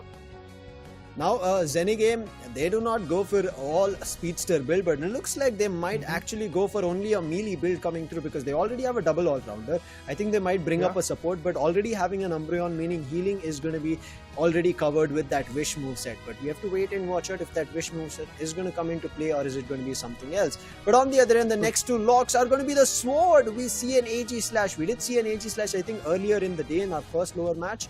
And we also see a Buzzwole joining in now. All Might, he's decided enough of that last round. I'm going to bring in all my guns in with that muzzles on the Buzzwole and go in for the win. But there is a ranged attacker, therefore that ranged attacker is going to be a Glaceon. I thought they might go for a support, but as I said, I think it's a Wish moveset coming through from the Umbreon, and therefore it's going to be a Glaceon, which is going to help them on that unlimited range if it's an Icicle Spear. It should be, to be honest, but on the hindsight, as you rightly said, Buzzwole, bringing in Buzzwole for All Might is going to be absolutely wonderful, and I think it is going to be a decider storyline that we are going to witness. It's not going to be a 2-0 in the upper bracket finale. The run is going to get broken down because if Buzzwole is here, Edge combination is also going to work out along with it, and Trevenant is going to be there. I truly think that Satl Esports is readily available right now in the second game to be back, to fight back, to retaliate, to give their all so that they have a fighting chance in the decider. I feel like they do have a chance, but the problem here is for me in terms of range. Their ranged attacker is only going to stand a chance to mid-range, meaning their defenders, they have to tank up a damage, they have to kind of stun the Pokemons, whether it be a Wood Hammer or a Horn Leech coming through, that has to work out. And on top of it, they have the Aegis Slash, whether it's a Sword form or a defensive shield form, which does better job. But on the other end, Zeni Game, I think they have their set ready. Game number 2 of upper bracket finals underway. Alright, let the action begin. A redemption storyline or complete chaos being brewed on the players of Satl Esports by Zeni Game. You really have to see what happens up next, but obviously the start will be pretty similar to each other, and the start will be basically farming, trying to get as many as chaos energies as possible. The experience has to be absolutely on par, the leveling up scenario has to be on par, and I believe like Edge Slash and Mimikyu, both the all-rounders are in the mid lanes at this point trying to get all the wild Pokemons. Meanwhile, the first 4 scores have been done from each side. The Satl Esports is in a game. The kind of play and scenario looks a little bit similar this time, but the Satl Esports once again starts off big by securing some early goals. To be honest, I was very happy by seeing those early goals in the previous matchup, in the previous game, but eventually what happened in the last 18 seconds changed everything. So let's just wait and watch what happens, because yeah, the final stretch time can change everything. A lot can change, but I'm still surprised there is still the EV that has not evolved. That is Umbreon. You're waiting for it. On the other end, Aegis Slash also looking for it to evolve. Slowbro does evolve from the Slowpoke. Trev, however, has not evolved. The puppy Phantom. Let's see and wait for it, but right as now, looks like there's going to be a KO on the Umbreon, and on top of the Umbreon, there is the unevolved Aegis Slash. On top of it, there's a Mimikyu. That's a big KO for Satl to try and get control of things, but there is a little Machop along with the Glaceon, therefore they couldn't push. But Buzzwole sees that goal zone empty, immediately he gets his stack in. Stay the stack that Machop gets and should evolve to the Machoke. Now Machoke also has the chance of going and taking the wild Pokemon, getting a lot more stacks, but All Might doesn't have that opportunity. That feasibility is not there, and look at this. This is the submission, this is the Smackdown I spoke about. But Smackdown has a counter Smackdown, but it is not going to be enough. Umbreon is there, mean look, attack, and then a KO. There you go. Buzzwole has to once again come back in the scenario. Duo Blade on the other corner in the mid lanes is trying to like just farm up and get as many SAS energies as possible. Meanwhile, another set of 21 goals will be done by Zeni Game squad's Glaceon, and as you rightly said, the range attacker coming in from that particular corner can be absolutely fierce. And I'm looking forward to see what happens in the bottom lane currently, because it is a stack of these two particular Pokemons that are there in the bottom lane. It's going to be the Glaceon and the Slowbro combination working out over there. Mukam, meanwhile, still can be a very valuable addition, and Buzzwole redeems the previous particular fight between himself and the champion. Going in for a fight, the shield. Snowy does deny them from getting ahead to the Buzzwole. Koopa is here in case things don't work. Sacred Sword gets majority of the energy, but nice Shadow Sneak and a player off. But now Snowy might be caught. Sorry, Fura might be caught. He's going in for the Citrus Berry. He's overextending, but from the backline there's a different attack. Glaceon gets Aegis Slash, so Satl are in trouble. However, All Might puts that Mimikyu down, and now he's jumping in to take the Machoke down along with the Hyper Voice use, and yes, finds that 2 KO streak. Now the top path might just back be in control, not for the goal zone push, but for the Regieleki fight. And now All Might sees Mean Look being used. Trapped is All Might, but the last hit is something that they're waiting for. Hyper Voice secures, Umbreon goes down simultaneously, but the Icicle Spear, look at the amount of damage All Might had to tank. Now that they have a 6th ally, they can now move in, but again, Shadow Sneak hit. Layer up was about to be used, but he uses the Scheduler Talk, but Kyurem still trying to run away. Uses the Hyperspace Hole along with his Sylveon, gets that full heal, but that Regieleki will not be benefited to push the Zone A on the top part towards Zeni Gaming. Zeni Game still contesting. What a fight that they're putting up. Machoke gets one, but immediately gets countered from the Trev. This is the Trev that I was talking about. Now Umbreon uses the Mean Look and tries to put a stop to that Sylveon. Doesn't work. Sylveon uses the Unite, puts the Umbreon down, but the Glaceon, unlimited range, still keeping in check, and the Slowbro making sure that the Glaceon doesn't get stabbed. But Glaceon, a little bit of an eject overextension, and that Horn Leech puts that Glaceon to rest, and this gives a chance here for Satl to even secure the bottom Reggie. Yeah, I mean, the Registry was taken down, and with that they have got their defensive covers to cover up with, and the top lane definitely looks a little bit in control in favor of Satl Esports. Although in the bottom lane, the Game squad was able to dump down another set of amazing goals, and that's exactly why they have now still a little bit of a lead. But Mimikyu retaliates and takes down the Edge Slash. Down the set of 18 coming in the bottom lane. Now they are trying to relocate, but the top lane looks well contested, and the Icicle Spears coming in from the Glaceon can be absolutely amazing. Giving out all to All Might. Damages coming in. Sylveon manages to secure another set of 40, which is good. Meanwhile, top lane condition is still going on. The boings of those wooden hammers are still coming in, but Glaceon finally gets a KO on Trevenant. Meanwhile, Machamp gets Buzzwole out of the equation. Unite being committed here from Mimikyu. Unite on the other end, Ring Sunbound, Hoopa, but Hoopa gets put in its own Hyperspace Hole. However, gets a full heal along with AG Slash coming in. Nice hits. Unite was used from All Might along with that Umbreon's KO being found, and another Glaceon also goes down, but counters, they do get a Sylveon. So something to kind of send them on, but they do regain the top path control because it's only Slowbro who was trying to cause a little bit of a trouble. Now Slowbro is doing small stack, so it's his items leveled up and geared for the next upcoming battle, and they let him do that because Satl understood that if they start fighting with him, it's a waste of time. Rather, secure objective. Regieleki in their favor. Hoopa on the other decides the contrary. Nice dodge of the play rough, and now Hoopa with the Phantom Force tries to run away, but the Icicle Spear had locked on. Hyperspace Hole was not there for the right time, and therefore that's a KO. But Satl, look at them. Destroyed Zone A and on both top and bottom, meaning they're already on a lead of a 215. Zeni Game are left with countering that 6th ally Regieleki. From there, they're all getting together to push to the top path. All Might is waiting in the bushes along with the Trev, and they both are going to call in a lot more teammates. They see a lot more forces. Once they see the Hyperspace Hole, they all get sit in the tall grasses, and now with the submission, immediate Trev out of business, and now they're looking to finding a lot, but Sylveon trying to help them. Aegis Slash stuck in between, no help coming there, and now Sylveon in trouble. If Sylveon goes down, then All Might, there's nothing much he can do. He commits a Unite to find a KO. Machamp in trouble. Machamp should go down here, and yes, he does. Nice smackdown, and Machamp gets knocked out. However, Glaceon looking unstoppable, countered it, but immediately Hoopa came into play, and Hoopa puts that Glaceon down, immediately pacifying Zeni Game's approach on the top path, with Umbreon also going down. That is a big KO of lines found for Satl to control the Zone A of their top path. Honestly, the way it started, after getting the Trevenant down and then the Edge Slash, I felt like maybe Satl Esports is going to lose the top lane control, and there will be multiple controls coming in, multiple KOs coming in at that moment. That didn't happen. What a way to reverse the whole attack, reverse the whole stack coming in from the lads of Zeni Game's squad. Now the focus has shifted to the bottom lane. They want to take the advantage of this Reggie steal, and Mimikyu wanted to go for a steal, but it just won't happen at this moment. Now the alternate swap blues trying to level up as fast as possible, but the attention has been grabbed, and there goes the Edge Slash. They're seeing a lot of damage but still surviving, but the KO will be coming in through Mimikyu. Mimikyu as of now is a little too strong and annoying for the side of Satl. They've been trying to dodge it as much as possible, but it is not happening. Zeni Game Less than 15 seconds left, and they've decided we will hold off towards SATL's half path, their mid paths. We're going to make sure if they're moving out of it, grab them right there, instantly KO the whole team, because this is the best opportunity for Zeni Game.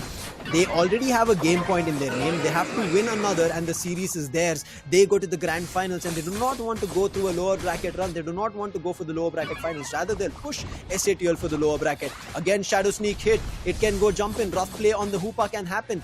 Sora has given the call, but they don't go in for the Shadow Sneak jump play on the Hoopa. However, right as now, Umbreon caught. Umbreon will be committed and forced to use the Unite to run away and take the shields away.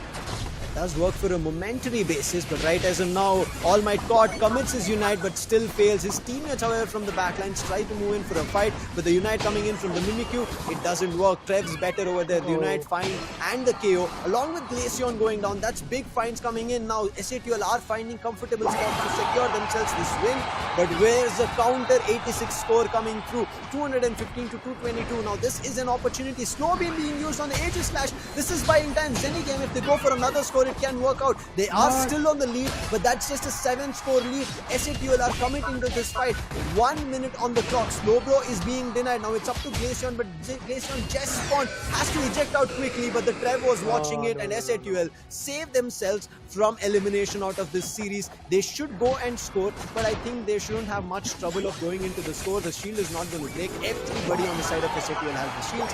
Hundreds comfortably being dunked there.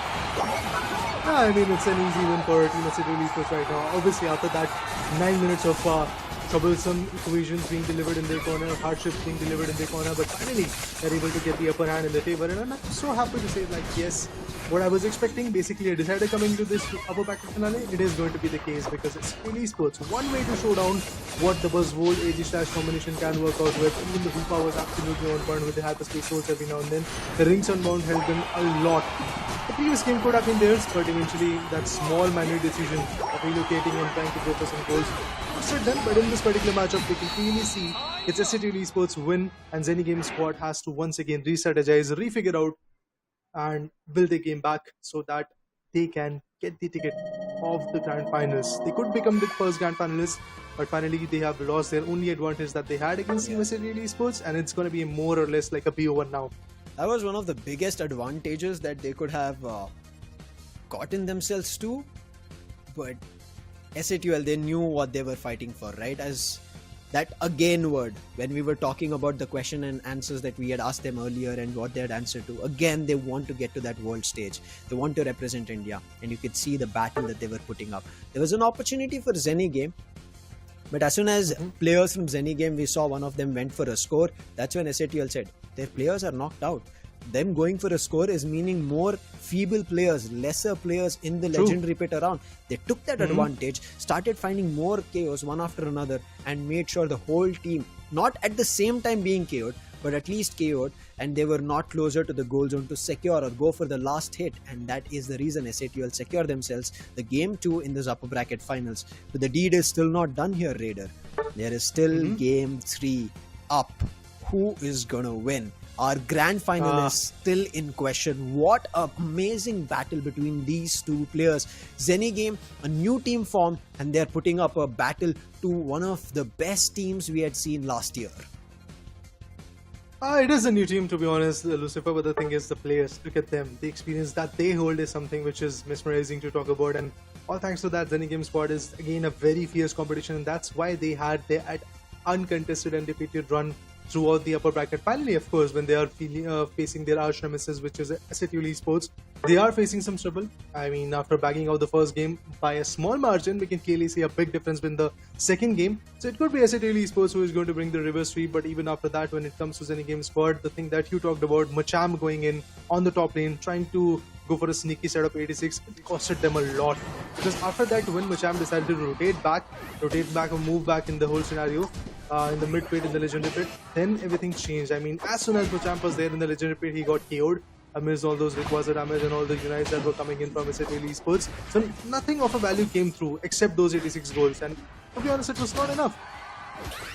Yeah, I think it was kind of a pressure pusher or a pressure cooker that it put SATL on, because you could see there was a 7-goal difference. It was Zeni Game who had the lead over there after that 86.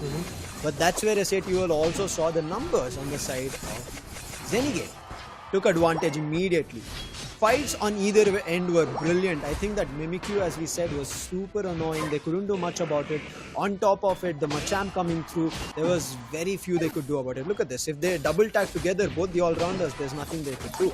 All Might, so many times whenever he wanted to take up a fight, even committed a Unite. He does get one, he would instantly get KO'd. Look at this itself. Now he does get one. Thankfully, more of his teammates were here, and therefore he could push even further to get a KO more.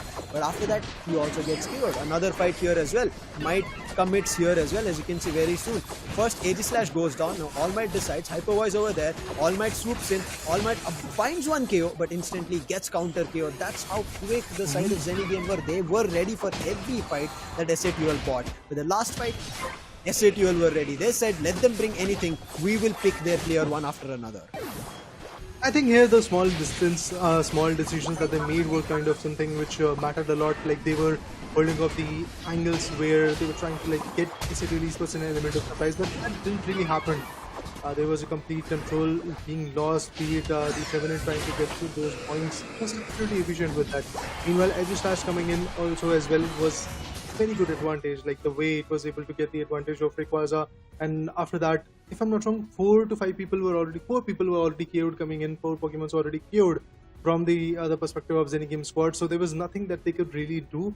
And Glacian was there, but it was just recently spawned, so not a lot of value could came through from their corner as well. Even when we talk about breaking the shield and not getting them the advantage, it was just not possible because the players were already reaching the goal zones and they were able to dump one set of hundreds. And once that happens, when you don't have the timer, it was like somewhere around 1 minute or 50 seconds which was left even before the Rayquaza was melted. So they had enough time to like reciprocate or retaliate, but if all the Pokemons would have been readily available, then the shields could have been broken down, then the goals could have been like stopped, and maybe reciprocations could have been there. But it was just not the case. So yeah, a brutal victory and a very interesting way to win from Team Satl Esports. Now the question arises, what will happen in the next game? Or should I say, the decider? I think SATL, as we said, right, they had to give their all, get their best out and win that game. If they didn't, the series was done for, and now they've equalized the points. But this best of 3 is going to come down to this last game, game 3, to decide our grand finalists. Is it going to be the side of Satl Esports or the new team formed Zeni Game that have been taking every team down? They have not given anyone the chance. All the games so far for both SATL as well as Zeni Game were clean sweeps, 2 O's coming through. Now this is the first best of 3 going all the way to the 3rd game, and both SATL and Zeni Game are playing in it. Now is it going to be Zeni Game who take control of this? Because again, if not for a little bit of a hiccup over there, Zeni Game were the one in control, not the side of Satl Esports. That does tell us the difference of how Pokemon has evolved. The Unite Esports world has evolved. But as evolution we talk about, let's talk about the Q&A again. What do you think are the characteristics of your team? Confident and good decision making. I thought for a second Zeni Game and Swifty or whoever answered this would say confident and good looking players. They are no doubt of that, but their decisions, I believe they are even more beautiful, even more, should I say, fruitful for the team.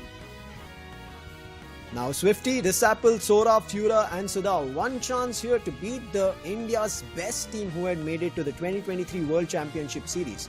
And as we said, speak about them, their question is the same. And their answer is, we are a very diverse team with flexible roles. True, I agree to that. I think All Might has the capability to go to an all-rounder, speedster, ranged attacker and defender as well. I think support is the only one which not all of them play. It is always Kyurem playing that. But again, support is a crucial role that we end up seeing, and I think Kyurem mastering that is the reason they let him play. Otherwise, it is going to be tough. Imagine a Hoopa puts a wrong hyperspace hole and you all get teleported, or you all don't get even a chance to get a full heal going back to your base. And that missed opportunity might give an advantage to the opponent team. But for now, I want to ask you, final battle coming in game 3, what do you think? It has been so close so far. I mean, I've already said that SATL Esports has got that capability, and I think they might just be able to bag it out in their favor. My only reason would be the thing that you rightly said, and also what they answered in their Q&A. They're very flexible with the rules, but then again, there are certain individuals like All Might. On the buzz volley, he's just phenomenal. Kyurem on the supporter is just absolutely amazing. Yeah, there are some individuals from Zeni Game squad as well who are very phenomenal with their own playstyle. For example, Satl going in with the speedster, Sadao going in with the speedster. It can be absolutely advantageous for them. But now let's talk about the third game. The dark phase is already here, where we're talking about the bans. We have NeKRoz coming in from SATL Esports. We have Trevenant and Mew being already banned by the lads of Zeni Game squad, which is the final ban. It's the Umbreon ban. I can see why, because the Umbreon last time was, yes, along with Mimikyu annoying. You could see, right, Mean Look putting a stop to one of the players and not letting them move, and then maybe a Unite or even the Mean Look hits coming through. So now quickly locking in on the Sylveon as the Umbreon gets banned. That's the first EV in the business. The second EV coming in is going to be from the side of SATL. Is it what happened on the first game that they want to replicate? We see the Solar Blade should be the one that Badshah picks up along with Snowy coming in on the Mimikyu. He said, enough is enough what Zeni Game did to us. I'm going to show them one up better. He is going to redeem himself. He is going to replicate what happened to them. But Sora... Okay. Maybe Hoopa is still available for the lads of Team SATL Esports as Blissey gets locked. On the other corner, the True Bro Slow Bro is going to come for Swifty. Rex and All Might, now they have the choices to be made. It's a Blaziken coming in initially by All Might, and then Rex, I would love to see what he's going to bring to the table. A Crustle probably, but I'm just going to wait a little longer. Once the tick comes in, then the finalization issue is going to be resolved, and yeah, it is going to be a Crustle. Meanwhile, Tyranitar, interesting. Wait for it. It's like a ticking bomb right now. You have to wait for it. It doesn't explode, or the lock-on doesn't happen till the last second. But before we'll talk about the players that right now Zeni Game have, right? Medium ranged attacker that they have with that Sylveon along with the Slowbro which can keep tanking damage, and now with the Tyranitar, the T-Tar coming through. Now the Tyranitar is going to for sure be a very late game Pokemon. So it's all up to Fura to start this early game, make damage and also keep control of paths. On the other end, letting go of a Hoopa, now this also can be a cause of concern. We remember game 1, right? Thankfully, Zeni Game had better Eos energy and SATL didn't. But if SATL have another opportunity where somebody else takes the Rayquaza shield, Kyurem again, the Rings Unbound, the Unite is going to bring the opponents or his own teammates to the opponent's base, and they will score. And SATL will make sure this time they have better Eos energy if they're planning to do one such play. Final preparations here, all Pokemons have been locked in. What do you think is going to happen here, Raider? I feel this is a very equally contested battle. No ranged attacker on SATL, a ranged attacker, but it is only medium ranged. Indeed, I mean, it's going to be a fierce competition, that's for sure. It's truly going to be a fun hell of a decider because of the fact that we have a Leafeon coming in. I want to see how Leafeon is going to be an advantage for Team SATL Esports. On the other corner, they already have all the other interesting choice of Pokemons being delivered. Tyranitar pick. As you rightly said, it's going to be a late game Pokemon. Evolution has to be there, but it is going to take its own sweet time from Larvitar to Pupitar to Tyranitar. It is going to take a lot of time, and meanwhile, in that particular time period, there might be a big difference between them and their arch nemesis SATL Esports. So that's exactly where Team Zeni Game squad has to work on it. Initially, I think it's going to be more of like a Povi pipe. Let's wait and watch. Right now, it is going to be Snowy early to get that mid path for himself. Sadao taking just the Zatu and backing off, letting all the buffs go for the late evolution Pokemon. Tyranitar, but this Mimikyu right out of level 5 is going to be problematic. All Might, his concern, just get that Blaziken at least to level 5 of that stack on the attack rate, and then it should be good. Same was Disaple's decision, with Disaple a little of that health HP being lost very early. Same happens here for the Leafeon. So this early game not working out as they wanted, but an overextension Sadao, yes, and that gives that Dwebble to evolve to a Crustle in this early game. As I said, SATL Esports likes to start off early, and they are building the score pretty early, and they're also getting some fierce KOs onto their opponent, but it's just not enough. On the bottom lane, we have a battle between Slowbro and Crustle, trying to put each other down. Meanwhile, the Leafeon is trying to farm as much as the Eos energies as possible, but there goes a Solar Blade. Not going to be efficient enough, but then again, the alternate Swablues can be absolutely valuable as an asset for the leveling up scenario. Badshah already at level 5 can be a menace to his opponent. Oh, on the top lane, we get to see a KO on the supporter. Satl, their stackings, their leveling up, all of them look better. It looks like after losing the previous game, Zeni Game are in a little bit of a trouble. They're also overextending at certain points, giving away free KOs for the side of Satl Esports. All Might as well as Disciple going on a brawl battle, all punches on either end, and Satl All might just be in trouble. Sora is here, it's not still evolved, therefore damage is not there, bombs are not there on the egg, and therefore All Might survives. But All Might tried to go jump in for a fight, maybe drag them into their goal zone, but that doesn't happen. Eject immediately on the Lucario. Therefore Satl All Might will survive, will get his own Eos energies and experiences for himself. Surf being used, but Swifty might be caught. None of his teammates are nearby, and a ranged attacker, an all-rounder, and even a defender all doing damage together, and that's going to be Slowbro, meaning the bottom path is open. Indeed it is, and you can clearly see in terms of a lot of goals coming in. 28 by the Leafeon, and then after that even 19 more goals coming in from the Mimikyu. So yeah, the bottom lane looks absolutely opened up. On the top lane, indeed there is a stack coming in. Blaziken, Hoopa and Crystal combination is working out over there. They're trying to put a lot of pressure onto their opponents.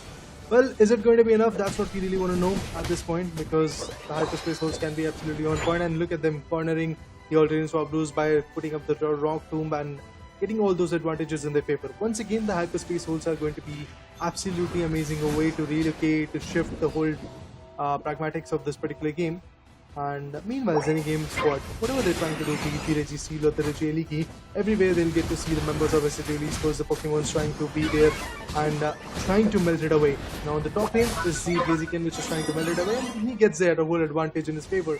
Meanwhile, Hoopa is still there in the mid lanes, possibly trying to go for the top lane to go ahead and secure some more goals. Oh, I feel bad for the Blissey. Instant KO. Shadow Sneak and Player Off is just a menace, and Snowy doing them bad. And now look at this, Emerald 2-step. Lucario tried to run away, it doesn't work. Player of being used here on the Slowbro. It's not going to be a KO, and therefore Snowy has to back off. However, the Registeel is still up, meaning both of them want to make sure that the Registeel comes in their favor. The Solar Blade needs to work, and it does. Surf is not going to find in value, and now Swifty, for all the efforts that he put, the only thing that he's going to get is rest. He's going to be KO'd and he'll be sent back. His teammates, however, nowhere near to defend the bottom goal zone. An overdunk of a 36 coming through will put Satl on a big lead to 225. It's pretty interesting at this point. Satl Esports have already built a good lead, but remember guys, we are still left with 5 minutes and 50 seconds, so everything can change. The bottom lane stack coming in, there are going to be multiple KOs, and there goes the Mimikyu. They're falling back at this point. Hoopa wants to push back a bit. Solar Blade going in, trying to get small just a moment for themselves. Fight back to breathe, to get a breather. Swifty on the other corner also trying to move back a bit. Rock Tomb is going to be there by Crystal, but nobody is going to get cashed in it. Yeah, Meanwhile, on the top lane, it's the Blaziken who's just completely pressurizing the whole team. This is a lot of time being wasted. That was a big opportunity. They had almost decided for a team fight, and they decided not to. And now they start moving top path, and you could see almost around 10 to 20 seconds were wasted in rotation. And that doesn't yield in value because Rock Tomb blocks them, and now Tyranitar in trouble. Tyranitar has to work. This is a late game, 5 minutes. The first half was about to done. Doesn't work. No team fight over there. I think the leveling up scenario has to be worked on in perspective of Zeni Game's squad, because they don't have that much of a level advantage as we talk about Satl Esports. Look at Mimikyu already at level 11. Not just that, even the Blaziken on the top lane has been phenomenal, as I rightly said initially as well. Now they're trying to go ahead and take the 6 LI for the team, and they did get it. Tyranitar at level 10, freshly at level 10 to be honest. The right value of that Tyranitar is yet to come. Oh, the Leafeon goes on by another indie. Casually sits in because the Unite was committed on T-Tar, and the Tyranitar cannot do anything. However, All Might a little much of an overextension. Along with him, his teammate also Mimikyu. Both of them fall down. Now this is an opportunity. Zeni Game have been looking for opportunities. This is another opportunity being gifted from Satl. They have to commit for a team fight. Kyurem sees that the team fight is happening. Russell had to commit 6 Unite. Hyperspace Hole and Rings Unbound both being used, and they bring their teammates. But the first KO is found, not the second, because immediately it gets countered. Make it another. Zeni Game lose their Slowbro as well, and now this is in trouble for them. Leafeon also being lost. One after another, they are losing a lot more than what they wanted to commit here, because that Mimikyu was brought back into the fight. They had to go for a faster push. And now Zeni Game have to call that fight quits, and now they have to look forward to again leveling up. gaining more experience. For now, I think SATL are very comfortable on their levels. 13 already. We are not even close to the final stretch. There's still a minute and more to go. 13 on Blaziken. Yeah. 12 on Mimikyu. That's already a cause for concern. Zeni Game in trouble. Indeed, they are in a big trouble at this point, as we can clearly see a little difference that has been delivered. But on the bottom lane, they wanted to go for the Registeel, but at this point, when Mimikyu goes down, the KO comes through, and on the other corner, the Growls will be hurting and taking the Regirock in their favor. Hoopa also gets KO'd. Now, plenty of KOs are going to come. Let's see what Blaziken is going to do. But yes, the bottom lane contention is pretty much out of their hand. And now the gap that was absolutely enormous is now getting a little bit narrowed. Players are now focusing the shift onto the top lane, as well as this is going to be readily available. But all the players have already relocated, be it the Blaziken or the Leafeon or the Hoopa. Hoopa is still there in the bottom lane so that we can activate the hyperspace holes and make sure that the players push back a bit. Rock Tomb being utilized, try to push back. Now the Registeel is also contesting, but still, no such KOs are going to come. Oh, Fura is stuck. Fura is stuck very bad. Rock Tomb.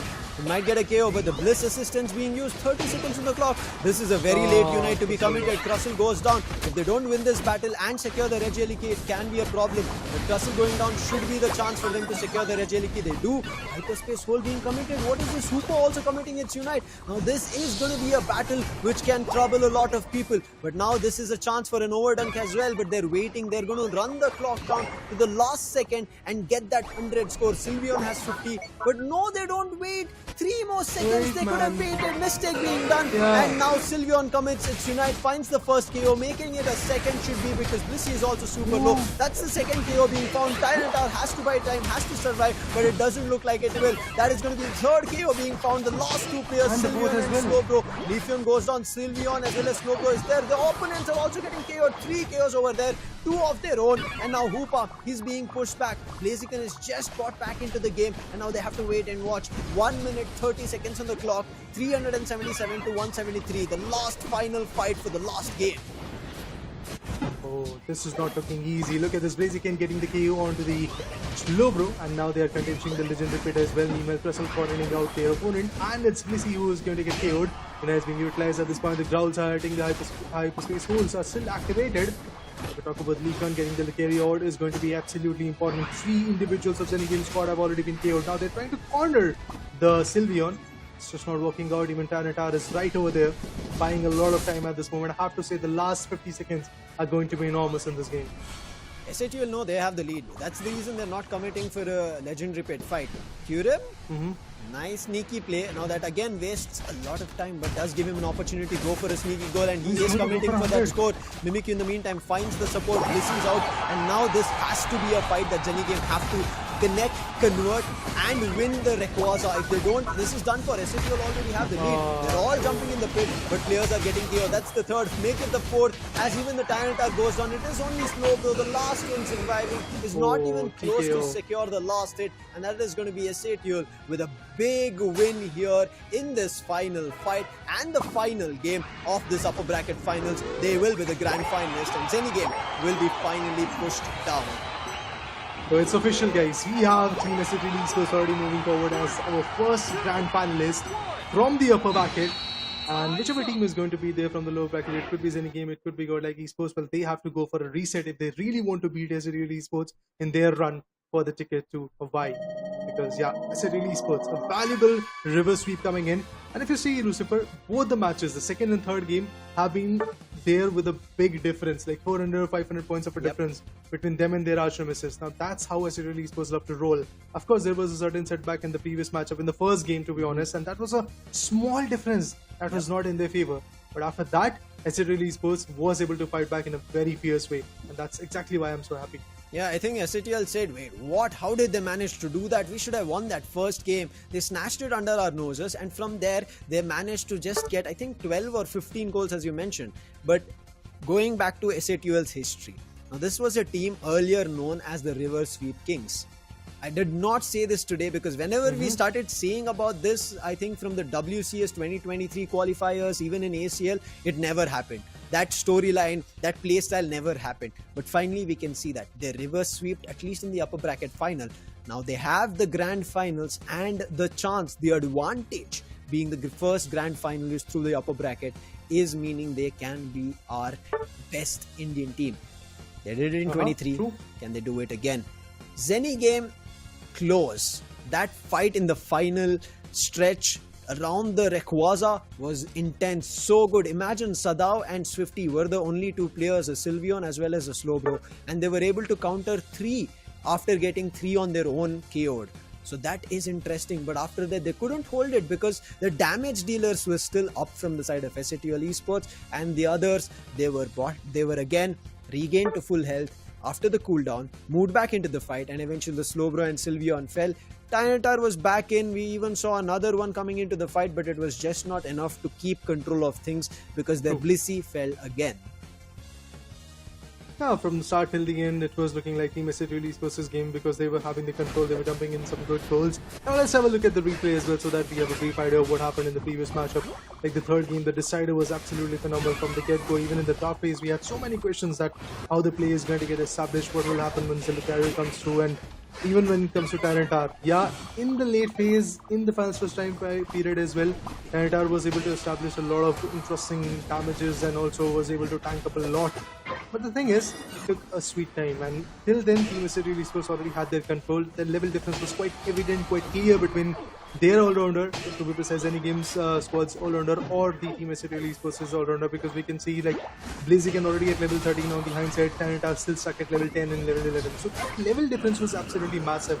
Talking about the objectives, it was in favor of both the teams, to be honest. It was not like one-sided equation with the respect of objectives. There was Regiriki in the favor of Team Zeni Game as well in the later phase, and also in the favor of Team Satl Esports. But talking about some mistakes, I truly remember Blissey going in for a set of 20 where they could have waited for like 3 more seconds and it could have been a set of 40. Yeah, I think, I don't know what that decision was. I agree. I think that could have changed the game completely for the side of Zeni Game. Just another 3 seconds. That Regiriki clock down was running till 20 seconds. But then this commit, as you can see, there were only a Slowbro, and look at where the Slowbro was pushed. Would have had a serve, but it was not close, I feel like. And even if it wanted to, you could see the amount of stun that the Slowbro was being hit. Not allowed to use its moveset was one of the reasons. Unfortunate over there. A great game coming in from Zeni Game, but it was just not enough against the WCS 2023 India's best team. Now that team has moved into the grand finals. That's none other than Satl Esports, but they know the game is not done. The India qualifiers are not over there. There are still teams coming in from the lower bracket games, and those lower bracket games are looking even more highly contested, even more intense. Nobody knows where it is going. Everybody is right at the edge of our seats. And now Raider, with this game itself going so close, it could have been Zeni Game, it could have been Satl. I'm just wondering, what is Zeni Game going to do to whoever is going to be against them in the lower bracket finals? It's Godlike Esports. It's Godlike Esports. That's what they are waiting for, and it is going to be very interesting to see how these two particular teams are going to be against each other. What kind of competition they are going to put through, and how they are going to fight back. And of course, as you rightly said, it's going to be a redemption storyline, probably, if they win, if they manage to win. And I'm looking forward to see. I really want to see the competition going in with a pinch of salt. I want to see how the competition goes on from here. What kind of interesting storyline will be built from here? Is it going to be a redemption storyline or clear-cut win for one particular team and the other one is going to be left untamed? I want to see what happens up next. I think, I'm not too sure. We are still, there was a game of 6 Upper Moon as well as Godlike Esports in the lower bracket match. We'll jump into the brackets and we'll get an idea of who their opponents are going to be. With that, Godlike it is. It is the round 1 upper bracket match where Godlike were defeated by the same team that they are playing against now, Zeni Game squad. Zeni Game squad against Godlike Esports lower bracket finals. Godlike versus Satl. Godlike versus Zeni Game. Now here, the revenge story between is Godlike and Zeni Game. So if Zeni Game win, it's a revenge story between Satl and Zeni Game. Otherwise, it is going to be Satl's revenge game to get to the stage of the world. Because when they couldn't make it to the Asia Champions League, they were like, we feel bad. We should have had it. A little bit of a misplay over there and we didn't get the chance. So let's see if Satl make it this time. Or is it going to be another team snatching their chance again? They are in the grand finals. But their opponent on the lower bracket finals look heavy, Raider. Very heavy. Yeah, man, it is going to be absolutely fierce when it comes to the competition. The upper bracket finale bracket, or should I say, even the whole upper bracket looked absolutely jam-packed with the action. Initially, we got to see No Tilt and then QRS also. Other teams like that falter down. Even in the lower bracket, when it comes to No Tilt, they were able to put up a very valiant effort against Team QRS. But after that, Six Upper Moon just took the advantage in their favor and were able to completely destroy them, shut them down. Meanwhile, Godlike Esports also took a 2-0 against Team 6 Upper Moon, and as you rightly said, it's going to be a redemption storyline for Team Godlike Esports, because now Godlike Esports is going to take up a fight against that particular team, or should I say that reason why they are in the lower bracket. Godlike Esports is going to face Zeni Game again. Well, this initial fate was a 2-0, where Godlike was not even able to stand in that particular scenario. I want to see what Godlike Esports is going to do this time, in a very different manner or in the same manner against Team Zeni Game, or should I say what kind of strategies they are going to bring in this time to beat their arch nemesis, the Zeni Game squad. Yeah, imagine.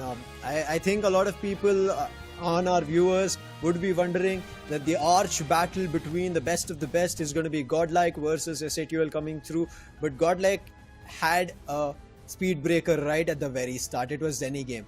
And now for Godlike, they have actually become their arch nemesis. They would want to take down this team and then make it to the grand finals. And if they don't make it, Godlike are not going to be happy about this, because their chance of representing us on the ACL stage, getting to #2, put, as I said, everybody started to know about the region of India. And from there on, now this is another chance here for Godlike Esports to get to that big stage and now represent on the world stage as Team India.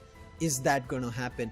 Two teams are fighting for this. Now, when we were in Worlds 2022 and 23, the fight was Revenant, SATL over that time, and I think even Marcos. But at that time, it was mostly Revenant taking up the bigger stages, and they were winning it out. And now, who takes it up? This is the final match before the grand finals, Raider. We started with our lower bracket elimination games, where we saw Godlike over there, and we are going to be seeing Godlike here in the lower bracket finals. Do they win, or is it Zeni Game? Well, the thing is, from top 8 teams to now top 4 teams, top 3 teams to be precise, now we are left with just top 3 teams. Yep. It is SATL Esports was sitting comfortably in the grand final slot in that particular contention. On the other corner, we have Team Godlike and Zeni Game. These are the lads that are going to play. Of course, from Godlike, we are going to see Vulcan, Milan, Zsol, Akul, and Reben. On the high side, when it comes to Zeni Game, we have Swifty, Disapple, Sora, Pura, Sadao. All these individuals have got a very good amount of experience. It's all about how synergized they are going to be in terms of a particular team. I think Godlike Esports can take the edge in their favor this time, but eventually when we see Zeni Game squad, what they did initially in the upper bracket, it was a 2-0. It was a very good competition put forth from the lads of Zeni Game squad. So it could be of anybody's. I am just looking forward to see whose decisions are going to be even more accurate. What will happen in the draft phase is something that I'm actually keeping my eye on, because the ban phase, the pick phase, the preparation phase is also going to tell us a lot what kind of game is going to be there throughout the next 10 minutes. I think what we kind of witnessed so far coming in from all these teams was wonderful Pokemon action that has evolved over the ages.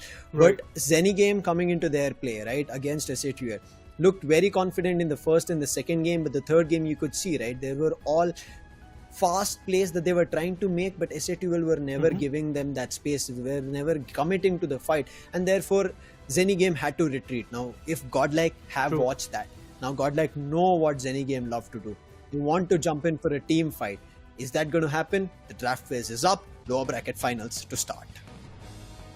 The time has come. Zeni Game squad, Godlike Esports, both the teams are absolutely on point, but now looking forward to see what happens up next. The ban phase gets started, and we have the League in one initially.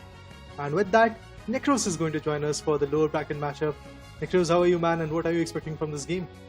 Oh man, I'm really expecting a lot, to be honest, because after seeing the previous match of SATL versus Zeni Game, I'm like, okay, Zeni Game has got some big stuffs up in their sleeves to just display and maybe bring up on the table. And now against Godlike Esports, I think it's going to be a tough call, but for sure both the teams will be looking forward to get something better on the table. As we speak, the Leafeon and the Slowbro, both Pokemons have been banned, but Disciple coming up with the Gyarados starts off with that pick, but I would really look forward to see what are the other two picks that will be coming up from the side of Godlike Esports.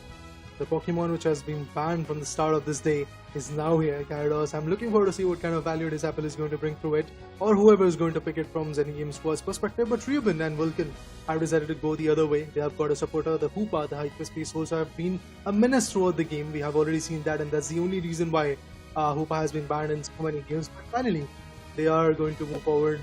How the play is going to be there, and on the other corner, Ruben has decided to go with the Sylveon. Meanwhile, talking about Satl, a Mew, a squishy one, but then again a very effective Pokemon coming in.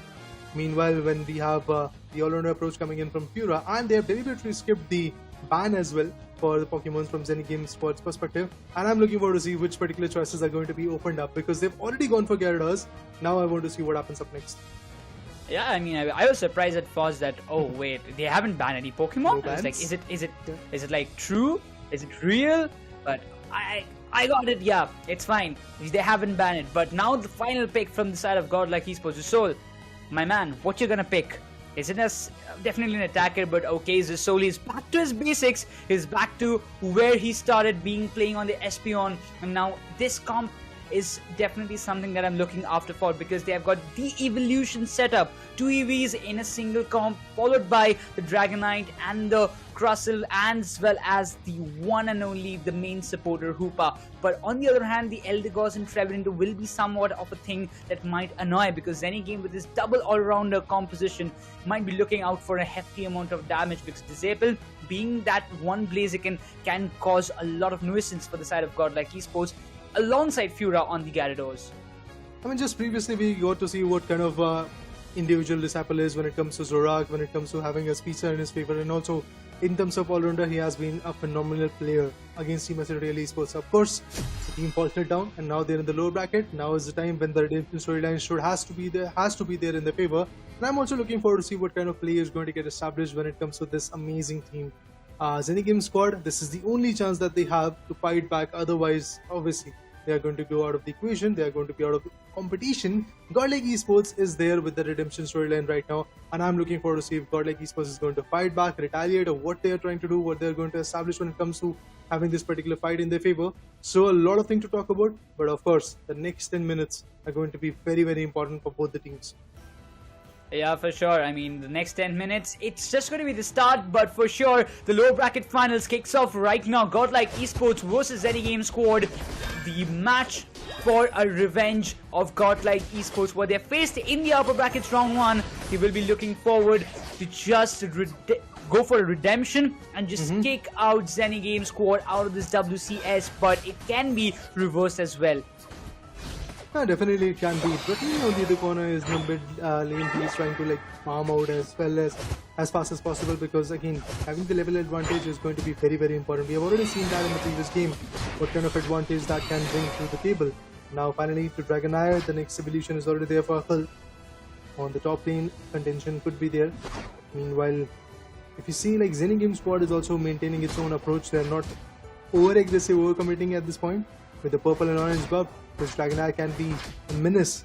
Right now, the focus from both the teams is basically to level up, get those Chaos energies in their favor. All three Swap Blues spawned, and they're trying to take the whole advantage out of it. And it's Mew who gets all of it. That was a good try by Sylveon. The Hyper Voice is doing a hefty amount of damage, but now the Kumbaskin is looking for to get the KO on Ruben, but he barely survives. No, it's not. Sylveon will be punished. The Mew coming into the question will be pushed back. Hoopa gets one on the Eldegoss. The Mew is still targeting the Dragonair, but Hoopa comes in for the rescue, and as Akul manages to survive. Some early scores being dunked by the Espeon in the bottom lane on the zone A, but oh, this KO, can it happen? Yes, Crustle. He comes into the rescue. Vulcan was barely surviving on a very low HP, but the Rock Tomb did the wonders. But the Dragonite is what they need. Godlike Esports, they know how much efficient, how much evident the Dragonite will be for their composition. It won't be easy. It won't be easy. That's what I have to say for even teams in Game Sport to fight back in this particular scenario, as they don't have the level advantage in their favor. And also when it comes to the scores, it has not yet come through. But as far as evolution is there, I think Godlike Esports is doing a great job at it. They are trying to level up as fast as possible. In the bottom lane, Espeon is trying to hold it off. On the top lane, a complete stack of Godlike Esports is working out. Dragonair is there. You have the Sylveon, the Hoopa, Hyperspace holds can be absolutely amazing in terms of relocating from the top lane to the bottom lane.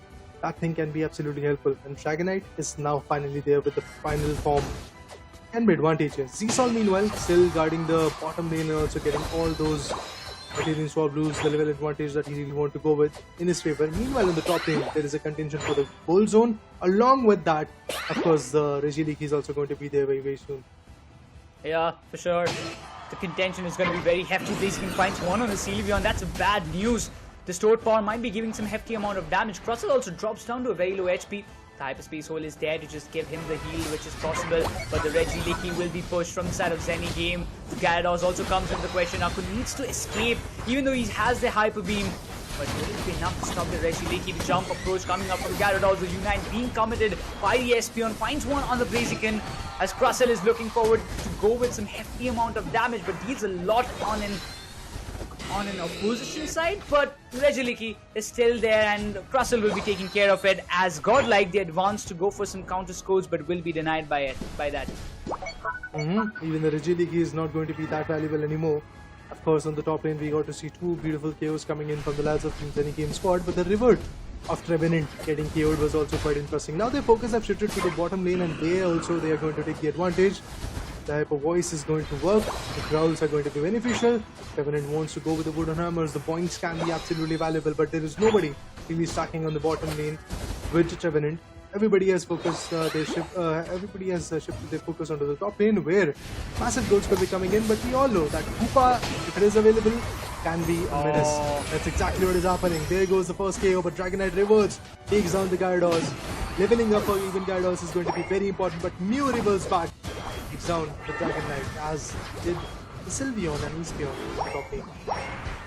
They are completely helpless. Ample amount of Eos energy just lying beside Zone A on the top lane for now, but now at this kind of questionable position, Godlike Skyesports, they will be looking forward to advance. The Swap Blues in Altaria fell in the hands of Zeni Game squad. There is nothing that they can do about it, but yes, for sure, the Dragonite is being restricted a lot this time. They have got a breakthrough with the strategies that Godlike Skyesports are looking up forward to, but 50 on the Trevenant has been very, very helpful for his team. But still, I would say Godlike, it's not a big lead as what we were seeing, what Satl did in the previous games against Zeni Game squad. But Godlike has always been a team who has been prominent in the late games, isn't it so? Definitely. I mean, this is a particular team in the late game which can be quite phenomenal, as you rightly said, and I'm also waiting for that moment. Although from the get-go they had that lead, but it's not a big lead to be honest. Oh, the ultimate, is it valuable? Unite came through, but it was just not that valuable. The Rings and Bound came in coming through from Team Godlike Skyesports, and they're putting up a pressure onto the Gyarados, and Gyarados gets KO'd. Dragonite gets a 2 KO streak, might be able to follow up with few more, but Crustle gets the advantage of having that Regieleki. The 6 ally is already there. Espeon goes down. Sylveon goes down. Espeon is still contending. Maybe possibly another KO could be coming in from their corner. And it's the Blaziken who gets Dragonite out of the equation. Espeon reverses back instantaneously by taking on the Blaziken as well. That was way too close call for the Dragonite. I really thought that he would be surviving that. After committing the Unite, he opted to get that KO on Blaziken. He barely survived in the pixel HP. But yeah, Helen, he knows he has to go for a 40. He will be overdunking it with total of 42 overdunk. But now the objective, the Registeel has appeared, but nobody is taking care of it. Everybody's contesting for the top lane. The Zone A is important for them. Blaziken again finds a KO on Sylveon, and he's been fed well. The Blaziken will be a pure disaster for the side of Godlike Skyesports if this continues for a longer period of time. The shell is already built. All Zeni Game squad has got at this point, I believe, is basically the Rayquaza. If they get it, they might be able to fight back because Godlike Skyesports have got the level advantage in their favor. They are containing, they are getting all those KOs, and all thanks to Hoopa, they are able to relocate as well, get back the HPs, and also relocate to the top lane, to the bottom lane, wherever the fight is, wherever the stack is coming in, they are able to be ready with an answer. And that, my friend, is something that I'm, I guess, hearing about, because Team Zeni Game really wants to win in this particular scenario. They have to counter that Hoopa along with that Dragonite, because that is something which is not working out. But what a steal! What a steal coming in from that Blaziken, and finally, Sylveon goes down. Players have to be pushed back, no citrus berries, so possibly the Dragonite can be KO'd. But no, the goals are being stopped, 91 to 112. I think it is going to be a fighting back scenario where the lead will be in the favor of Zeni Game. A late game from this time, Zeni Game squad. Looking forward to those level ups. Blaziken is already on level 13. That's a real trouble. Espeon is already 13 as well. But the Dragonite needs to evolve. He needs to level up quick. Because if you need to counter Blaziken, you need to be in your top-notch form. And if Dragonite isn't in level 13, it can cause a lot of trouble. And he's been restricted a lot of time. And yes, Akul has a good read of it. He moves up to 13, even Hoopa moves up to 11, but everybody hiding in the tall grasses, waiting for that one player from either of the teams to step up and start it. Oh man, this is not looking easy. Look at this. Blaziken wants to go for a sneaky 26, and he did it. Gets the sneaky 26, Rock Tomb goes in, but nothing valuable will be coming in throughout that angle. Now Blaziken wants to punish the Crystal. Let's see if that's a possibility. But look at Dragonite also wanting to go for a sneaky set of 100. Let's see if that is possible, because there is no Hoopa coming in from the lads of Zeni Game squad. So now the main combination will be the legit repeat. Set of 100 coming in from Godlike Esports, and that's exactly how they steal the lead in their favor. Now Rings and Bind being used. The Phantom Forest is also available. Sylveon gets the Blaziken. The all-rounder, the heavy hitting form is going to go down, but NeKRoz right there to save the day. Let's see how far he goes. Oh, Dragonite gets the Rayquaza done, and now with that, I believe Godlike Esports have made sure with a near total team KO. It's just 7 minutes left. Oh. We could be KO very soon as well. And yeah, there you go. The team KO coming in. Zeni Game squad loses their first game. Godlike Esports, what a last-minute steal by Akul. That 100-score division definitely diverted the entire squad of Zeni Games, and they were kind of like in a thought process whether they would have to commit for the Rayquaza or to stop the Dragonite, but they were committed to get the Rayquaza done. But the Unite, the way they were pushed away by Crustle, then the Sylveon stepping up, compromising himself to be the bait, to be the one that everybody will be focusing on, diverting the entire fight away from the Rayquaza, did a fantabulous job in getting that position for Godlike to get the Rayquaza. That in the end moment, if that Hyper Beam was not there, Raider, the story could have been different. But look at the scores. It ain't stopping. No way. I mean, it's pretty much done and dusted at this point. It's pretty evident that Team Godlike Esports is going to have their first game in their favor. It's not going to be uncontested run against Team Godlike Esports for Team Zeni Game, even if they manage to like beat them in a reverse sweep type of scenario at this point. But yeah, impressive play from the lads of Team Godlike Esports. From the get-go till the end, they had their control. From starting off with a set of 21 goals till the end with 708, they were able to manage out and get a difference of 507 goals between them and their opponent Zeni Game squad. Godlike Esports established their control quite a good, and the only thing that I doubted at this point was the Dragonite pick, and I'm so glad to see that that is the pick which was the MVP one. Overall, you can see 6 KOs for the side of Akul, 8 for Disapple. I mean, this guy is like, if he starts to play, there is nobody in the lobby that can stop him. But this time, even the Blaziken was very hard to stop for the side of Godlike Esports. They had to do so much to stop Disapple from getting those KOs. But even after that, he got 56,000 damage on him, 8 KOs. That's huge numbers. But Zisol, 93,990 total damage he has done. And overall, the impact that he had throughout this entire match was immense. By that being said, Godlike will move 1-0 up in the series, putting Zeni Game in a very tough spot, because if they lose the next one, they're out of the WCS. The winning streak has to be there for Team Godlike Esports if they really want to cash in this advantage of winning the first game and having that upper hand in this particular BO3 equation. Because if Zeni Game fights back, we have already seen what they are capable of. Like, they were able to establish a 2-0 dominance in the first matchup of the upper bracket against Team Godlike Esports. But right now, lately, as we can see, Godlike Esports have learned a lot from the previous matchup, from the previous mistakes, and we can clearly see, like, initially in the first 4 minutes, it was Team Godlike Esports which was coming up some good scores with like 32 scores. Team Godlike Esports had that initial lead in their favor, but on the hindsight, when you talk about Team Zeni Game squad, where they started to perform was basically the last 4 or last 6 minutes, should I say. Before that, they didn't have the control in the game. They were kind of on a back foot when it comes to the objectives as well. There are fair share of objectives going in the favor of Team Zeni Game as well. They were able to get the Reggie steal, pretty close to getting their second Reggie. The first Reggie came my bad, but it didn't came through, to be honest, for them. In the replay, you'll get to see those moments where everything changed for Team Zeni Game squad. You can clearly see from the get-go, from the start, multiple KOs came through, be it the top lane or the bottom lane. And I would like to say at this point, Hoopa was one of the main reasons. Yeah, for sure. I mean, Hoop has always been that X Factor, Raider. We can't just deny this fact that he is that quarter that nobody can just replace with any of Invincible or anybody. But for now, the early game control was good. Godlike after that came in the contention. Zeni Game were trying their level best. Meanwhile, when it comes to like the other individuals, they were also trying to perform a lot. There was a very effective motor fight coming in from both the individuals. Like specifically talking about the Dragonite at this point, it was absolutely immense and absolutely valuable. There were certain moments when even Blaziken tried to like overpower the Dragonite, but it just didn't came through. There were some KOs coming in, but at the end, the total team effort that was coming in from Team Godlike Esports was like just on an edge. Even Gyarados. The reason why Gyarados was getting banned from the start of this day was basically that particular Pokemon is absolutely on point and it gets few plays with a good stack.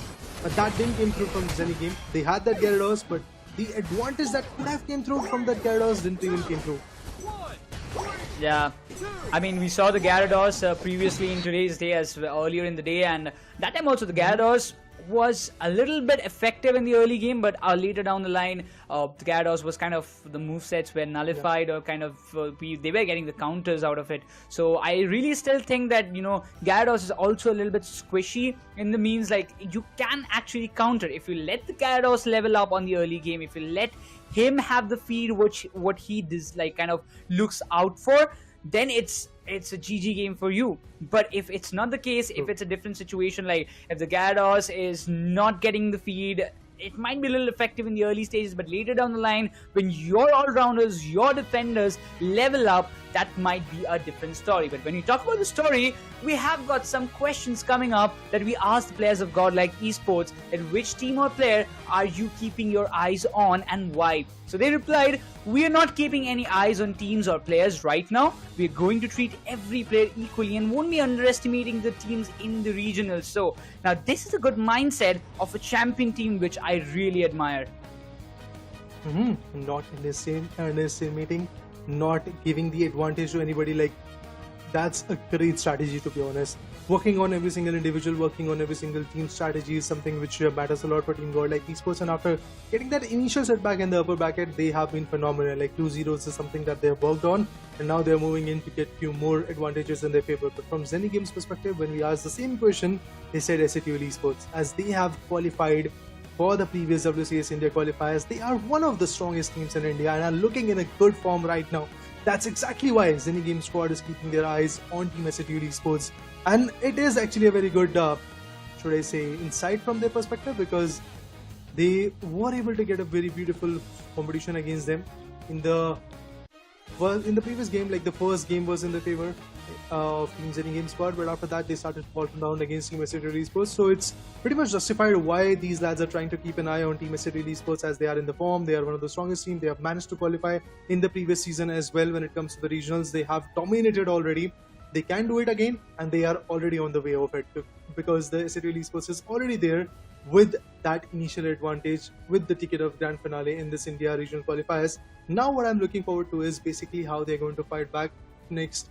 But even before that, you have to know who is their opponent. Is it Zeni Game? Is it Godlike Esports? Because Godlike Esports currently already have got that advantage in their favor, that initial lead that you really want to have in a BO3 equation. All Godlike Esports wants to do is just basically make sure that they go one step ahead, dominate once again, probably get the advantage of Rayquaza, probably get the initial lead from the get-go, and make sure that it's a 2-0 run for them, and then a redemption storyline could be there from them and their arch nemesis Team Satl Esports. But all of that is basically speculations. The fact is, it's a 1-0 equation and a BO3 equation.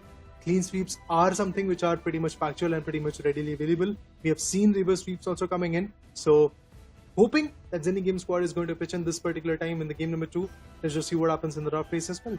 Hey, you know what? I was just before I came on the desk, I was having some discussions with the players. Those were actually not playing, or maybe I was having some conversations with the fans of Godlike Esports, SATUL, as well as the other players. They were telling throughout the internet that, you know, there is a big possibility that we might be seeing SATUL versus Godlike in the grand finals of Pokemon UNITE Championship Series.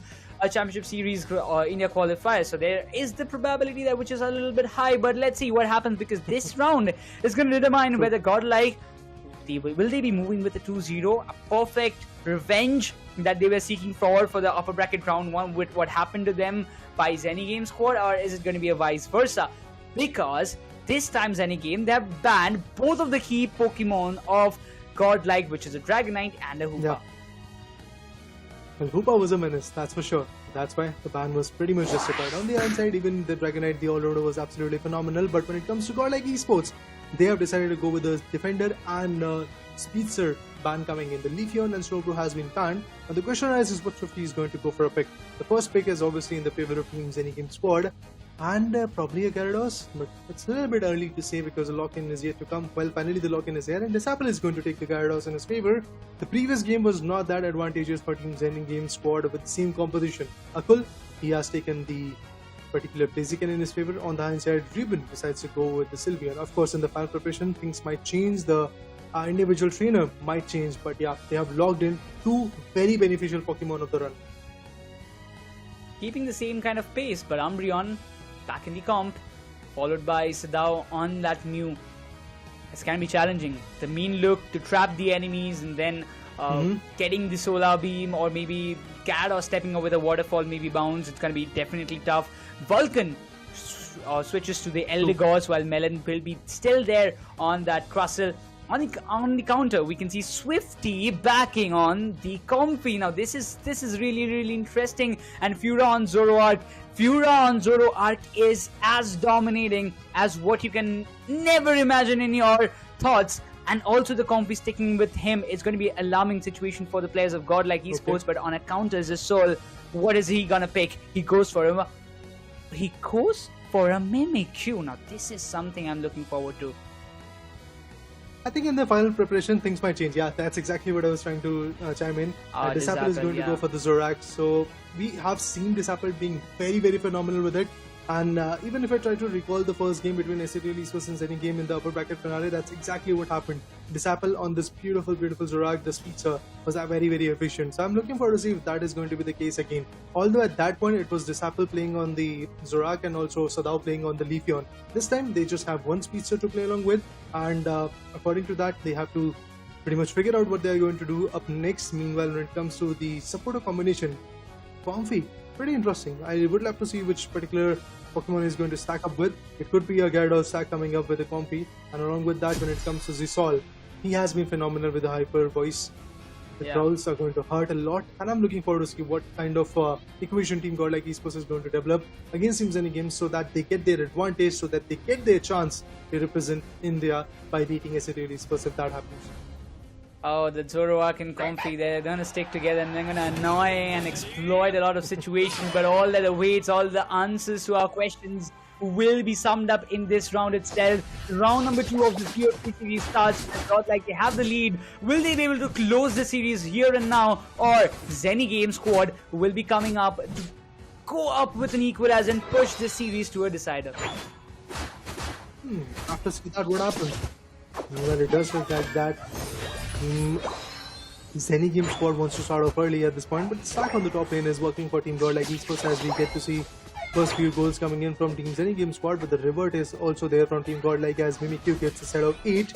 Pretty impressive. Lately, the combination is working on the top lane with Comfy along with Gyarados. Both the individuals are stacking up, trying to get the advantage. Eldegoss is right there. Kumuskan is also going to move in as fast as possible. The level advantage has to be there from Team Godlike Esports if they really want to win. And same goes for Zeni Game squad. Whichever team who's willing to dominate, whichever team who's willing to move in and eventually get the redemption storyline in their favor, they have to get the best out of their Pokemons, and specifically that will happen once the level advantage is there. The Prisberry is being corrected, Sadao with the Mew can be phenomenal. Stack on the bottom lane is going to be the case. This Apple with the Comfy combination can be phenomenal, as we were trying to predict earlier. Russell and with that Sylveon goes in for the Citrus Berry, but nothing valuable will be coming in as Zorak swoops in and takes down the individual. 14-9 is what Team Godlike Esports is going to get. On the top lane, there is another contestant going in the bottom lane. Of course, we have Mew, Zorak, Comfy, Umbreon, all 4 individuals fighting against the Crustle. Top lane goes in, trying to distract. But still, Zorak is going to do the value, get the value on the top lane. This is going good for Zeni Game. I mean, they're getting the stacks what they want on Swifty. Even Zoroark invading the jungles of Godlike Esports, taking all the buffs away. This is bad. This is really bad for Godlike Esports. If they don't level up quickly, specifically that Blaziken, you can see the Zoroark is already leveled up to 7. This is something that they need to take care about. But Sylveon needs to push them away. But the stacks are not just getting all carried away. Mimikyu goes down.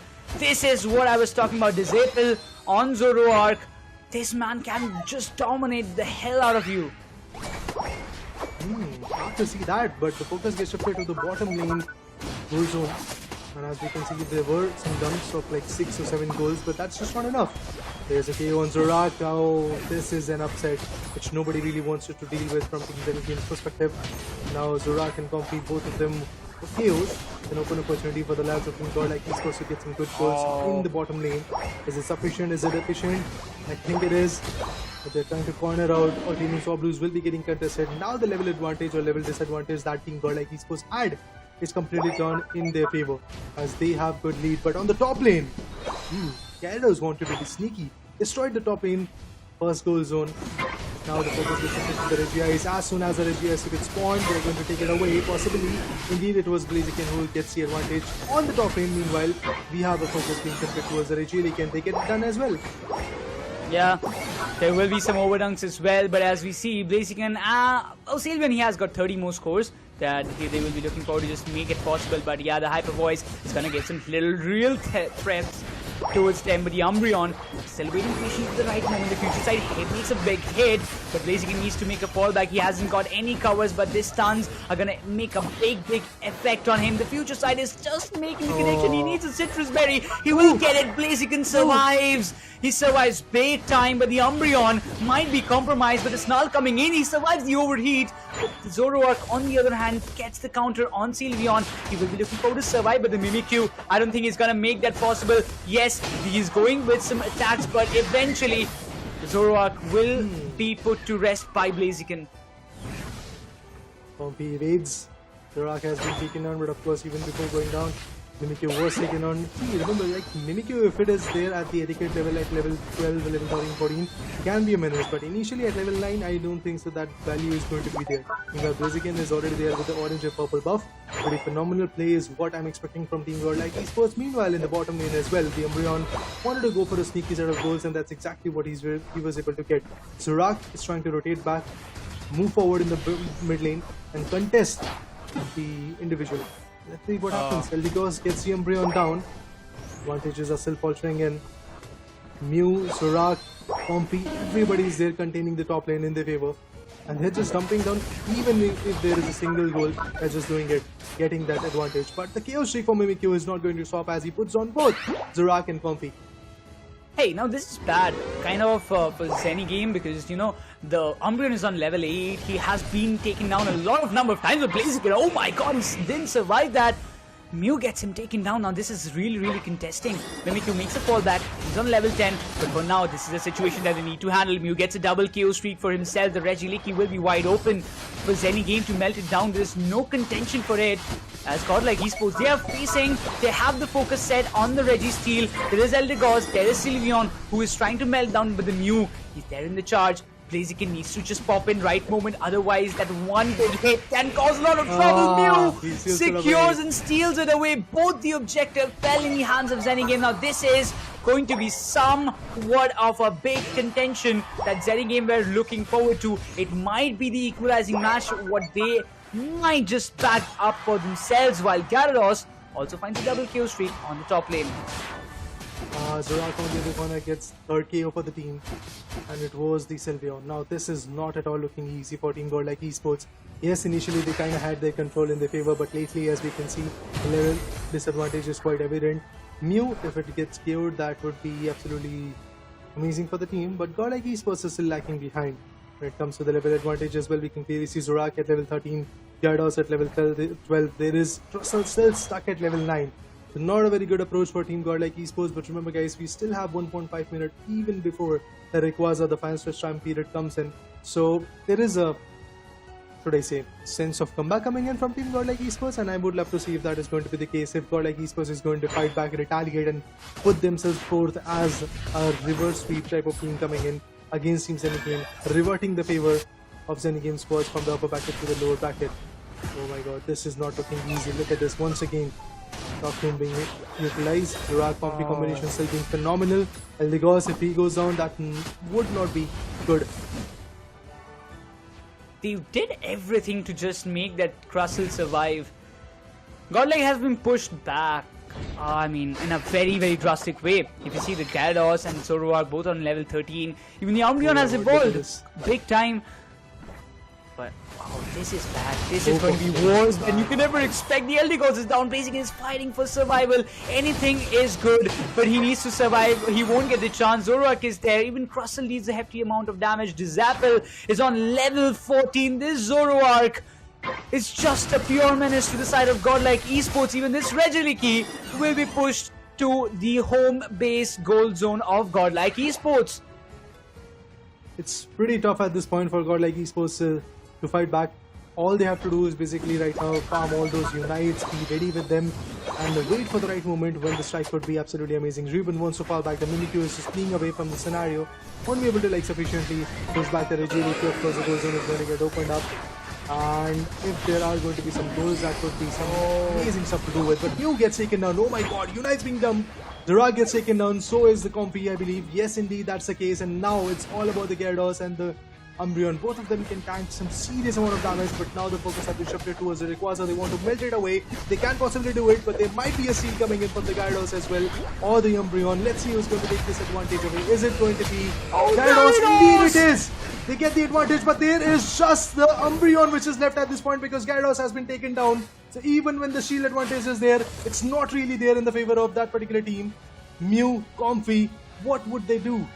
100 score is needed. It's not that easy. Zoroark finds one. He might just get the double. Blaziken is barely not surviving the over. It won't do any damage. Akul goes down. Zoroark did the job in a fantastic way.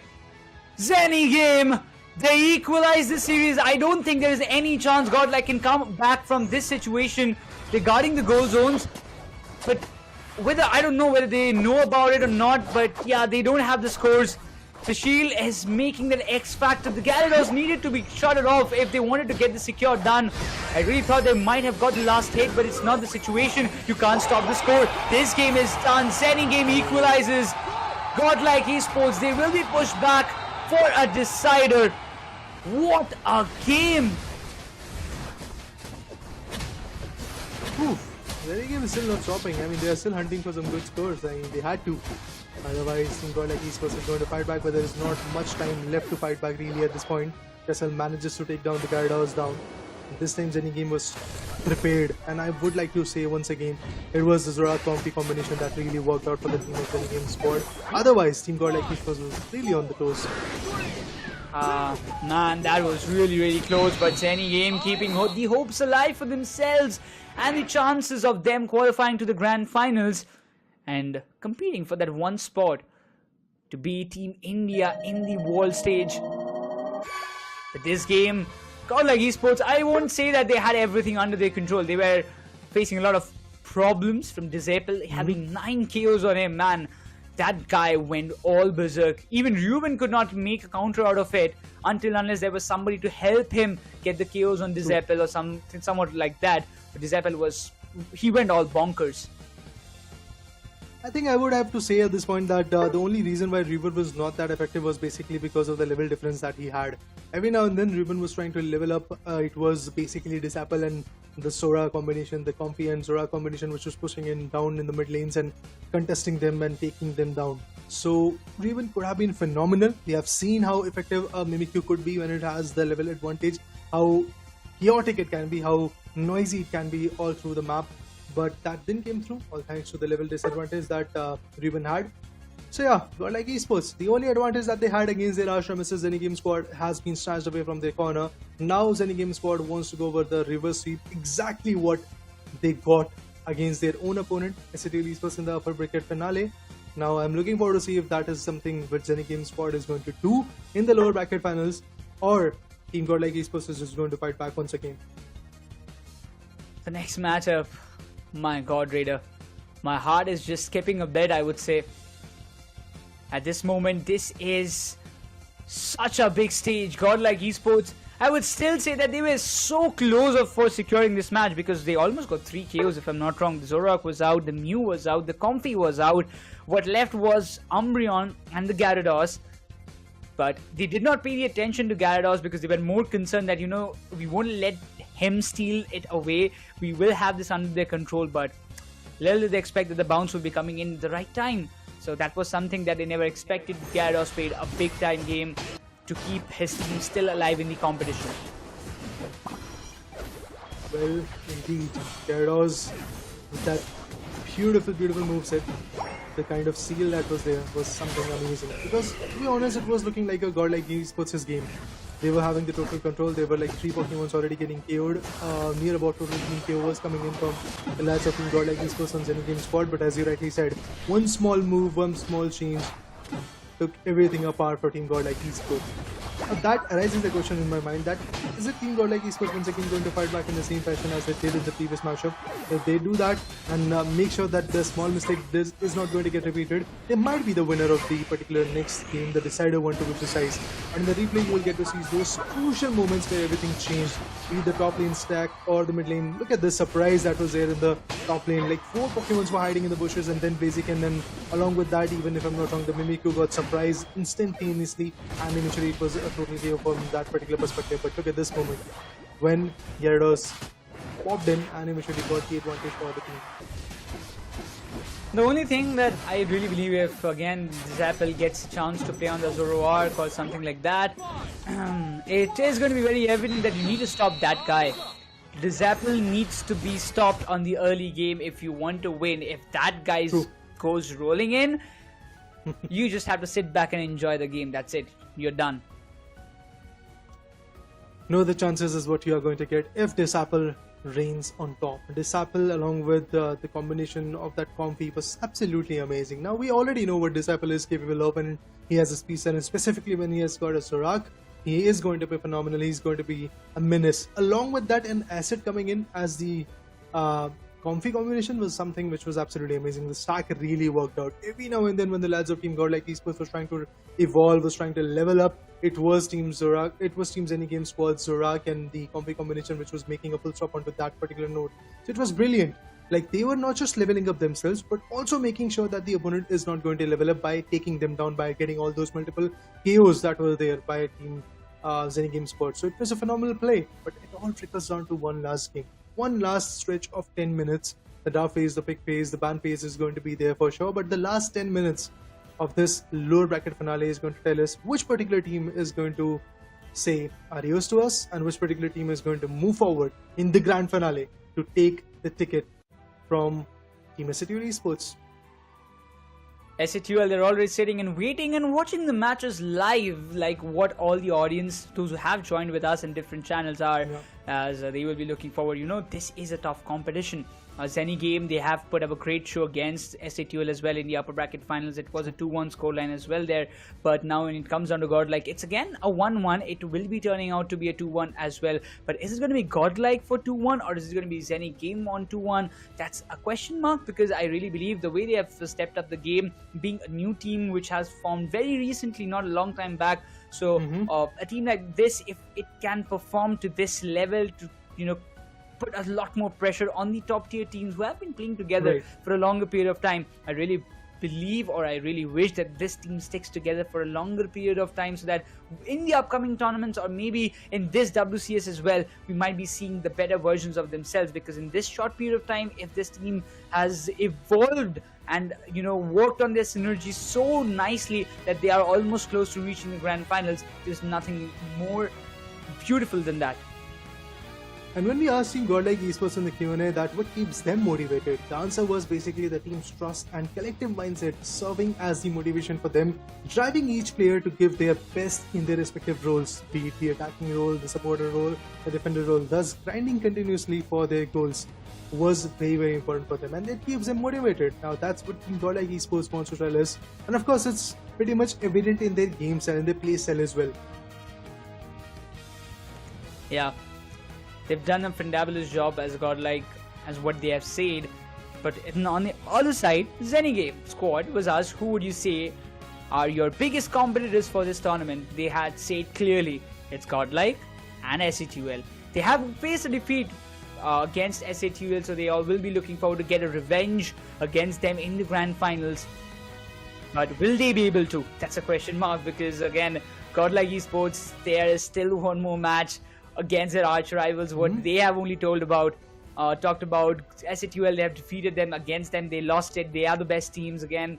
But even Godlike, they have been the recent best team in Indian circuit. They have won the India Open. They won the Asia Champions League. Now this is the time whether it can be the third title for them as well or not. Because as far as I remember, Raider, there hasn't been a single team who has won 3 different major titles individually. And at this point, Godlike can make that history possible. True. But as we speak, the decider draft is in front of us. Well, the stakes are too high at this point, and Godlike Esports decides to go with the ban of Leafeon initially, and then the Hoopa ban will be coming in from Satl. So they just want to stop the whole Hyperspace hole and the Rings Unbound activity in the whole map because of the shifts that Hoopa can bring into the picture as in support. It could be absolutely valuable. Meanwhile, the other ban is going to be this time for a Sylveon. Godlike Esports, interesting choice, and Zeni Game decides to ban out the Dragonite as well because we have already seen what capabilities are withheld by the players of Team Godlike Esports when they go for a Dragonite. Yeah. Akul on Dragonite is a pure nightmare for any other team. But Zisol decides this time the Mew is for me. I'm going to use this very, very precisely so that this time the secures in our favor. But if you talk about Zeni Game, Swifty might be just going with some kind of different picks. What is he up to? We'll see to it, because if my assumptions are never that kind of clear at this moment. But Fura picks up the Blaziken, Dizapel picks up the Umbreon just to keep that one defender up who can trap the enemies, have the wish to heal himself up and kind of nullify all the attacks coming up from the side of Godlike Esports. But this time, Godlike chose a little bit of violence because this Gyarados spoiled their previous game. This time, they have picked it in their composition. There you go. They are going to answer back with the same composition probably as what Team Zeni Game did against them in the previous matchup. But I have to say, from Team Zeni Game's perspective, even if they go with just one Umbreon, I mean no supporters from their perspective, go all in with the attacking formation, all the all-rounders coming in, or they can actually go with a Speedster along with another set of all-rounder coming to the picture, it can be valuable for them. As you rightly said, NeKRoz, which combination can be working out very valuably for the team. It can heal the teammates and also moving forward to get that advantage. It can tank a lot of damage as well. So the Umbreon combination could be absolutely amazing for them. Meanwhile, Godlike Esports, they have chosen their 5 Pokemons. It is the Mew, Crustle, Gyarados as an all-rounder, a supporter as an Eldegoss coming in, and Akul decides to go with the Asian. Of course, in the final preparation phase, there might be some changes, but Ninja, very interesting now. This is going to be annoying. I don't like a Grey Ninja. I mean, yes, when I play it, it's fine. I like to play it. But when it's in the opponent, you are never gonna like that one Pokemon to be. And Sadao takes up the responsibility of playing the Grey Ninja. Definitely the Water Shuriken and double team is gonna annoy a lot. If you cannot just stop this Grey Ninja, it's gonna be very tough. But Akul playing on the Glaceon definitely will be looking forward to just lock the targets on that on the Grey Ninja to stop it or slow down its evolving process. But Dizapel once again on the Zoroark is a big problem for Godlike Esports, because if that guy again gets going, it's gonna be tough for Godlike to even stop them, because they don't have that many stunning Pokemons. I mean, Crustle is there, but for how long, I'm a little concerned about it.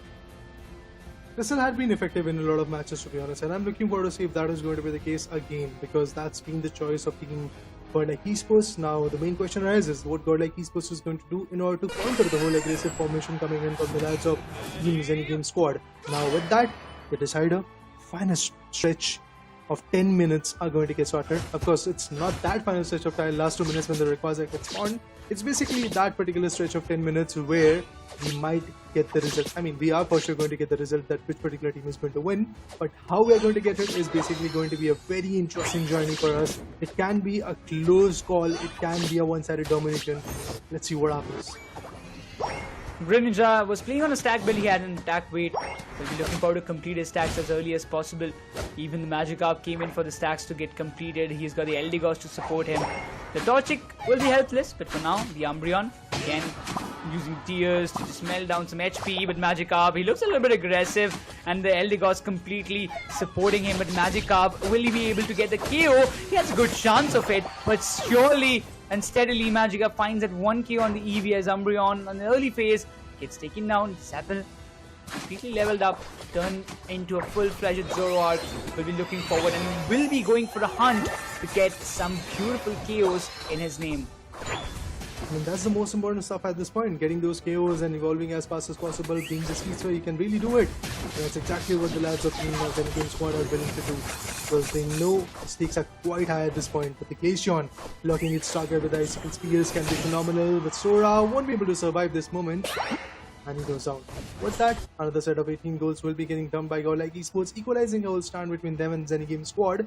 They get a KO, they get some good goals. Now there is a difference of 9 good goals coming in. It's not enough, but then again it's one way to showcase that they are still fighting and not going to slow down anytime soon. Torchic also comes up with some good early scores. Yugen still looking forward to complete his early stacks.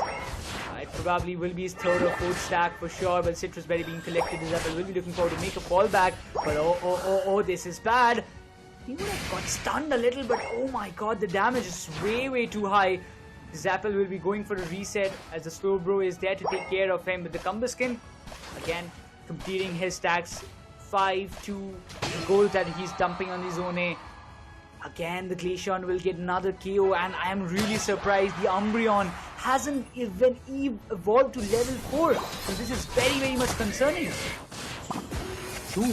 The level evolution is something that they're lacking on, but the KO streaks are not stopped. And look at that Glaceon getting 3 multiple KOs coming in. So now is also getting affected by it. Definitely goes for the Citrus Berry, and he's back in the scene with Kumbaskin coming in. Pura. So now what they're going to do is something that I'm looking forward to. But there comes the stun, and Greninja almost about to get KO'd, but he ejects. Was able to fall back. Zoroark on the other corner is also putting up a lot of pressure, but look at the bottom lane. There's a different type of condition going on over there. Instead, a few amazing goals have been done by the Umbreon over there. In the top lane, it does feel like that the total control will be there for Team Godlike Esports, as the Glaceon is still unstoppable. He gets a 3 KO streak again, and a set of 37 goals as well. It seems like Akul is angry. He's annoyed by what happened in the previous match, and those Icicle Spears doing hefty amount of damage really pushed towards the Zone B of the top lane. But eventually, when you talk about Zoroark, I mean, the question Gyarados will be prepared. The Icicle Spear is being locked up. There is no way Zapple is going to make that exit. There is no Comfrey to heal himself. And now the scores are going to get dunked. For sure, the 30 is coming up from the side of Glaceon, putting him close to being in the level 11, while the Mew... Hey, I thought he's gonna secure it, but Crustle says, no, it's my job, I'm gonna do it. And still, the Zone A is in the contention for the side of Zeni Game, as they will be looking forward to make some scores possible. Yeah, the goal zone is actually getting obliterated at this point. The top lane goal zone was readily available, but the first particular goal zone was already destroyed. Now the second one is something that they can look after, but in the bottom lane, again, have to see what kind of value Gyarados is going to bring to the picture. Have to fall back as there is a complete stack going on in the bottom lane. But yeah, Solar Beam being missed. So now the Satl, Sora, everybody was waiting in the grasses, and now the audience of this contestant was over. Finally a KO coming in, and Eldegoss who gets Zeni Game squad's Zoroark down. Umbreon goes down by Icicle Spears coming in. Mew takes on Greninja. A complete nullification of the lads of Team Godlike for the teams of Team Zeni Game squad. And now in the bottom lane, the destruction of this goal zone is going to be evident. It's going to happen. Oh, I really thought they were going to go for the overdunk, but they left at Zone A. Okay, so they will be looking forward to get it done in the later stages for sure. They've got what the scores they wanted, but the level difference that they are creating, Godlike Esports, it's huge. Level 12 Glaceon, level 10 Mew, level 11 Gyarados. It's some hefty amount of damage that they're going to give, but oh, this is troubling as they have been dealing a lot of damage. Eldegoss finds another KO on Umbreon. Thanks to the big Solar Beam coming up from the side of Mew, and Gyarados also gets a double for himself. They are not willing to swap anymore. 4 minutes and 45 seconds more to go. As soon as the alternate swap blues are there, look at them. wreaking havoc on it and getting all these advantages. Now the focus has been shifted to the Jeliki. Want to melt it away right now that they have their 6 ally, and yeah, they indeed get it.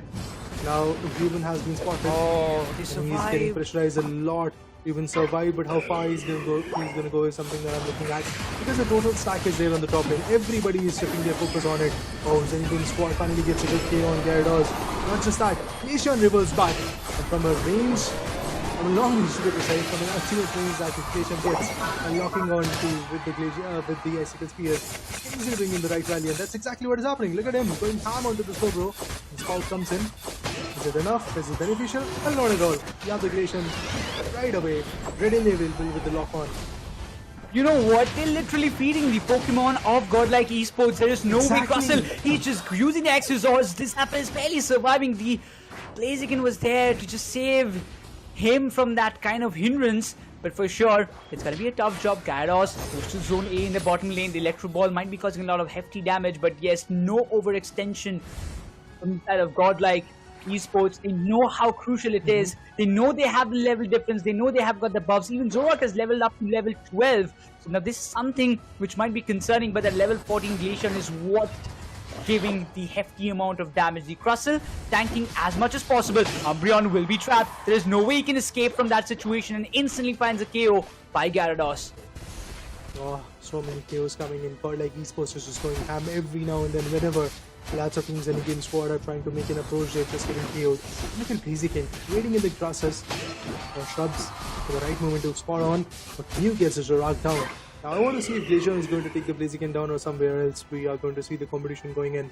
2 minutes and 46 seconds, that means not a lot of time period is left, and Blaziken, he's back to the base.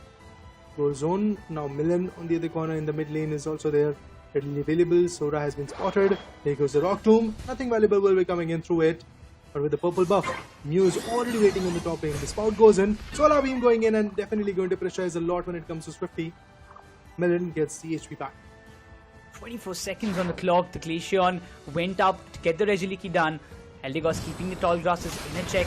Greninja in the bottom. Gyarados was waiting. But will they be able to get their 1 KO? The Solar Beam misses in the right time. But no, the Regieleki even won't be melted by Glaceon.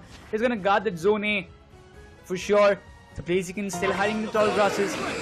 The Rayquaza has appeared. The Zoroark went for a sneaky score, but for sure, Akul has a good read about it.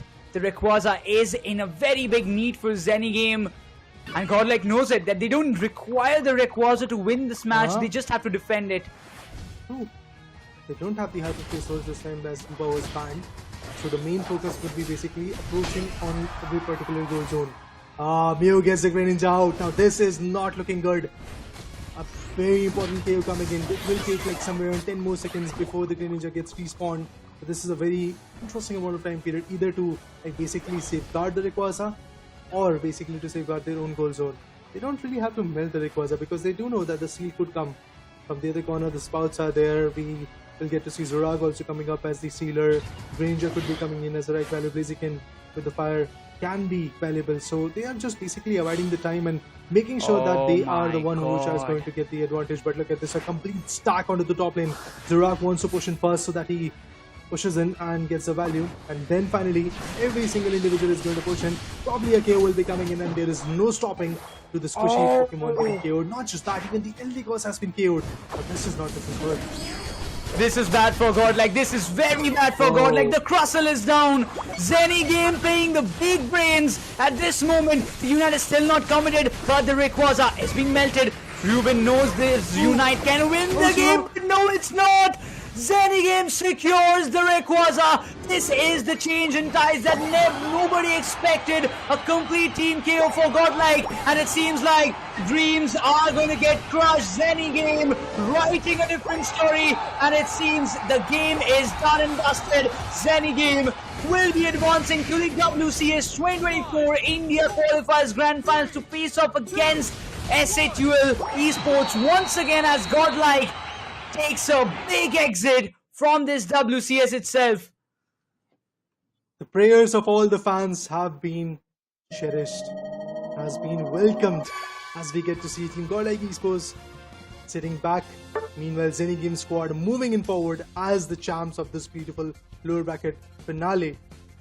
Moving in definitely was a difficult task for the lads of Zeni Game, but the reverse sweep that was there was absolutely amazing. I have to say this, one way to fight back. Zorak comes in with a steal, and after that all the individuals were KO'd. There was nothing that Team Godlike Esports could have really done. Like, it was left with 25 seconds if I'm not wrong. They just could not read the tactics, they could not read the plan of Zeni Game. They had the observation for a longer period of time that they, you know what, that one Pokemon, that one Mew was guarding the top zone A. So there's only one player who is guarding just to prevent the scores being done, and he's the only one to get the secures done. Because yeah, there's the Unite of Gyarados, but still that one Solar Beam is doing hefty amount of damage. So if we get the long range attackers out, it would be a piece of cake for us. And everybody charged in one after another, finding 3 big KOs. Crustle, then the first Mew, then Crustle, then the Eldegoss, the healer was out, the secure, the one who can get and give some hefty amount of damage was out, the defender who can tank the damage was out, and yes, that's how they secured the game. What a big brain play from Zeni Game, have to give all the credits to them. Definitely, man, definitely. This was something which was quite unexpected. The way they decided to completely stack up onto the top lane, and eventually once they had that advantage, once they caught some crucial KOs, initially it was, if I'm not wrong, the Mew, and then it was followed up by the Eldegoss, and lately it was another KO coming in. And that's exactly how they were able to take the complete control of that particular equation. They knew that Team Godlike Esports was basically trying to safeguard their own goal zone. That's why they were pretty much bifurcated. 2 of them were there in the mid lanes, 2 of them were there in the bottom lane, 1 was there on the top lane. But then everything changed. Zorak showing his face initially, and after that Slowbro following up with the spout. Everything changed from their corner. What a strategic win from Team Zeni Game squad, and I feel now Team Satl Esports has to worry, because this kind of strategy can be reversed onto them as well. Oh man, for sure. I'm just gonna say this. It's like they had tried really well, and Akul, I really feel bad for that guy. He got 12 KOs. The way the Glaceon played, I was like, oh my god, this is something that can cause some pure damage. And this time, this apple was restricted so badly. This apple was restricted. The Blaziken was not allowed to function that freely. He got taken down so many times by Gyarados, by Glaceon, by Mew. But even after that, that final stretch, that final move just changed the tides. They tried their level best, I have to say that. Everything came through from Team Godlike Esports' perspective. Like, they had their initial control, and there was a good sufficient lead, to be honest. It was like somewhere around 270 goals coming in from Team Godlike Esports. What they basically had to do is just basically abide to the fact that they have a good lead, and they were trying to do it. Like, they had the lead, they knew that all they have to do is just basically hold on to their goal zones. Nobody is going to push onto that. I have to say, man, there was not a lot that could have been done by Team Godlike Esports, given that the strategy was just so amazing from the lads of Zeni Game squad. Yeah, I mean, when you look back to the basic stats of what I can just say that Godlike did nothing wrong in this entire match. Exactly. The only thing that happened was they did not have a great read about what actually Zeni Game were up to. They never focused on just, get the scores done. They were focused on isolating players one by one. Even the Gyarados tried to go for a kind of situation where he might just get the secure with the Unite, but again, man, it's not the luck what favors him. I mean, what a play. As you rightly said, Gyarados and also another Pokemon was right there available so that they could have actually gone for the steal, but that didn't came through. Even the Unites were not that fruitful. So at the end, yes, we have got our grand finalists, guys. It is going to be Team Zeni Game squad, which is going to fight back against Team Satl Esports. But the fact is, remember the reset?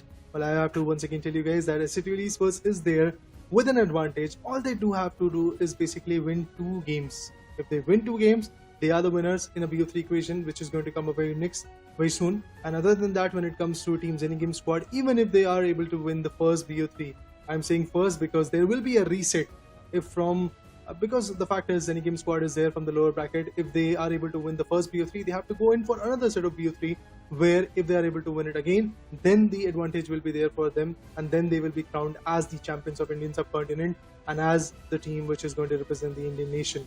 But for that to happen, there are going to be a lot of hardships. There are going to be a lot of strategies to be built by Zeni Game squad. Then only they will be able to beat Satl Esports.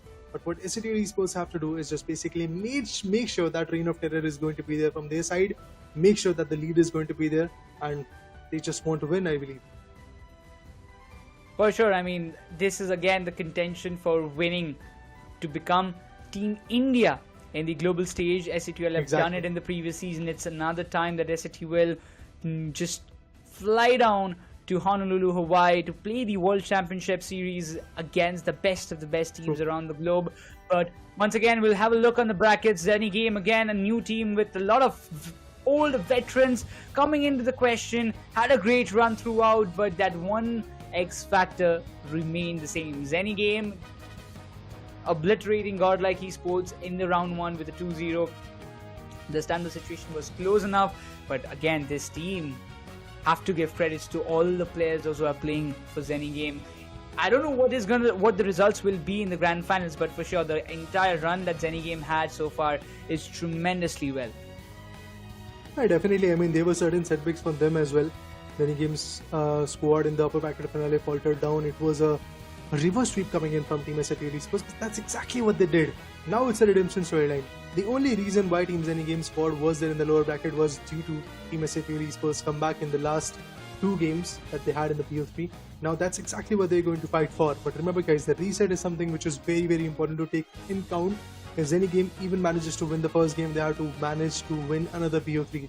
That's where things can be tricky. Satl Esports has a lot of room, should I say, at this moment to fight back, to read, to figure out what is going wrong, because Satl Esports were pretty much there on the top and they have a very good uncontested run going in. Only setback that they had was basically in the upper panel, but other than that, if you can see, there was a clean run coming in from Satl Esports.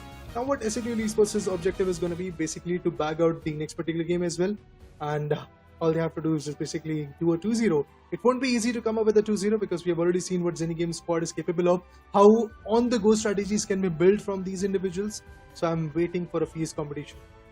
Yeah, I'm still anticipating for a 2-1.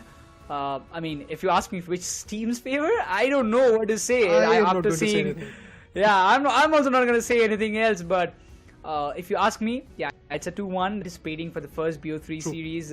Whether it's going to go for a second one, let's see. Let's just see, because SATL, they had a great run in the upper brackets. They haven't lost any match. Yes, they might have pushed it to a 2-1. They got pushed up by Zeni Game itself in the upper bracket final. So again, for Zeni Game, it's going to be a revenge matchup, a kind of situation that they would be looking forward, that you have pushed us down for the lower brackets, but we're going to take the revenge in the grand finals. But before we hop onto the grand finals, we are going to take a very short break. Onto the other side, it's SATL versus Zeni Game, the grand finals of WCS2024 India Qualifiers.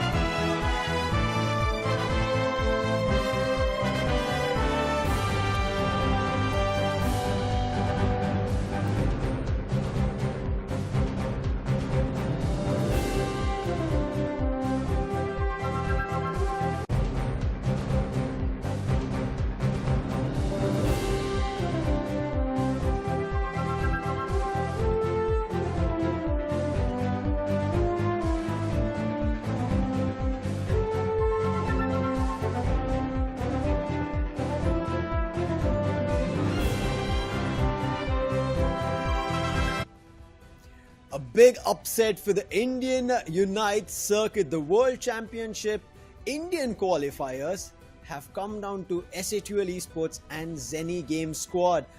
None of us anticipated this. I'm pretty sure all of them and every viewer was looking forward to a Godlike versus Satl. A big brain play, or a play which they kind of put all their EOS energy into. That was the upper path move, right? I never thought it would work. I thought that will fail. They would get only one KO. Immediately the Rayquaza will be drained and they will secure Godlike is what I thought. They didn't.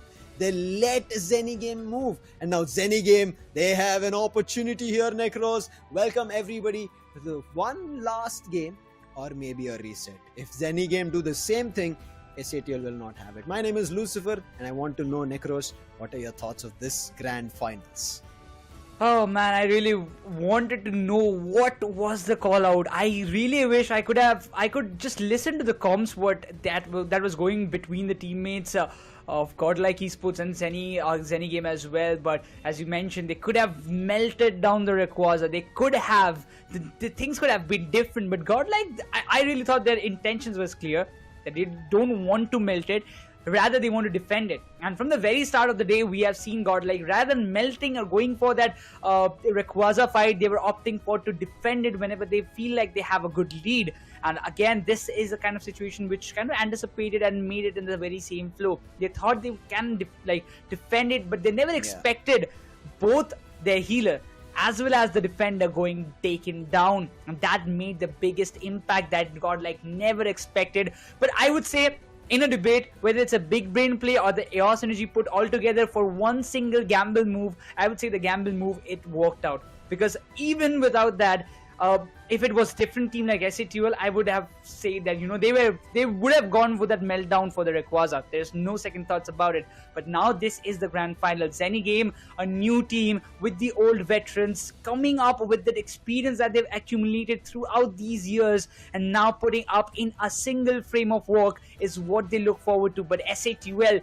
they will be prepared with everything in their pocket. Now, Swifty, when he stepped into the world stage, that was all the way back in 2022. After that, him or the squad have gotten closer to it, but not to those world stages. Now, Zeni Game squad with Swifty here, this is his opportunity. All the way to Honolulu, Hawaii. Can he make it happen, NeKRoz? This is, I'm pretty sure, very happy as well as a very stressing moment for Swifty here, along with his team. Because he's come so far. Now, they could have been the first grand finalist. Now, imagine if Zeni Game squad were the first grand finalist. Whoever their opponent would have been then, they had to defeat them once. But now Zeni Game have to go through a turmoil of going on a reset. Now, that is going to be tough, hands down. Because you're going to be playing either 2 games on a stretch or 3 games if you lose one of those games in between. And after that, you have to again play, meaning at max, you would be playing 6 games on a stretch to win with the reset.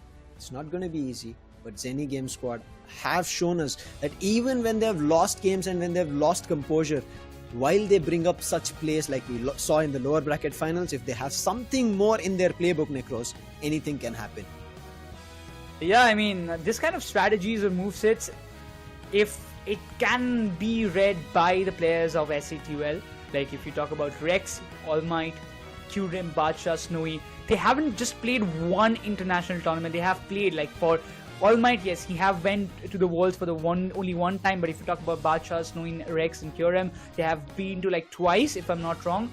And the kind of experience that they have gained throughout should be helping them a lot to read these kind of or I would say there was sneaky movesets, or sneaky plans what Zeni Game will be up to. But once again, if they have a kind of plan like this upon their sleeves, there should be more of it that I would really like to see. You were talking about experience, right? Godlike are the team which had the highest experience amongst everybody in the bracket, because they had gone further than anybody in the Indian circuit, and they are now out. They are out until the next Worlds, that is going to be 2025, or before that we end up seeing the Asia run. But for now, it is all about Satl Esports and Zeni Game. We spoke about the run. Last time when Satl Esports in 2023 got their slot as the seed 1 for India, the best team, they had a lower bracket run. they made a grand final reset happen. Now for Zeni Game to become the India's best team in 2024, they have to do the same thing which Satl Esports have already done and achieved. Imagine how the dilemma is. This feels like a deja vu, but they are not the ones living in that deja vu. Their opponents are. And now for Satl, it is also a point of confidence that they've seen the playbook, the play style, and how vivid and vast the play of Zeni Game is. Satl have to prep for it methodically. Even the slightest misstep that they think Zeni Game is making might not be a misstep. And what is at stake?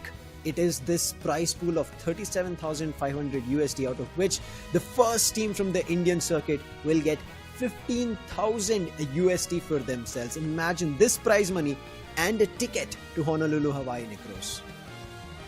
Yeah. This is not just about the prize pool as well. It's about the bragging rights, right? It's also there, like, you are the champions of your own region. For the it whole also year. carries a big weightage. Yes, for an entire year. Satl carried it for 2023, but then it got taken down by True Gravity, which is now Team Godlike. They won India Open, they won the ACL, they couldn't just make it happen. I was just talking about with Raider as well, you know, that if anyhow Godlike manages to win this WCS 2024 India Qualifiers, they might be the only team in the entire region to win 3 major tournaments in a row. They had. But for now, it's going to be a second time run for Satl Esports if they do it. But what Godlike will have is going to be 6,000 USD coming at the 3rd position after the lower bracket finals. Now, that's something to at least walk away from this World Championship series for the India qualifiers. I know they'll not be happy because this Pokemon UNITE run, they would have presumed to be even further. But for now, it is going to be a run for Zeni Game squad as well as Satl Esports. Now, Zeni Game squad, let's talk about them, right? It is Swifty over there who has a lot of experience, but we also spoke about Forge Your Legacy. Now, Forge Your Legacy, when we saw them in India Open, it was a very powerful squad. It needed a little bit of time, a little bit of stitching, play together. We thought that squad will come further, but what happened eventually down the line after India Open and ACL that we did see, that team started splitting up. Bits and pieces moved into different players, different teams, and now those players, as you can see, were here and now in Zeni Gaming. In early games we also saw. But let's jump into the grand finals draft. Game number 1. NeKRoz, the first ban. I think it should be a Gyarados that we did see. Might be even a Zoroark, because this apple on Zoroark has been waiting for it, or maybe even a Slowbro, but they actually go for the first ban from Satl as a Mew. Mew and Gyarados was banned by the side of Team Zeni Game squad. They will be looking forward not to have that one Pokemon and the opposition side, but Satl, what's gonna be the next Pokemon that they're gonna ban? It's an Umbreon in the question, and it's Hoopa on the other side for the Zeni Game. They don't want any of the players to have their hands on that Hoopa for sure, but All Might and Satl will have the first pick preference. Let's see what they bring up on the comp. Now, I'm not too sure if it's All Might going to pick it up. It might be somebody else as well. As you can see, it has been switched and Snowy gets that Mimikyu. Now, Mimikyu was annoying for Zeni Game, but Zeni Game also played the Mimikyu. So they know how to play around it. Shadow Sneak is something that they have to be worried about. Quickly picking up a defender. Mostly, but with this Snowy, I think he's going to make sure that he catches as many of those supporters, speedsters as possible, use that Shadow Sneak and play rough immediately. Locking into the next on the Zeni Game squad is going to be the Leafeon. Remember, the first game, Secure, was the Solar Blade, which did on Rayquaza, and that is the reason Satl lost in their upper bracket finals game number 1. After that 2 games, they brought it back. Yeah.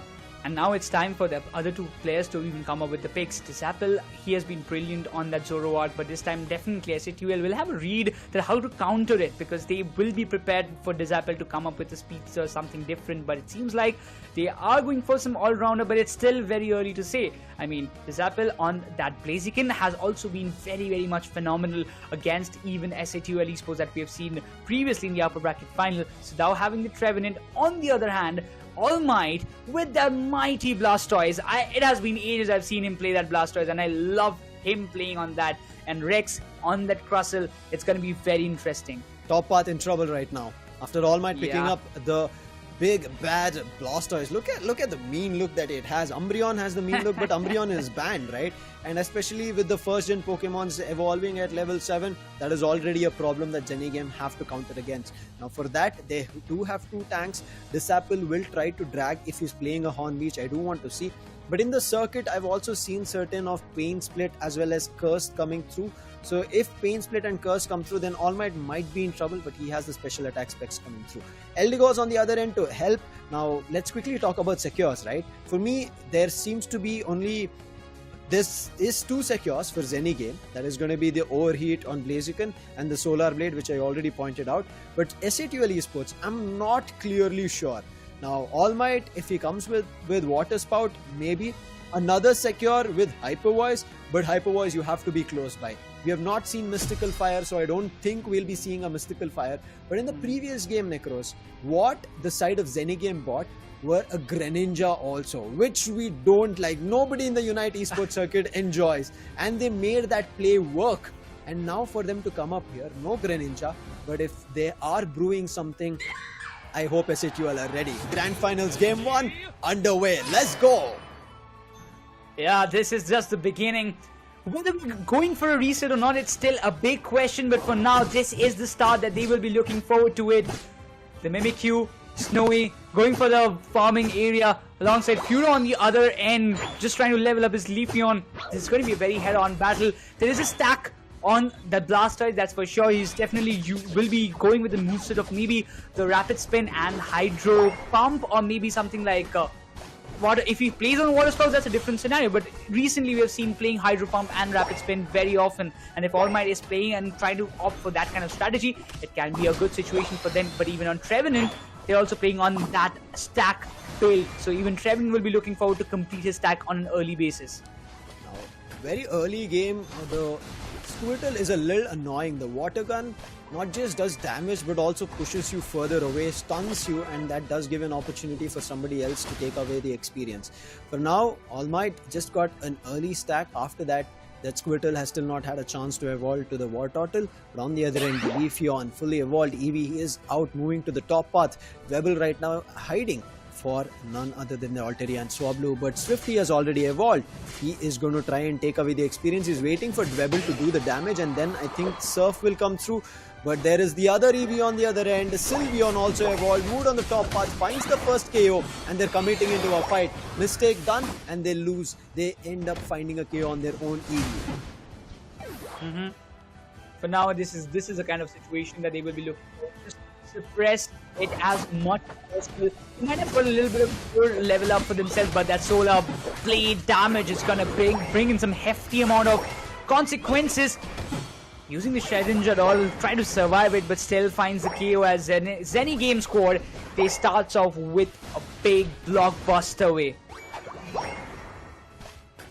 Gets a lot of stacks because Zeni Game were able to get control of the top path. It's a Water Spot build coming through.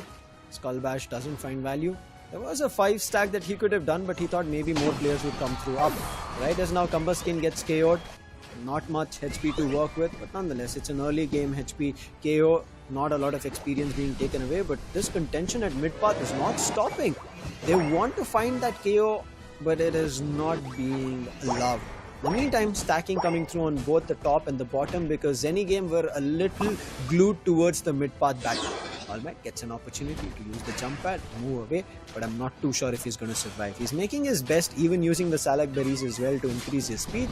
But for now, let's talk of the Altaria and Swablu fight at the bottom. That is going to give a lot of experience for Satl, and if they push up, might find KO. And that's the reason Blaziken backs off. Swifty on that slow bro will make sure that he will not move further as he acts as a front line. Right behind him is going to be Sora, who is going to be constantly hitting him. Focus Blast coming through Rock Tomb. This is going to maybe smudge them. Didn't happen. But for now, from the back lines, there is that Shadow Sneak. Rough play, big damage on the Trevenant, but the Trevenant on leech, he moves him them into the Rock Tomb, but it doesn't work. There's the first KO. Make it a second. Krustle is also down, and only All Might survives. All 4 players gets KO'd at a stretch, and that is going to be big time now. Along with that, they will also get a chance to secure Reggie while they destroyed the Zone A on the bottom path. But that was I feel like a bad break, NeKRoz. They could have overdunked only 19 and 9 of AOS energy being invested, They do get to 184.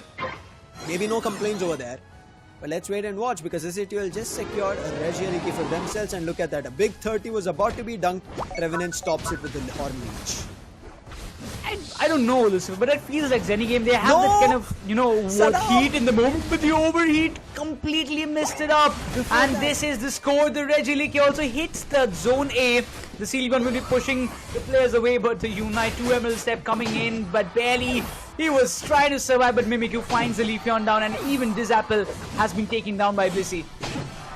This is a granted upper path fight by the Blaziken. Made a mistake of dragging the Regieleki in their own goal zone, making that goal zone vulnerable, and therefore look at this. Zone A of the top path on the side of Zeni Game gets destroyed, and Satl Esports get to 155. Before this, Satl were just around 70 or 60 goals scored with the AS Energy, but now they're almost about to equalize. 30 is the only difference. And now if they are able to stop somebody like the Blissey that they were able to, trying to catch, not able to. They don't manage to. 3 players try to chase it, but it does not work out. Now Zeni Game will feel bad about it, but let's wait and watch if they'll be able to walk away from it, make it feel like it never happened. Big stun damage here for the Crustle. Unite being committed from Qrem. Rock Tomb being used. They're smudged to the wall. Big damage. Leafeon can go down. Leafeon uses the Emerald 2-step, but the Crustle is not backing off from this fight. It is doing Excisor damage from the backline. There is the Mimikyu as well. Trevenant with a Hot Leash coming through to try and make his teammates survive, but the Hypo Voice, good to do, finds 2, make it a 3 very soon if they keep going like this, as the Leafeon does get punished for it. That's going to be a big 3 KO streak coming through, and Satl again regaining path control, winning a team fight. Yeah. For now, even the Regis has spawned, but the Hyper Voice, I really believe it can give a bit more damage in the means. I mean, the Sylveon, he's just trying to be in the back lines, but the Trevenant barely survives. That was a big move, but yes, this time the zone in the bottom lane will be broken down by Satl Esports. Now the entire focus shifts towards Regis, and they will be looking forward to secure it no matter what it takes. But now, if you see Zeni Game, they have their focus set on Regieleki. They might be looking forward to just melt it down in the right moment, because there are no more objectives that they can look forward to. But even for Satl Esports, they're taking a little bit more time to make a quick decisions of what they're going to do. 3 minutes and 40 seconds on the clock. Satl have a small lead for themselves. Regieleki on top. So far the Crustle has been really good. Rock Tomb, perfect. Smudging on the wall, not letting them do their work, perfect. On the other end, Zeni Game. They've been trying to make a heyday for themselves where they win, feeling themselves good, but it's not always working out. Now the Regieleki might be one of the last times before the final stretch fight, and Satl would want to take it away. But that Trevenant is causing problem. Now there is the Eldegoss. Pretty sure there are more Pokemon, but right behind them there is the Mimikyu, but Mimikyu is the first to fall. Trev on the top path does go down, therefore the exchange on the KO is going to be equalized, but Mimikyu has a longer cooldown. Now this is a chance here for Zeni Game to invest into the fight. Blastoise Rapid Spin coming through is going to push the players back. Again, using that Solar Blade doesn't find much value, but yes, on the Alterian Swablu, experience snatched away. This is a situation that even Satl Esports, you can just see they're being like very, very strategic at this moment. They're not blindly going for that Regieleki meltdown, because they know that there will be a little bit of contention. Rex trying to get a lot more info about whether anybody is there in the tall grasses or not, but they will be waiting for the right moment to melt down the Regieleki, to push it towards the zone B. As Mimikyu starts it off, he will be looking forward to just get it done in the right moment, because there's just 14 more seconds on the clock, but Satl decides, nope, we're not going to opt for the Regieleki anymore. Rock Tomb again, less than 5 seconds to go. Swifty, if he gets caught, it's going to be trouble. Goal still the same, from 3 minutes 30 seconds to now 2 minutes, less than it. Rex tried to jump in for a fight, it did not work out. Players backed off from the side of Zeni Gaming. Zeni, big Solar Blade coming through from Leafeon, but it was only on Rex. Blastoise coming in from the top. Nice Water Spout will force the Trev to move out, but the Rock Tomb, it catches a player. Now this can be trouble. Blaziken jumped in to save that Trevenant, and that does work out. Crustle again, eject, and Oh no, that missed again. Rock 2 missed. They ejected themselves. Blastoise invested in the Unite. It doesn't do much connection in terms of damage. Players from Zeni Game giving them chance to move out. They do find one. That's the healer out. But I don't feel like this has given some value here for SATL. But now SATL, they're moving them out of the mid part to the bottom part. And if they keep doing this, it might just work out, NeKRoz. They might win this fight. And it is working out. Trev is down. Leafeon from a distance is trying to survive. Blaziken also helping along with that. And now they decide we have moved a little further away from the final legendary pit at the mid. Let's move back into the mid. From there, we have already map control. Let's not give Zeni Game any control anymore. That's again Eldegoss being KO'd, Slow being committed, but Slow Beam, there's nobody to make use of. Oh, the 100 score is coming up from the side of Zeni Game squad. Leafeon with a sneaky approach also denies the All Might's 100, but there are counter scores coming from SATL Esports, but will that be enough? They are going for the Rayquaza meltdown for sure, but Badsha, that Hyper Voice has to do a big hefty damage. Slowbro is still in the contention. He might just find the KO on him for sure. But there are other players coming in the contention, and Leafeon might be the biggest trouble as Zeni Game. They will be securing this Rayquaza. This is done, it seems. SATL, they've crumbled down the first game.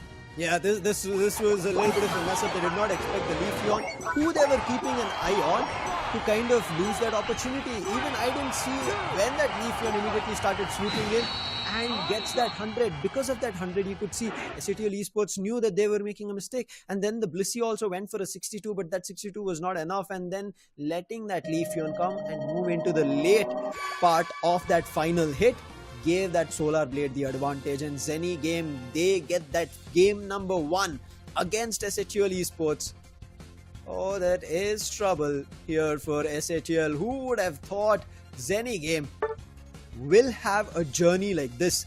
Defeat Godlike in round 1 of the upper bracket and then win all their games till the upper bracket finals, and in upper bracket finals win game number 1 against SATL, and now again after losing to SATL in the upper bracket finals come to the grand finals and still win the round or the game 1 in the grand finals, NeKRoz. Yeah, I mean, it's not the first time we're seeing this kind of situation, isn't it so, Lucifer? Because we've seen this kind of similar thing in India Open as well. 2 new teams, a lot of new faces coming in, playing the grand finals in a LAN. But now, Zeni Game, can they win another round and push it to a grand final reset? Can the history that was made by SATL Esports be repeated against them only?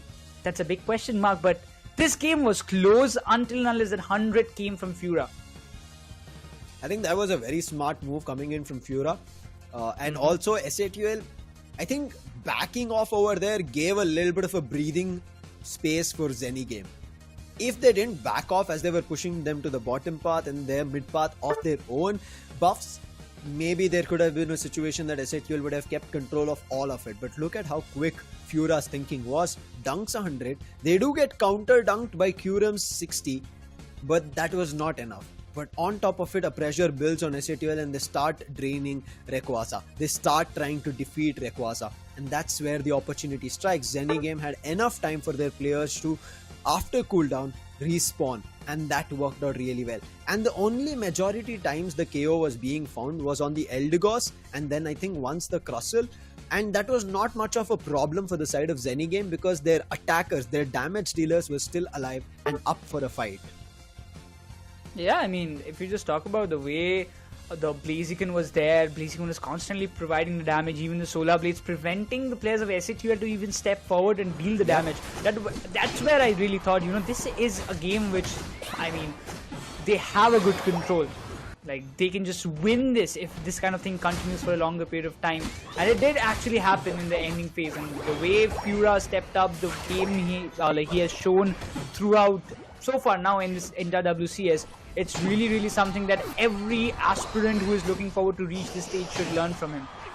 There was always a fight for a fight, right? If there is a fight from SATL as a team, there's a counter fight as a team coming in from Zeni Game. And Zeni Game would win their team fight, SATL would win their team fight. but it was just that final stretch fight of how it was played. Now look at this. It was initially controlled a little for the side of Zeni Game when their whole team was together. SATL started winning. They destroyed the goal zone eventually. But we even spoke about that goal destruction by the amount of goal which was used to dunk.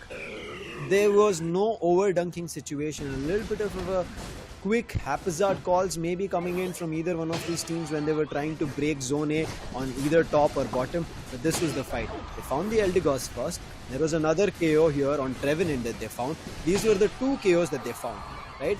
After which we could clearly see Zeni Game gave themselves or created space where they could breathe, and that gave them a counter-intuitive approach to how and win the game, and they made it happen. Imagine, out of such an intense battle where you were losing, you didn't have any space, you created space.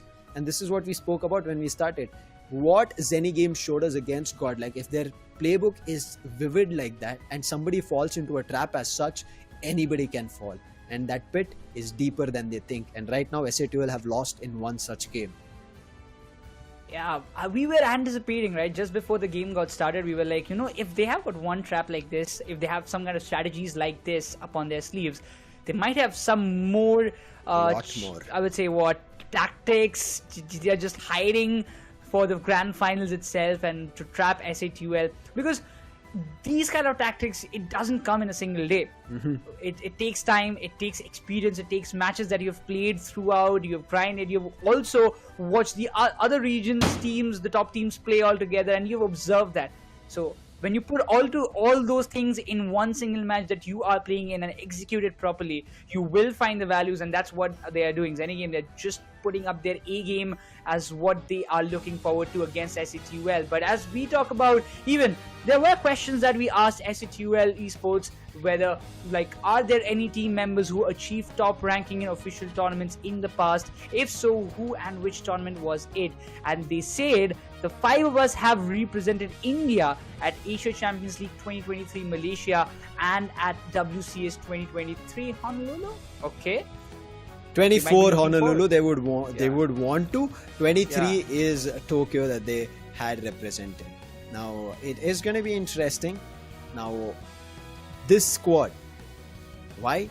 Is because this squad has stuck together from 23. As you can see, ACL earlier this year it happened, 24, but they are there from 23. 23 WCS they played, went to the international stage, and from there on now even in 24 and 24 ACL they were playing as the same squad.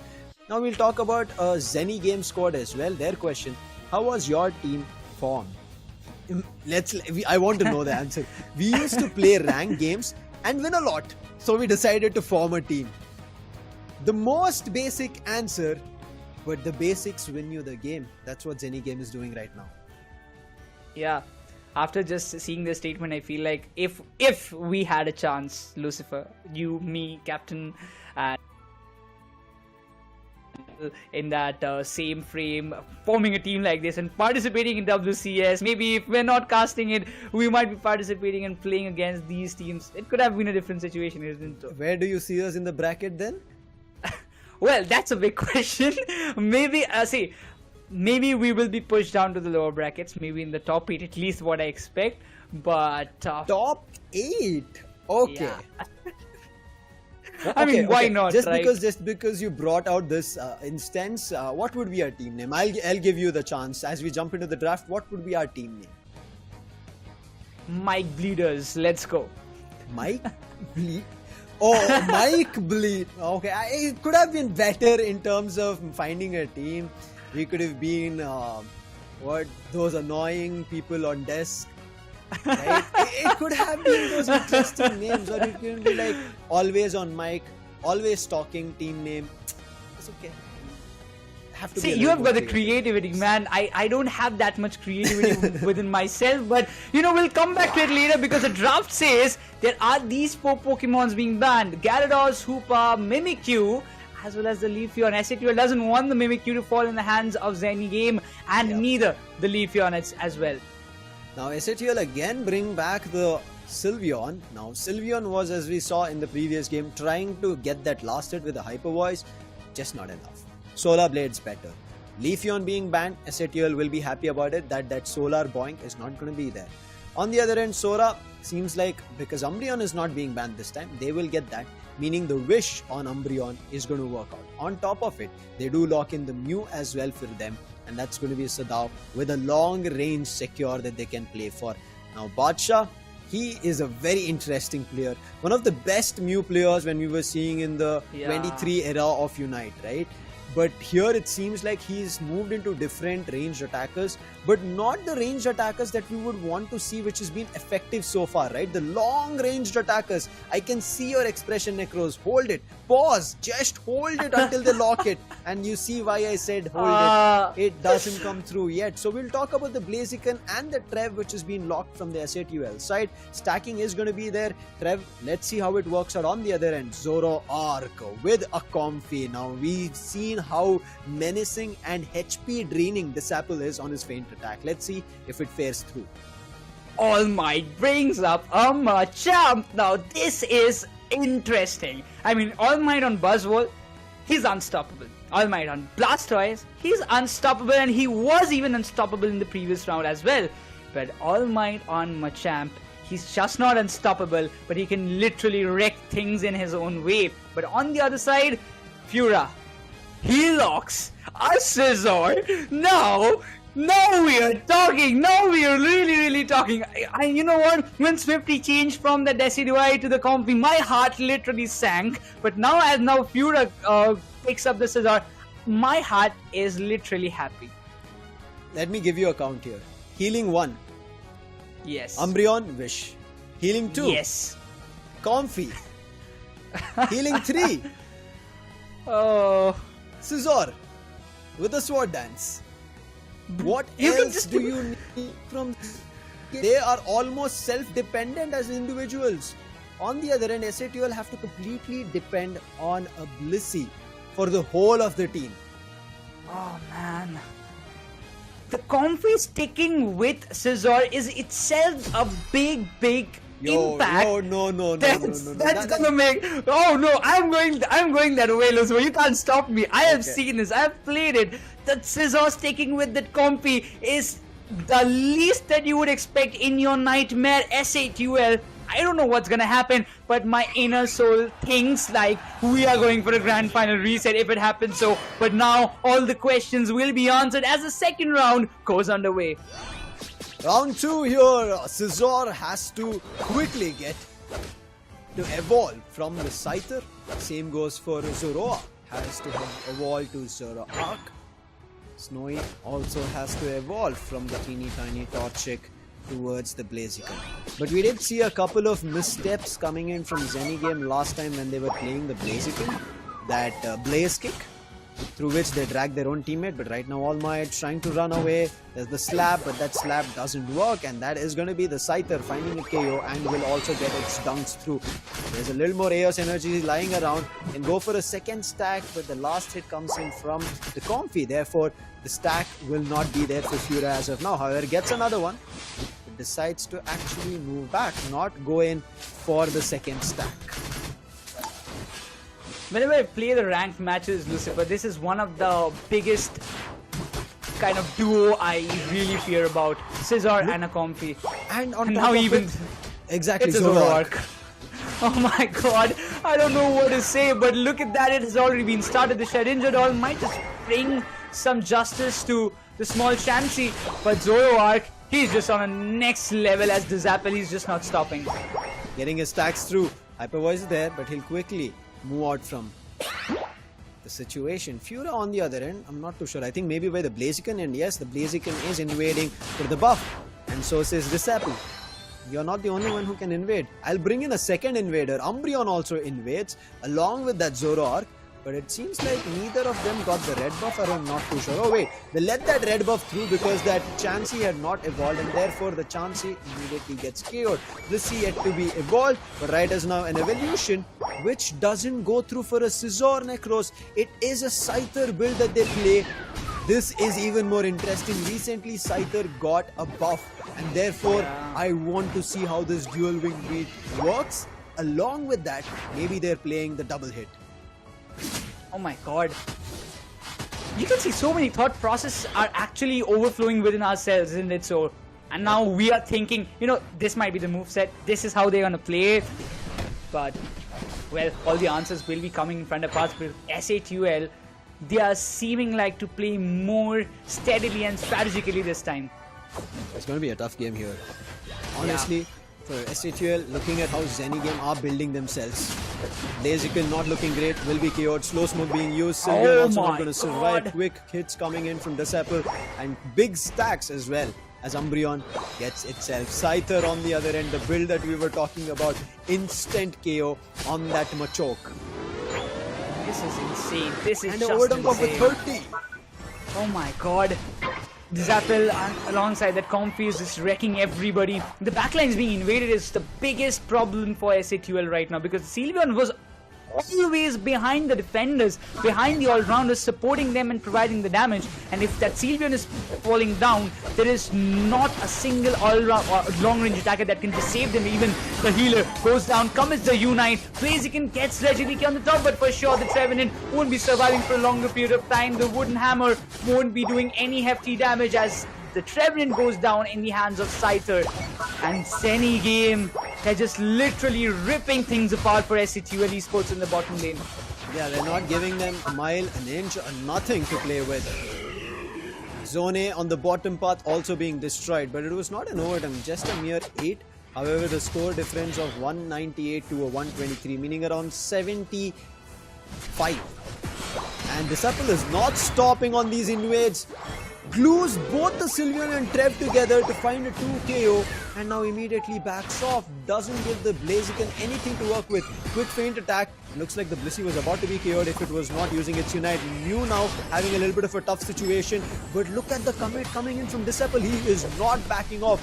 Mew on the other end committed an attack, therefore Mew does get hit and has to back off, committing the floral fields right now. And Disciple, a 2 KO streak. Trev is also down, make it a third coming in with the help of the Scyther finding one, and third, meaning 4 Pokemon were down on the side of SATL. Zeni Game are going big in this game too. Looks like we are about to hit the reset right now. But let's not call it quits as of now, because it's just the halfway mark, NeKRoz, as we are reaching 5 minutes and 10 seconds.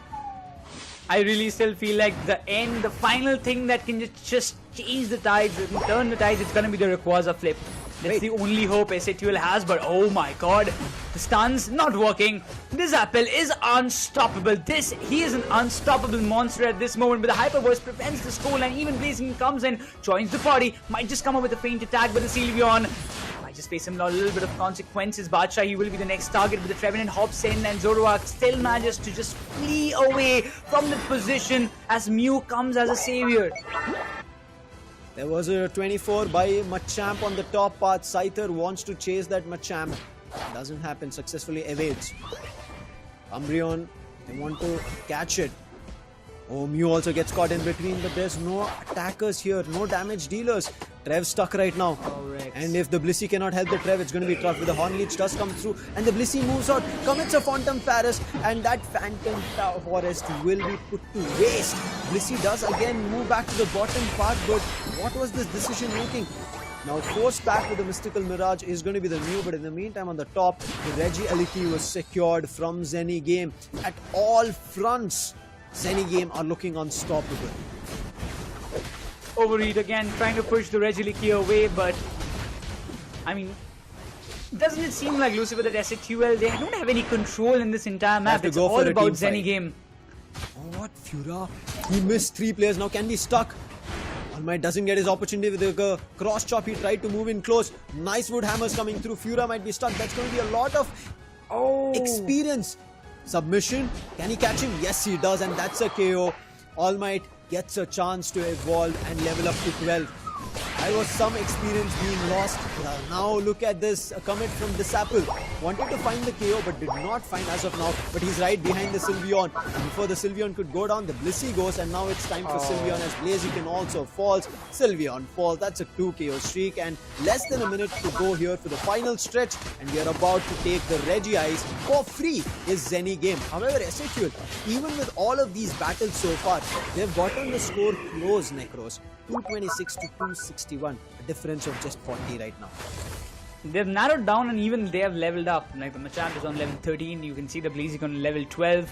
But the main two concerns is that the Zoroark is on level 14 and the Scyther is on level 13. Now that About to be is 14 gonna as make well. some, about to be 14 as well. So now this is going to be really concerning because in the final stretch, these two can be the pure menace that you don't want to face. And even with the Comfy sticking to the Zoroark just like his belt, it's going to be very tough. Umbreon hiding in the grasses for now towards the mid path around the Legendary Pit. Gets caught out. Has to run away. But there are 3 Pokemon surrounding him. He eventually dodges all of that. Disciple right behind them. Moves in with a feint attack very early on. Uses the slow smoke. Has to run away. Commits the Unite and now runs away. That is maybe a big mistake being done here from the side of Zeni Game. Might give an opportunity for the side of Satl Esports to win this game out. That Unite might decide, might not. The Disciple again tried his feint attack move. It did not work out. Too many players and especially the front line from Satl solid at this final fight. At least to start things off. Submission to catch off. It might put the end for Disciple. Yes, that's Zoroark down immediately. Catching over with the Comfy is going to be the Umbreon. So Umbreon with the Comfy will survive. But now look at this commit! Scyther comes in, but immediately within the blink gets finished off by the Blaziken. 3 KO streak. Now it's all up to Umbreon and the Mew hiding in the grasses. 2 players to save this game.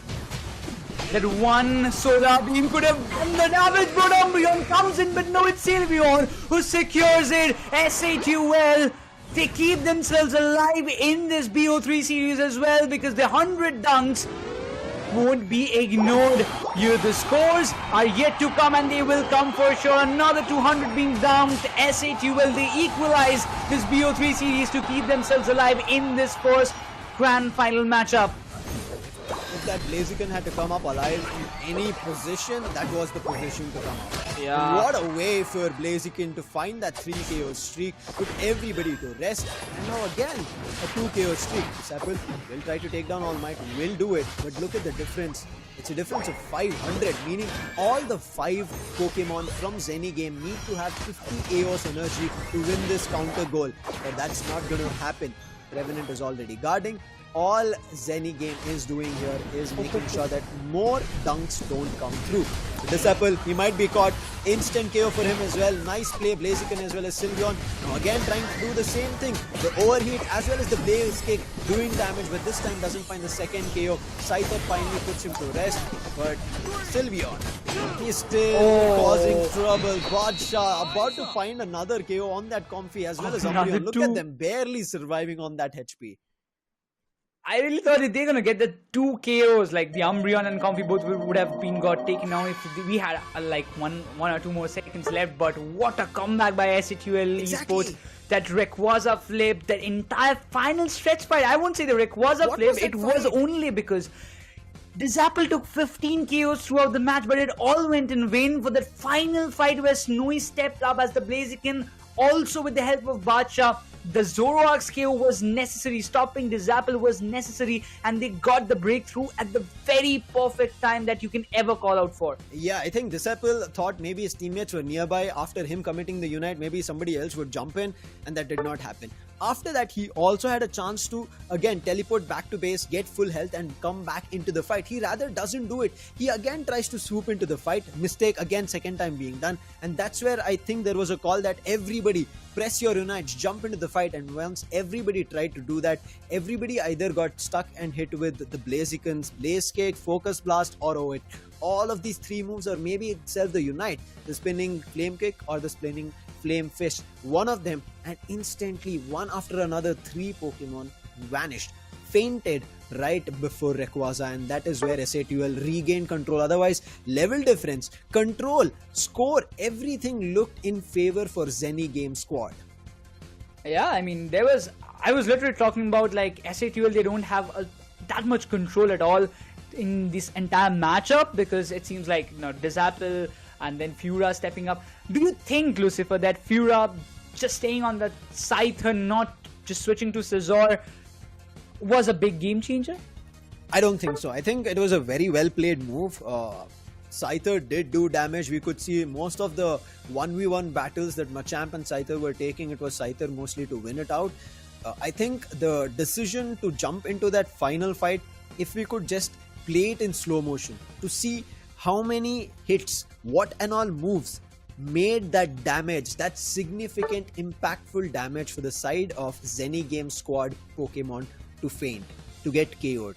If you could spot that, it'll be immense. I think even the side of Zeni Game squad might have thought that didn't happen. Maybe they did not think that they would be in the center of a lot of dumping of movesets or unites, and that was the reason we couldn't get the effect of what Zeni Game squad did in the 8 minutes of the game. They did not replicate in the last nth minute. Yeah, I mean, if they would have done 50% of what they did throughout the game, things could have been different. Yeah, it'll Scyther's still be Zeni position Games. was real. I mean, Scyther, I really thought, when the Scyther was there just wandering around the corners trying to just offer a surprise attack, I really thought that that can be the game-changing move from the side of Zeni Game. But Scyther was read so well by SATL, I did not even imagine that, that Scyther would go down like that. I think Scyther over there, he found a ranged attacker, he used the green illusion dive, but when he found that ranged attacker, there were all-rounders, there were defenders, everybody from the side of SATL Esports, and that's where that happened. SATL will be super happy about what happened over there. After finding the 3 KO, they also made sure to find the 4th KO, and the 5th KO, as you saw, the Umbreon trying to go for a steal was not successful. Eventually that also fell, and a 700 score was found, and this is the fight. You could see here, everyone around the tall grasses, a tad bit late was the Umbreon moving in. Eventually he was also KO'd, the 5th one, and the whole team wiped with 700 AOS energy, or you could say AOS energies of 50 to push them to 700, a difference of 500 from where Zeni Game squad was standing at. And after that you could see clearly Zeni Game squad had lost that squad play, rather they were individuals after losing NeKRoz. The momentum actually, that broke them down, that they were quite sure, it was a close battle. When you see that pop-ups or those, come in your screen that, it's a close battle, you are in a lead or something like those kind of pop-ups coming up, there was surely it's a close battle. So both the teams knew that, yes, the scoreline was very close. Anybody who scores will be getting the advantage, and when that situation happened, the KOs happened, the entire momentum shifted, or I would say they crumbled down for the Zeni Game, and even Umbreon thought, I might try for the last hit, that last hope that I can just bring up for my team is what the maximum I can do. But even after the Rayquaza was taken away by SATL, they thought, this game is done, we have to focus on the next one, and there they crumbled down, and there was nothing that could stop them. So now the entire focus for Zeni Game will be again that, let's have a reset, let's just completely clear our mind and come up with a banger in the decider. Before we get to game 3, whether it is going to go to the reset or not, what are your expectations coming into the tournament? SATL Esports, this was the question for them. To give it or all with a victory side. Meaning, they know if they give it their all, victory is theirs. They know it. And they have done it before, isn't it? So they have done it before. They want to do it one more time, and it would be great to see, because I really believe if SATL reaches the WCS finals, the championship final in Honolulu, Hawaii, they will be looking forward to get some revenge matchup with Luminosity probably. But now on the other side of Zeni Game, we also asked what are your expectations coming into the tournament, and they said getting a good position or win the tournament. And when a new team is formed, Lucifer, your expectation is just like that, we want to finish in a good position. If we are playing well, then we'll definitely want to win the tournament as well.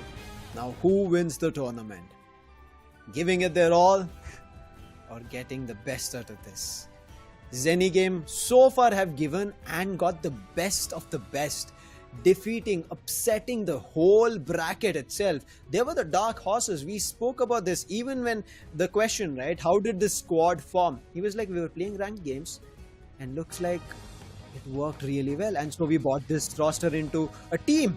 The basic of the questions, and it worked out. Now let's see the basic, does it come into play for Zeni Game again?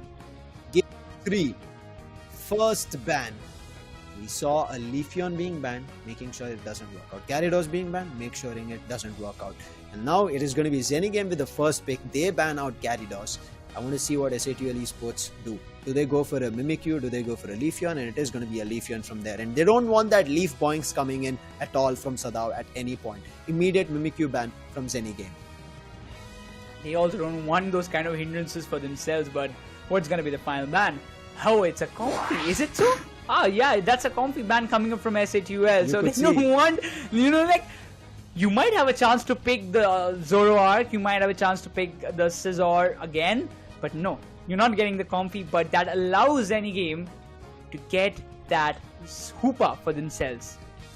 You know, at a point in Pokemon Unite, there was also a situation where we had to ban the overpowered Pokemons if we talk about the last year, but this time it is coming into becoming a player-specific ban or player-specific counter pick. And that's what these bans tell us. We could see with the Comfy how long a player could survive. First pick, we saw Hoopa immediately. Zeni Game want to change the momentum of the game. Quick switches on top and bottom path. Let's see how it works out. On the other end, All Might bringing in again the Blastoise with Badshah, who has been consistently, consecutively playing on this Sylveon one after another. He is not stopping on it. But on the other end, quickly Zeni Gaming going on a double defender, Trev as well as the Umbreon. Even on the counter, you can see Rex picking up the Crustle Kyurem on that Eldegoss.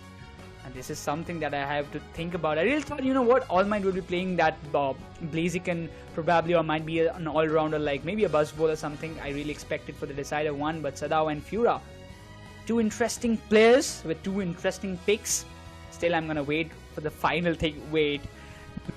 Pause. I'm not Start gonna NeKRoz. get Techo. Oh my. There you go, unpause, and it is a Cinderace coming in. We saw a Greninja from them. Now they're playing a Cinderace. What is this squad? Now there is a player called Cursed who we saw, I think, last year WCS 2023, and he was going hammering on everybody. Eventually couldn't get to the last stage. However, that Cinderace, is it going to be replicated here? Last pick coming in from the side of Satl Esports is a Glaceon. Cinderace, NeKRoz, a Cinderace. I'm pretty sure a lot of the people that we know are going to be excited by watching this game and this pick specifically. Yeah, for sure, for sure. I mean, those Pyro Balls coming into the play. That's Pyro Cinderace Ball. we know in the rank. Base kick. Maybe. Like, you know what? Cinderace is some of that one long range attacker that you don't want to face in your opponents even in ranked games, because that actually gives hefty amount of damage. On the counter, there is Glaceon, there is Sylveon, but I don't know, somehow Sadao took a big gamble by taking the Cinderace. I really believe that he's confident enough to bring it on the table, and that too in a decider matchup. High risk, high reward situation here. That's what the cards have been played from the side of Zeni Game squad. Can they make it happen? Is this the final shot that they have? If they do it, the reset is about to happen. If they don't, it is going to be the Satl Esports, who are going to be again India's best team in WCS 2024 in the Indian qualifiers. Game number 3 in the best of 3 series of grand finals underway in front of our screens. Both these teams looking forward to an opportunity to represent India. One team, the Dark Horses. The other team is the team which has already represented India once, looking forward to a second chance. Yeah, for sure. And you can see All Might trying to get the stacks done on an early note, but he will be restricted. The headbutts might just not cause that much trouble, but for sure, feeling to just get those wild bunnies for himself. But All Might, we know, the best top laner in the entire Indian circuit that anybody can ask for. He's playing on that Blastoise, one of his favorite Pokemons for sure. That in the decider matchup, will he be able to find that same value? Will he be able to just lead his team towards this victory? EVs to evolve. One end it has, it's the Sylveon. On the other end, we are still waiting for the Umbreon to evolve. Umbreon as well as the Trevenant. So the front line is still not being built. Altaria and Swablu fight on the top. All of it tries to get taken away. With the Glaceon Icicle Spear, it also snatches some of the experience. 4 to an...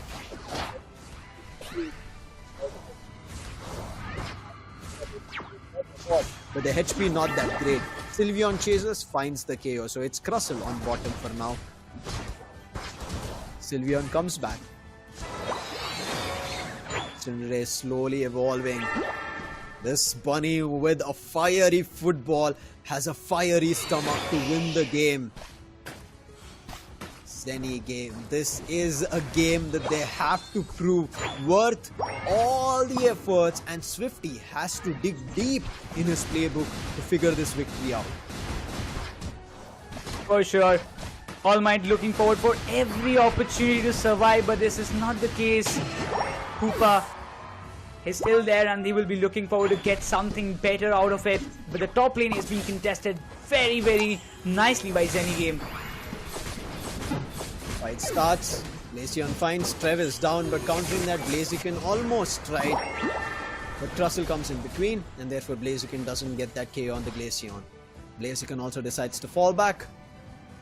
20 seconds on the clock for the Regis to spawn, and then we are going to see a breakout for that. But before that, there's going to be, I think, an Altaria Swablu, and that's the thing that everybody's been waiting for. Yes, there's the Altarian Swablu, but before you could see it on your screens, all that experience was taken away from the overheat. But right now, Blaziken chasing, wanted to take the Eldegoss, but then spots a Crustle, and with the X-Scissor will be forced back, and the Blazikon is stuck between multiple Pokemon of the side of Satl Esports, and that Blaziken will be put to rest for now on the top path. But they're also going even further, push that Hoopa from the hyperspace hold. Trevenant does manage to go, but that Hoopa does end up getting KO'd. A big overdunk of a 30 to break zone A on the top path, and now they are going to also secure the bottom Reggie without any contention, because Zeni Game were being forced on all ends. Glaceon going all out, overheat being dodged, and the Blaziken again being KO'd. Sylveon is making sure nobody gets closer to that Glaceon, and now that is control. Satl Esports on good lead, even securing the top Regieleki.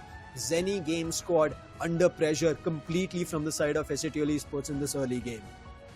For sure, Lucifer. And it looks like All Might is a little bit angry and not in a sense of a little bit aggressive in his terms of games and being on the Blastoise. Glacian giving hefty amount of damage with those Icicle Spears. Bringing up all the players in the top lane, it is necessary, but Blastoise, he might just be getting the Blaziken as well, but the Trevenant comes in the rescue. Hydro Typhoon deactivated, finds the streak. Eldegoss also joins the party, and this is a big lead for Satl Esports right here, right now. And even Crustle doesn't just step beside or steps aside, he gets an 11 dunk in the bottom zone A as well. Let's go and see if this does work out. Satl as of now a big lead, 246 to 12. Blaziken has not found any value. Kirim holding things off. Swifty also unable to find much. Quickly, let's talk about the levels. Way better level advantage here for the side of Satl Esports. Two of them at level 11. Sadao caught. There's nowhere that he can run from. Commits a Unite to survive against All Might. Does survive after an eject. That was a big commit out of no value just for oneself. And that is how powerful Satl Esports are looking in this game 3. So far, they have done a tremendous job. Oh, Umbreon, he was waiting. Man was waiting for this moment for a longer period of time, but now he will be chased down. Just trying to divert the players of Satl from this Regirock, it seems. But yes, the Cindy coming into the question. The Sylveon still trying to clear the tall grasses. The Glaceon also steps in. The Hyper Voice and the Icicle Spear should do the damage. But even now, the Cinderace might just be someone to cause some big trouble. But yes, the Umbreon has been put to rest. The Hoopa is still there. But the Cinderace might just be chased down, as all the 4 players have been KO'd one after another as they got chased down. And finally, another big hefty amount of scores being dunked by Satl, making it up and over 300. This is trouble here for Zeni Game squad after putting up such a fabulous performance. They are nowhere to be seen in this game 3. They seem to be lost in this Thea Sky ruins, and it looks like Satl Esports have decided enough is enough. This is time to regain control, get back to that global stage and represent India. Calling themselves the world's best team, committing for a team fight, a much needed here for Zeni squad. Hyperspace hole, caught the rings unbound Hoopa, will be gone back to base, but they'll come back into a fight. But none of them seem to be finding value. They've gone back to the Regieleki. Can they secure this Regieleki? Yes, the Sylveon commits its fate. and that doesn't find much of a value. However, Glaceon from the backline finds 2 KOs, pushing the forces of Zeni Game against them. Even though they get an ally added for them, it doesn't matter. All their players, one after another, have been KO'd. It was only Blaziken to survive on the top. Regieleki put down in vain. There is no use of that secure. Yeah, and that is only because the kind of level buff that SATL have created, the experience that they've gained, is helping them a lot in these kind of objective fights where they're just getting the lead for themselves. But when it comes down, this is a situation that they need to handle. Umbreon, he needs to just step up front. He's still on level 10, and the others, if you see, the level 13 Sylveon and the Glaceon, the evolution is working perfectly for SATL, followed by the Blastoise himself as All Might. 28 more seconds, 43 more seconds on the clock for the Rayquaza to come, but 23 more for the bottom Reggie to appear. But the Umbreon might be trapped, but the Hyperspace Wall instantly comes in for his rescue. I think as of now, Zeni Game squad, they're exhausted. Strats, the plays, the amount of games that they've played, that is causing them trouble. Only 12 Eos energy being dunked is all they had. Therefore, meaning they have not gotten their stacks through as well. There's a Reggie that spawned in the bottom for it, but they couldn't go for it. This is now the last and the final fight, the only stretch that Zeni Game squad can do anything about. Otherwise, it is SATL Esports winning it all. For sure, Lucifer. This is the final stretch. Everybody, Zeni Game, most importantly, they will be looking forward to it. SATL know they have the prompt that they are in a huge lead, and they will look forward not to make any mistake. They're trying to pull off the same strat that they did previously, going in for the top push. It doesn't work this time. Their Hoopa falls, meaning that strategy has been failed already. And now Trevenant looking low, one after another. If they find another KO here, their thought process and their victory will be put down in vain. Cinderace tried to move in with a feint attack, he's still jumping in but barely surviving. Trevenant goes down, Cinderace goes down. That's 3 out of business right as of now. And SATL, they have done just what they needed here to secure themselves the spot for the World Championship Series as the best Indian team. There is no space here for Zeni Game to get back into the game. They have no chance. Eos energy not looking that great. The levels, they're still lacking. A 68 was dunked down here from Zeni Game, but look at the difference. Hyperspace, Rings Unbound again coming through, but Sora barely having any HP to survive. And now it's all a stack and a gamble fight on Rayquaza. If they do it, if Zeni Game get this hit, last hit, then they have a chance. Otherwise, this game is done. 40 seconds on the clock. Let's see if there is some magic written here for Zeni Game. Otherwise, it's done, as I said. Yeah, the Crossel finally uses his Unite to push the players back, and the Rock Tomb is doing a wonderful job. The Blaziken is trapped. The overheat doesn't walk out. The Icicle Spear will do the damage. Blaziken is out. This is done and dusted. There is no way Zeni Game can make a comeback out of it. And look at this. The 100 is inevitable. It goes all in as SATL Esports. They march to reach the WCS 20 to become the WCS 2024 champions of the India Qualifiers. You could see how much they had to go through. Zeni Game even made it almost feel like that we had a reset. SATL Esports are going to be the champions of the World Championship Series India Qualifiers, as we mentioned. And now this is again a moment of pride. A team that is going to go to the international stage twice in the world stage. 2023 they made it happen. 2024 they're making it happen. Experience all around for these players. ACL, they have played their earlier roster before we saw Kyurem, Bacha and all joining this SATL in 2023. Before that, they had the chance. After that, when they made this SATL roster, till now they've been sticking together. They qualified then, they qualified now. What a match, what a kind of twist they had when everybody thought that this is going to be very tough. The second match, I really believe, Lucifer, you know what, the second match was the only one where Zeni Game could have just pulled out the best game, but they got completely taken down. The only chance, because this match, SATL seemed like they don't care about what comp you're bringing, they don't care about what new Pokemon you're bringing in the TR Sky Ruins. They determined and they did their A game, and that's the way they have dominated. 70,000 damage on All Might, 60,000 on Bacha and 61 on Snowy. these three players literally took everything away from Zeni Game. Even Rex and Kyurem, the support, the front line that they handled altogether was incredible. The main problem that was here for Zeni Game, and the best that Satl made do it work, was the early game. Satl had their early game, whereas Zeni Game, look at the Pokemon that they had. All of them are almost late game if they don't evolve. Trevenant, from Phantom to Trevenant, doesn't evolve, doesn't work. Cinderace is completely late game. Otherwise, you have to feed it so much experience to it to evolve and get to Cinderace from its small blazing football bunny. Otherwise, it will be stuck on that. Its movesets will not be unlocked, and that's the reason you can see Satl at 0 knockouts, just 2 assists, whereas Satl were flying colors of victory. Nobody stopping them from the 3rd minute mark itself. Before they reached 4, they were full in control, objectives in their name, victories in their name, team fights in their name. There was not even a single team fight that I could point out and say Zeni Game have something to say here, and that is where Satl Esports made best of it. They bested Zeni Gaming, making sure whatever they had planned, prepped, strategized doesn't come into play in this game 3. No reset. They are the World Championship Series India Qualifiers winner, walking home. They'll be flying to Hawaii, Honolulu, Hawaii, 1,000 USD. And this is what we all were looking forward to. The best Indian team finally crowned here in the India Qualifiers.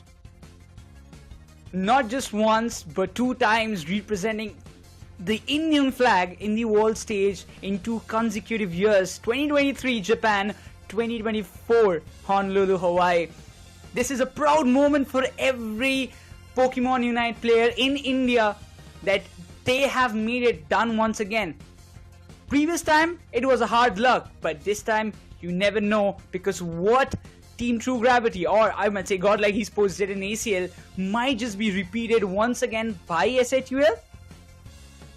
When we spoke about the previous year, right, Satl were fighting with a squad which did not change. It was the same Luminosity Gaming that we saw, the world #1 team. But now when they're going to go for the World Championship Series in Honolulu, Hawaii, almost every team has had a change, and Satl don't. They have their same playing 5. That might even be the booster confidence that they need. That might help them to make their run in the world stage. It is not going to be an easy one. They have to prep. They have to get ready. All the region qualifiers are happening simultaneously as we speak. So they should go back, visit the streams, check the teams, and make it work. If Godlike were able to do it in ACL, now it is Satl's chance to bring a brighter and a brighter name for India. What a game they showcased here. Look at this. It was so well positioned. There was no control at any point for the side of Zeni Game squad. Every time that we saw, the front line was phenomenal. Back line was never getting a chance, meaning ranged attackers were never even reached. Look at how far where Blastoise is and where the Glaceon and Sylveon are fighting from. They were nowhere close, and All Might decided enough is enough. It's time to bring the big bad Blastoise. And at the start, in the draft, I meant the mean look coming in from that Blastoise. Umbreon might have it, but the Blastoise is something that you have to worry about. Yeah. The Blastoise, I mean, the way it played, and even Rex, oh my god, the way it chased down the Blaziken and the Rock Tomb was so perfect. Every time you saw that the Russell is going and using the Rock Tomb to prevent the players to escape or back off or to even come in front was definitely something that they're looking for. But you know what? We have got the player in charge to just have an interview session, and we'll welcome All Might on the desk. Congratulations, hey guys. All Might. Hello, congratulations once again. How does it feel? Hello Sam, hello NeKRoz. It feels Hello. good again, man, to represent India again on the world stage. Finally, we are back after the setbacks, after the, me being Superman in my team and making us lose. Yeah, I will take that. Oh, But yeah, we are back, boys. you guys are indeed back. I want to ask you, when I spoke to you, I think before day 1, you mentioned, I will make sure I'll get my team searched to day 2, but on day 2, I don't know. Now that day 2 has been done, you have won. You're the champions, first place in the Indian qualifiers. How does it feel? Is it relief that you are there going second time again? Well, Not yet. We are happy, but I guess last year it was for, you can say, like last year we were happy just being qualified, but this year I believe we need to do better there. Like, as you know, True Gravity has set an example, current Godlike.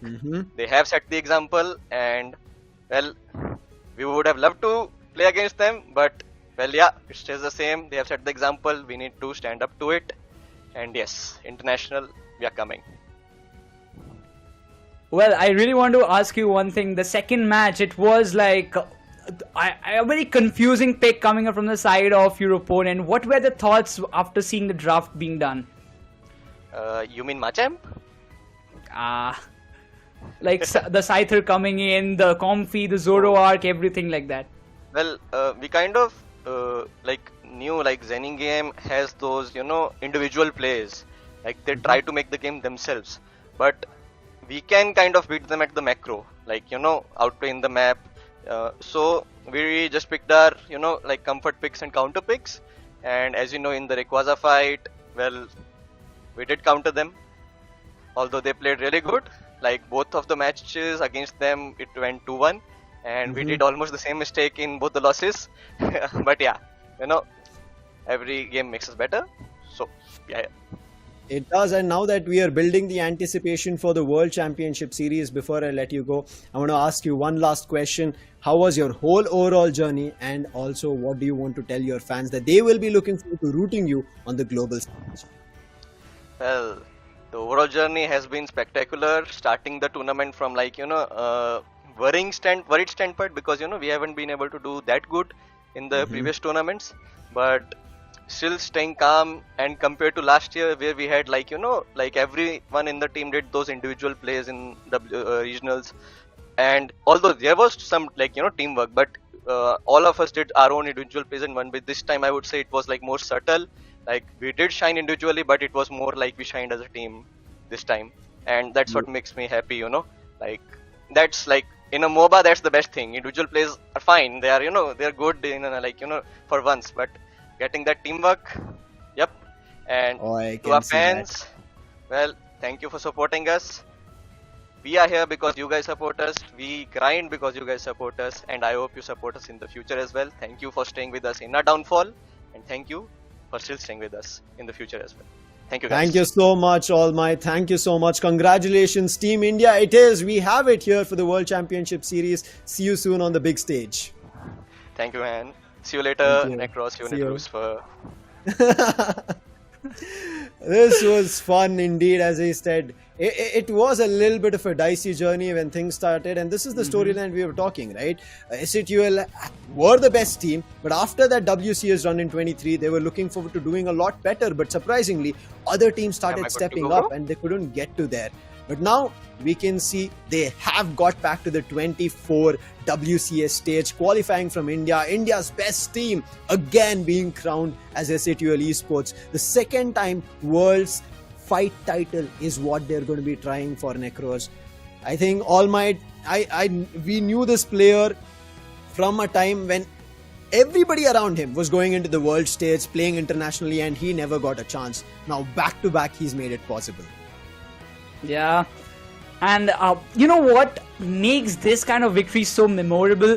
It's like you have faced the downfall, you have seen the performance getting dipped down and the other teams overpowering you in those group stages, not qualifying for the ACL to winning the WCS. They have stated that from that downfall, making this kind of big jump, it sets a big benchmark. It boosts up your confidence in such a high level that I really believe this time, as what he said, All Might was happy in the previous year that they just qualified for the Worlds, but now they're seeking that this time they will be looking forward to even meet the benchmark what the current Godlike lineups have set in the previous ACL 2023. Upping the ante, upping the game is what everybody's looking forward to, and taking the Indian region UNITE esports circuit to bigger levels. We have done it once in the Asia Championship.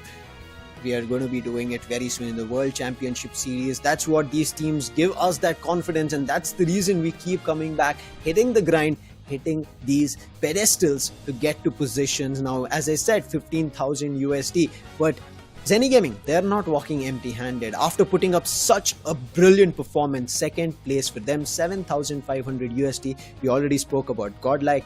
Before them, we had 6 Upper Moon that also get 3,000 USD for themselves. But every other team from the 5th to 8th will be getting 1,500 USD to coming to the top 8. Imagine, that was not an easy position for anybody to come to. As we spoke, it was all in a single elimination bracket on day 1. But today, Day 2 was double elimination. Every team tried their best. We saw all the games were super close, but eventually the winner is one, and that winner is going to be going to Honolulu, Hawaii, saying aloha to all the people from Hawaii. There's going to be a lot of videos as well coming in later from when they go there, putting up some vlogs. I'm looking forward to them and having the best time. This is what Pokemon Unite enables players to have experiences around the world and also experience the best teams around the world and to bring their game up. Yeah, for sure. And you know what? This is the beauty of the game. Pokemon has always been a trainer's journey throughout the world, winning the battles, catching the Pokemons up and living their life. And this is what even the Pokemon Unite is bringing up. Trainers traveling from one place to another to play the World Championship and to become the grand finals. Become the champions is what everybody desire of. But you know what, Lucifer, we will be just seeing you in the World Championship stage, as this is India Qualifiers. That is going to take an end, but for sure SATUL as Team India will be hopping, and we're going to see you in Honolulu, Hawaii. Till then, bye bye, take care, see ya, peace out. Aloha on the other side.